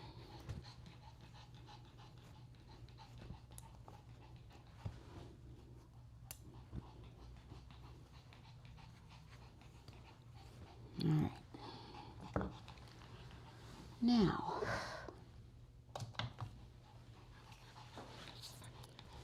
I'm just going to assume they want her hollowed out on the back end because she's messy.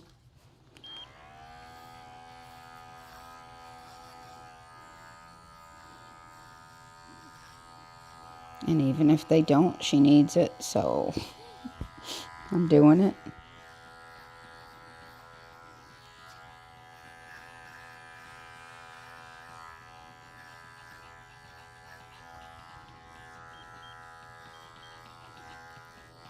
Basically, I do with a lot of my clients' dogs unless I know better per parent, pet parent request. I just do what I'd do if they were mine. That's the way I roll. And that's what I'd do with my own dog.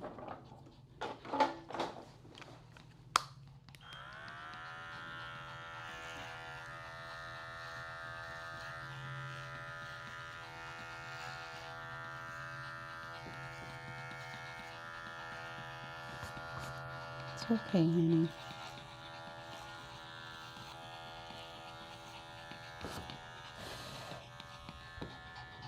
So to maintain this cut that we're doing, she should be done at least every 6 weeks. And no quick baths. Like if she gets her back end dirty, don't do a quick bath. If you're gonna bathe her, it's got to be a bath, complete brush and comb out from one end of the body to the other the same day as the bath.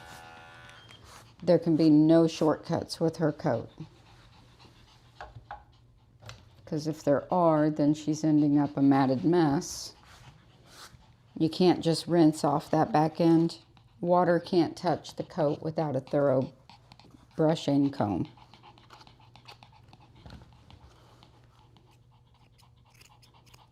Otherwise, you have a matted dog.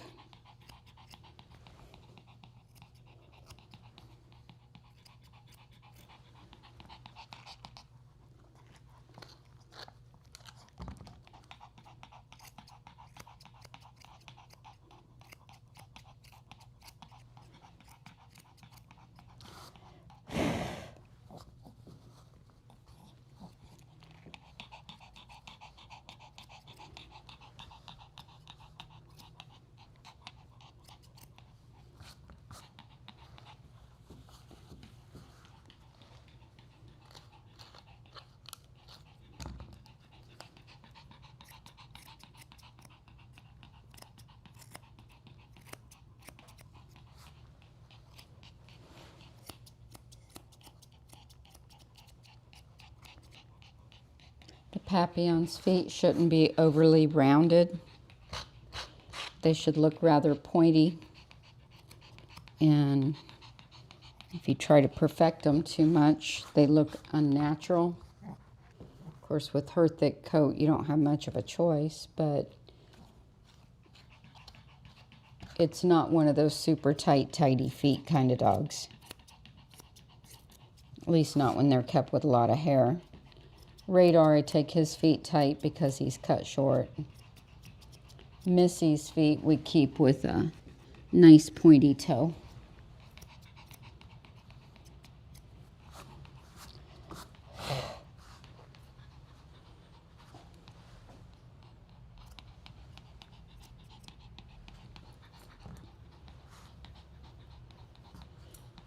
Alright, let's work some more on these legs and her underline.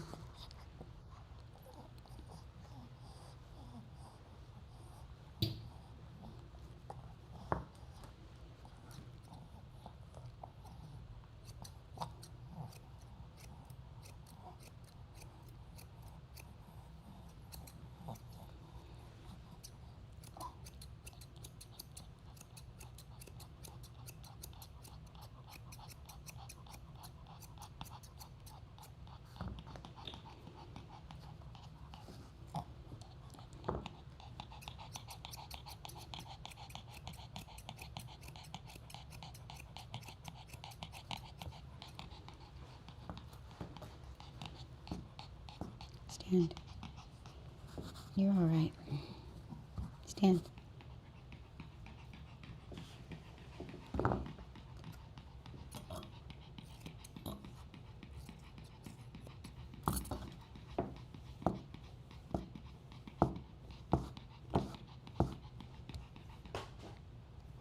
It's okay. She's a good girl.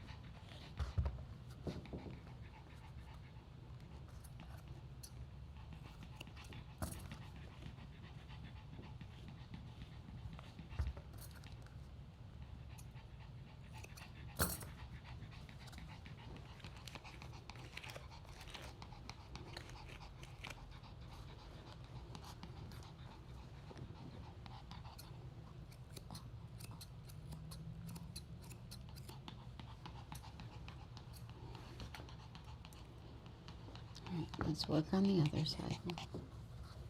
You're being a good girl.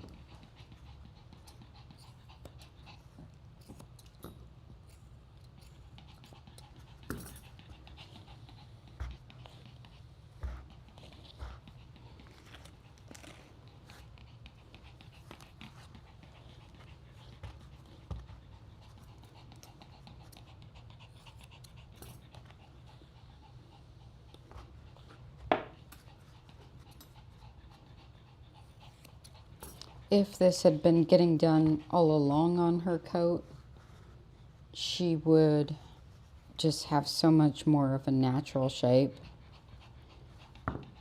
Because it's been overgrown for so long and getting scissored all around like a cocker kind of on the underline, it's just gone just completely out of control. And then I think she's been raked out on the back, kind of like trying to do it like a cocker. And that's just got her coat's just all out of proportion, all out of balance. So if we start doing this every 6 weeks, no more than every 8 weeks, she's just going to hold her shape. And she's going to keep that papillon look. She's going to look so much better.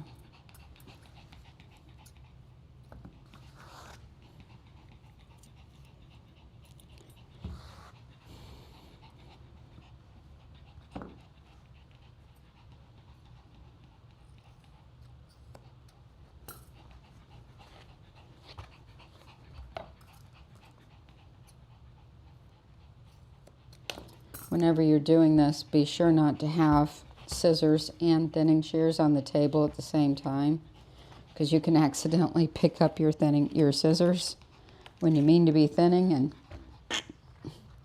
end up with a disaster.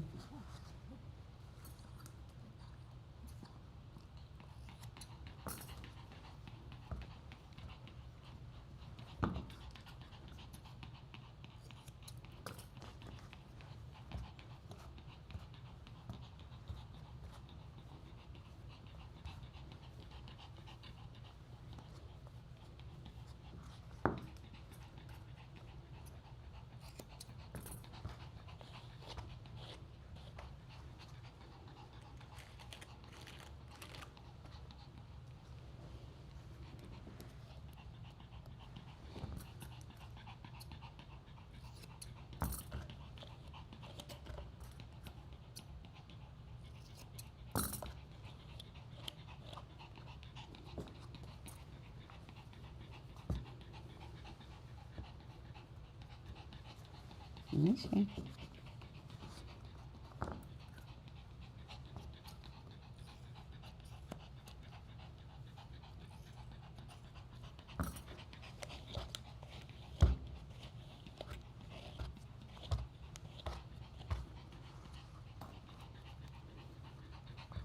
Good.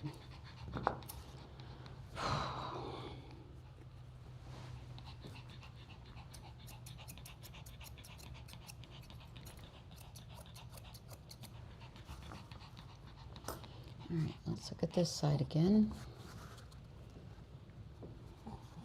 I know, me too.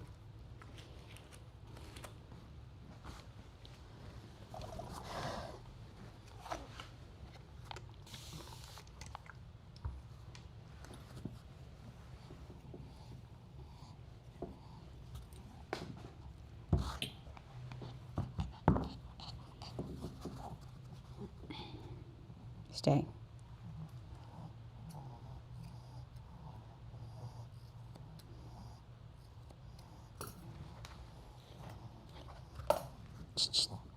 Stay.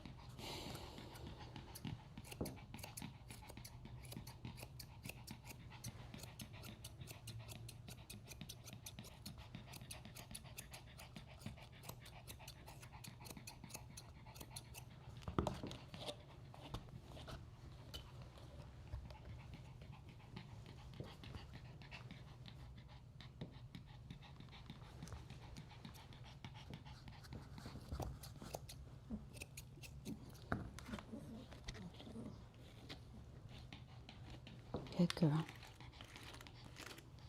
You're fine. You're being a very good girl, yes you are. Yeah. See, we had fun, didn't we? She's like, you call that fun? I don't think so, lady. I thought it was fun. She's like, I got your fun right here. Try this.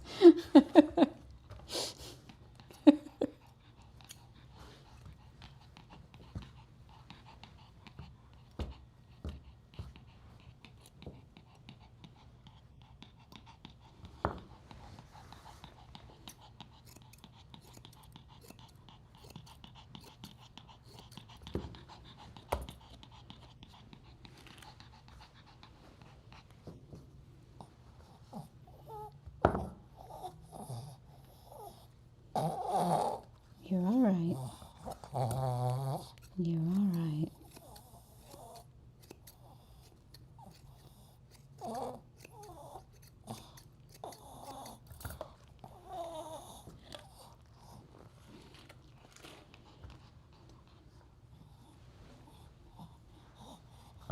It's all right.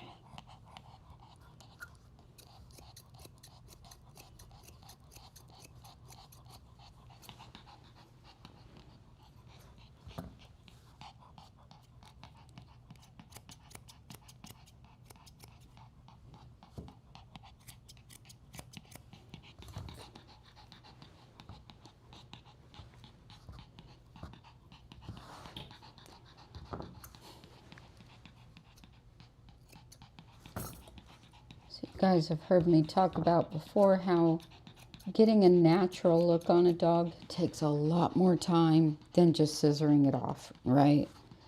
So I could have scissored an outline on this dog in 15 minutes and been done as far as the trimming goes. When you're trying to get a natural look, it's little bits, and you know, it's the same thing like I talk about with the doodles when you're trying to get the natural look with them. Nobody wants to pay for that much time. Like, they don't. And even this, I'm not charging nearly what it's worth because of the amount of time it's taking to get in here and bulk all this out and yet still keep her looking like a natural papillon. When I was talking yesterday about grooming the Petite Basset Griffon Vendéens, the PBGVs, very natural breed, a lot of work, but yet it looks very natural.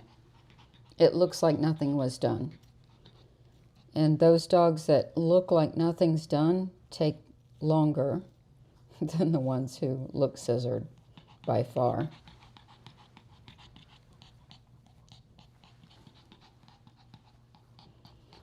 All right, I want to see your back end here. And I want you to be nice about it.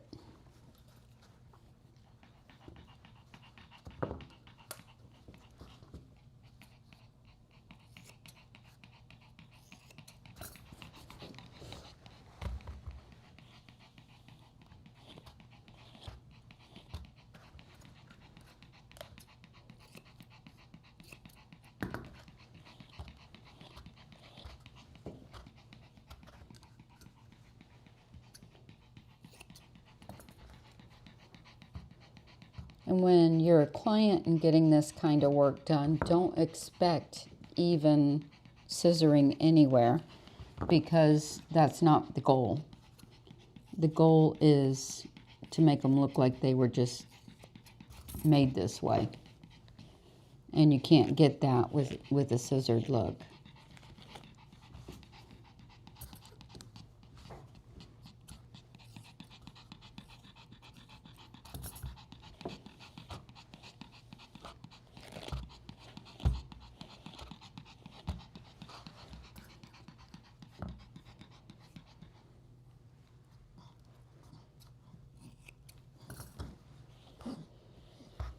Alright, I'm about to let her have a break. She may be done, she may not. I'm just going to look at her running around and finish her sister. And if she looks good, good. And if she doesn't, then I'll get her back out and work on her some more.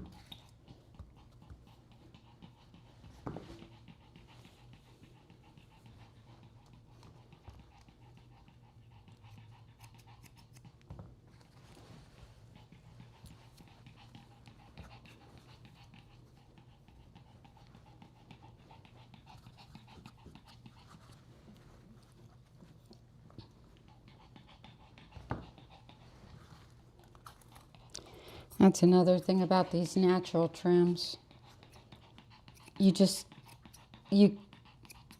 It's hard to stop. And then if you don't stop yourself, you end up going too far.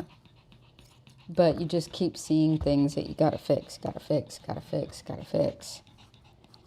And then next thing you know, oops, I did too much.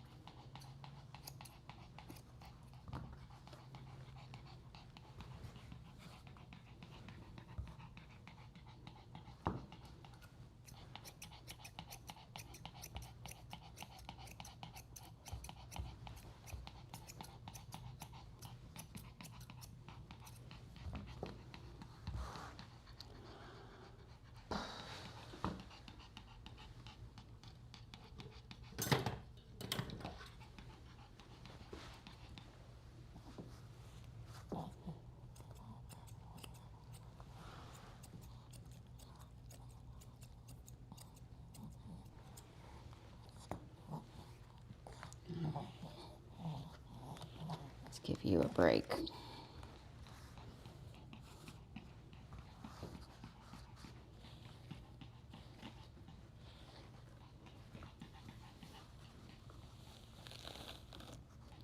Come on. Pretty girl. I know.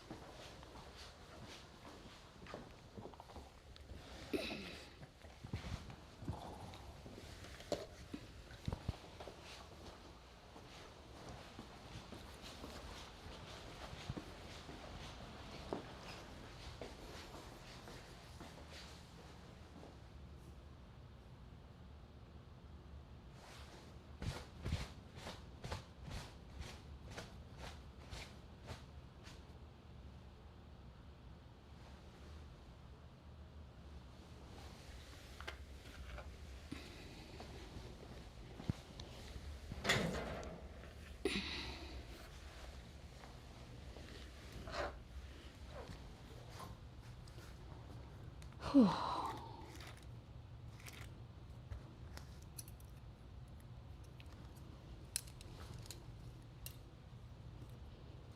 Well, guess it worked out. I had a no-show.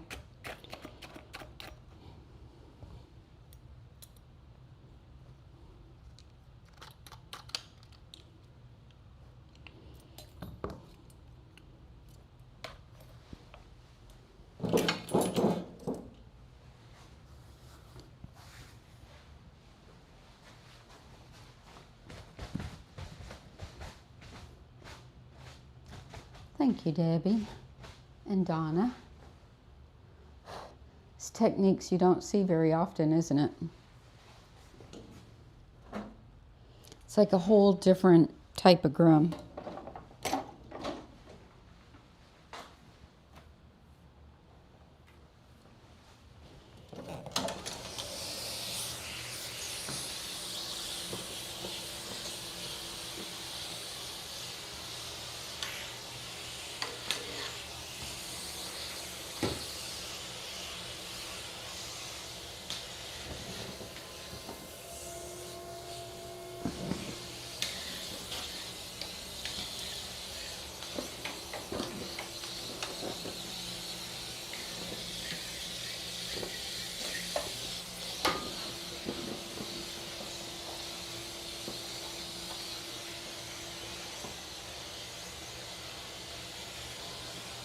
Yes, sometimes the no-shows are a blessing for sure. And that's why I don't get too frustrated. Because sometimes I'm over here like begging for a no-show. It's like, come on, don't show, watching the clock. Okay, they didn't show, yay!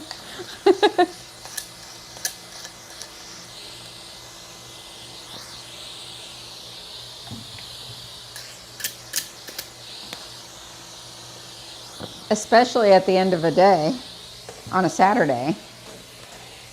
It's like, yeah.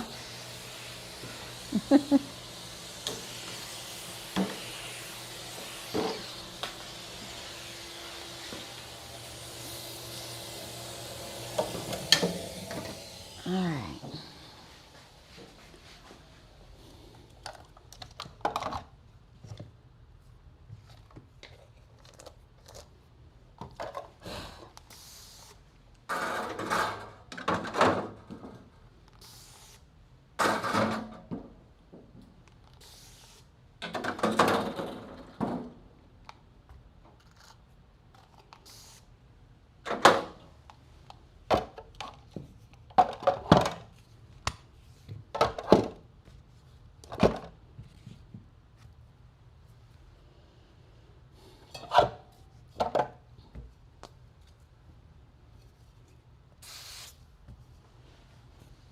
So they've been getting her groomed and getting her groomed fairly regularly. And the trouble has been finding somebody that could get the look, which now they found, if it's what they're looking for, which I think it is. And, you know, with so many grooms leaving such an abundance of hair, it's discouraging for a pet parent, and it's also it's a lot more coat to maintain. So, and then many of our pet parents that have dogs in amazing condition, once they find the right groomer, can do what they want, then they can also get the advice that they need to maintain it. So when you have somebody who can't even groom it, they're not even giving you good advice because they're using the wrong brushes or this or that. And the dog's not like having, it's not enjoying the groom at all because she was being quite difficult for other people, this dog. And I assume that's because of the wrong brushes. So, you know, there's a whole lot of factors. And sometimes when pet parents are trying to keep hair on their dog and they're discouraged because they're not having the support system in place, you know, but they know what they want. They just don't have what they need to get from point A to point B. And I understand that. So we're going to move forward, and we're going to get these girls where they need to be. And I know they haven't been getting the other one done that often because they don't think she needs as much, but she does. She definitely does.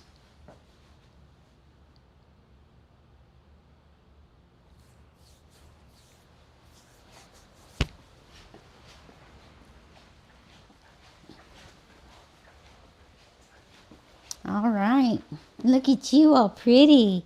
And you're happy too, right? Yes, you happy girl? Come on.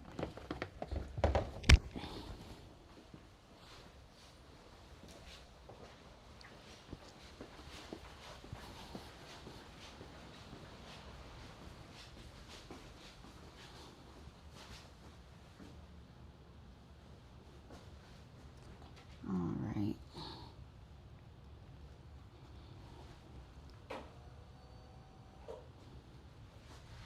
Cute, cute, cute.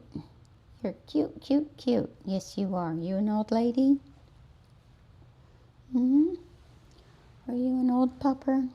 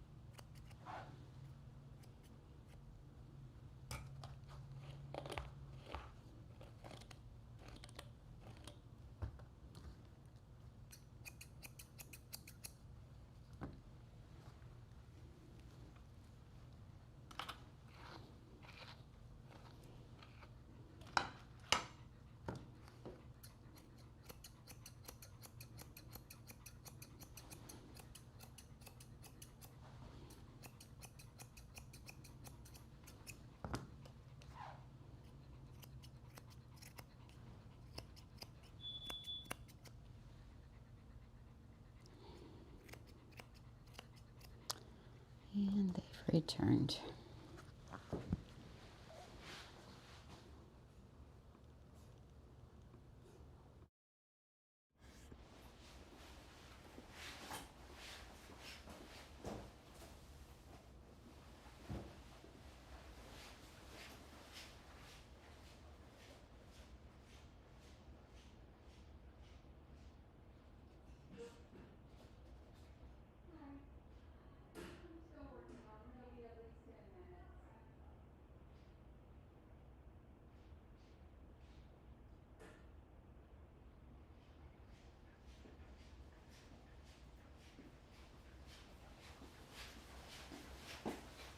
Come on, boo.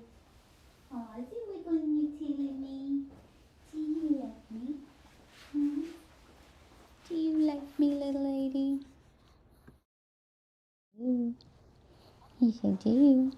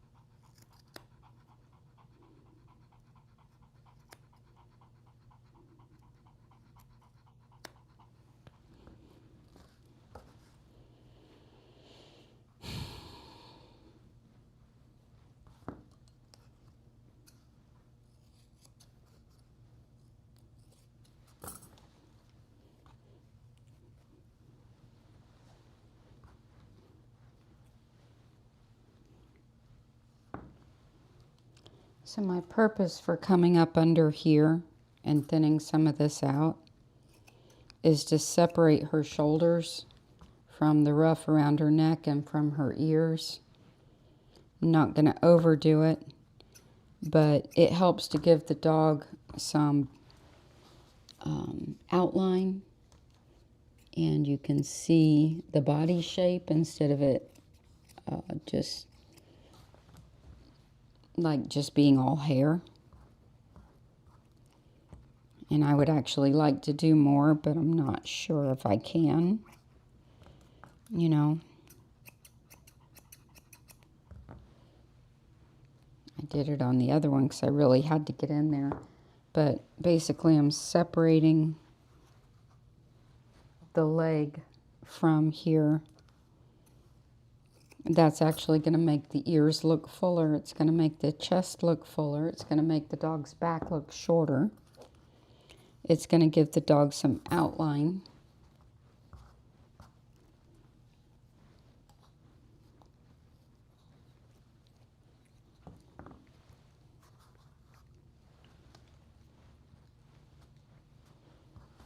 And the same with this underline. If we just bring it up in the center a bit and not let the pants fall too far past the hocks, it gives the dog this really nice shape.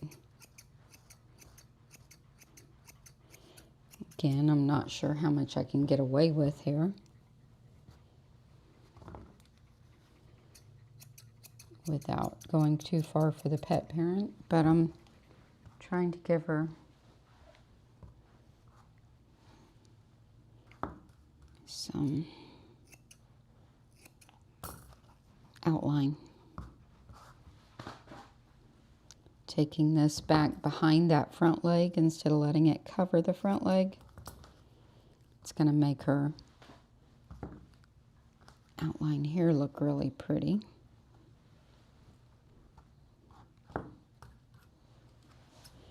Bringing this up just a hair gives her some angles going back.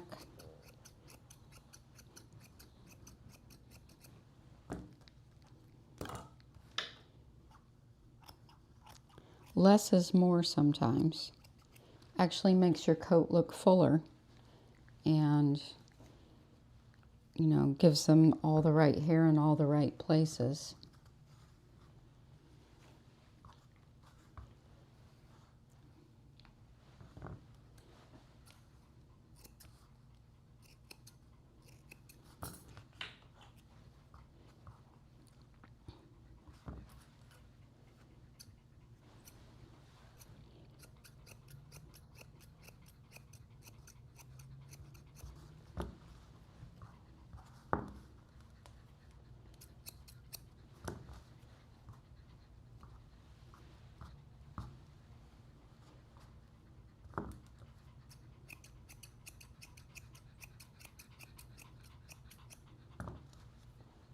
And some of these techniques I'm using are shortcuts. We could, you know, do, you know, these are pet grooming shortcuts.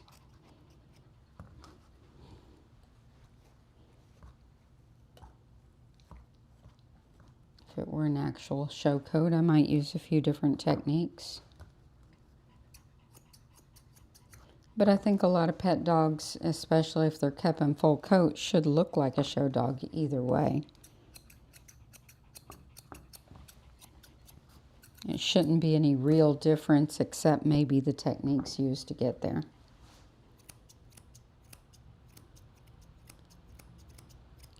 And the only reason the techniques are different is because we don't see the dog as often as a breeder or a handler sees the dog, where they can maintain the coat constantly to get the desired effect. So we have to take shortcuts sometimes because we're not spending as much time with the dog. If it lived with us, it'd be different on some of the techniques we use to get there.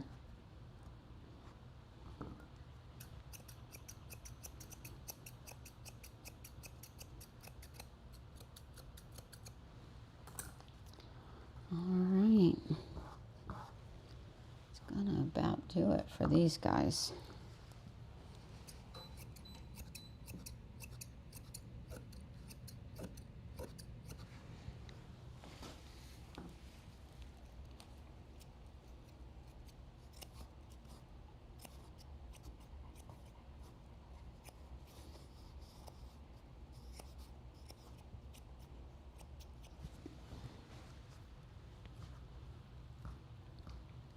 See how now you can see the legs?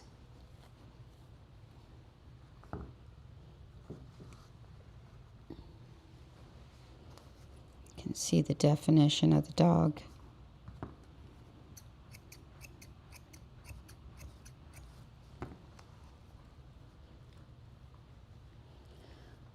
All right.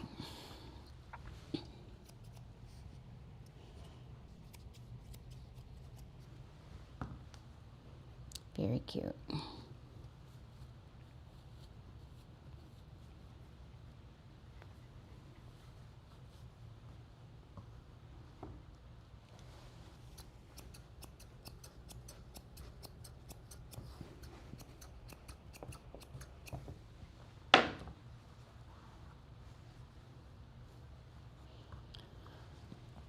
going to put them up front and let you guys watch them while I check them out. That way you can see what they look like on the floor.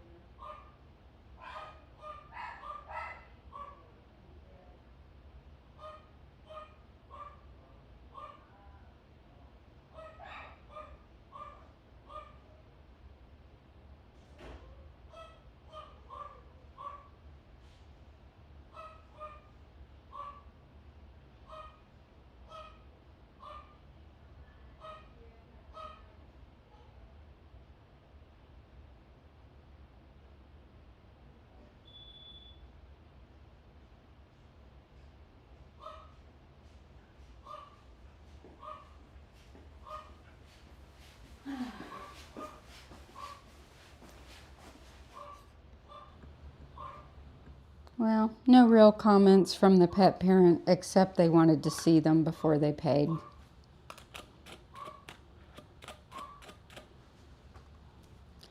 That's about that. So, I guess that'll do it for today. I thank you guys for watching. Be sure to like this video, subscribe to my channel, and don't forget to hit the notification bell so that you don't miss my next upload. I'll see you Monday. Bye. Oh wait, we got a super chat. Who did it? Oh, Wumble Boss, thank you so much. I appreciate that. All right, guys. I will see you then.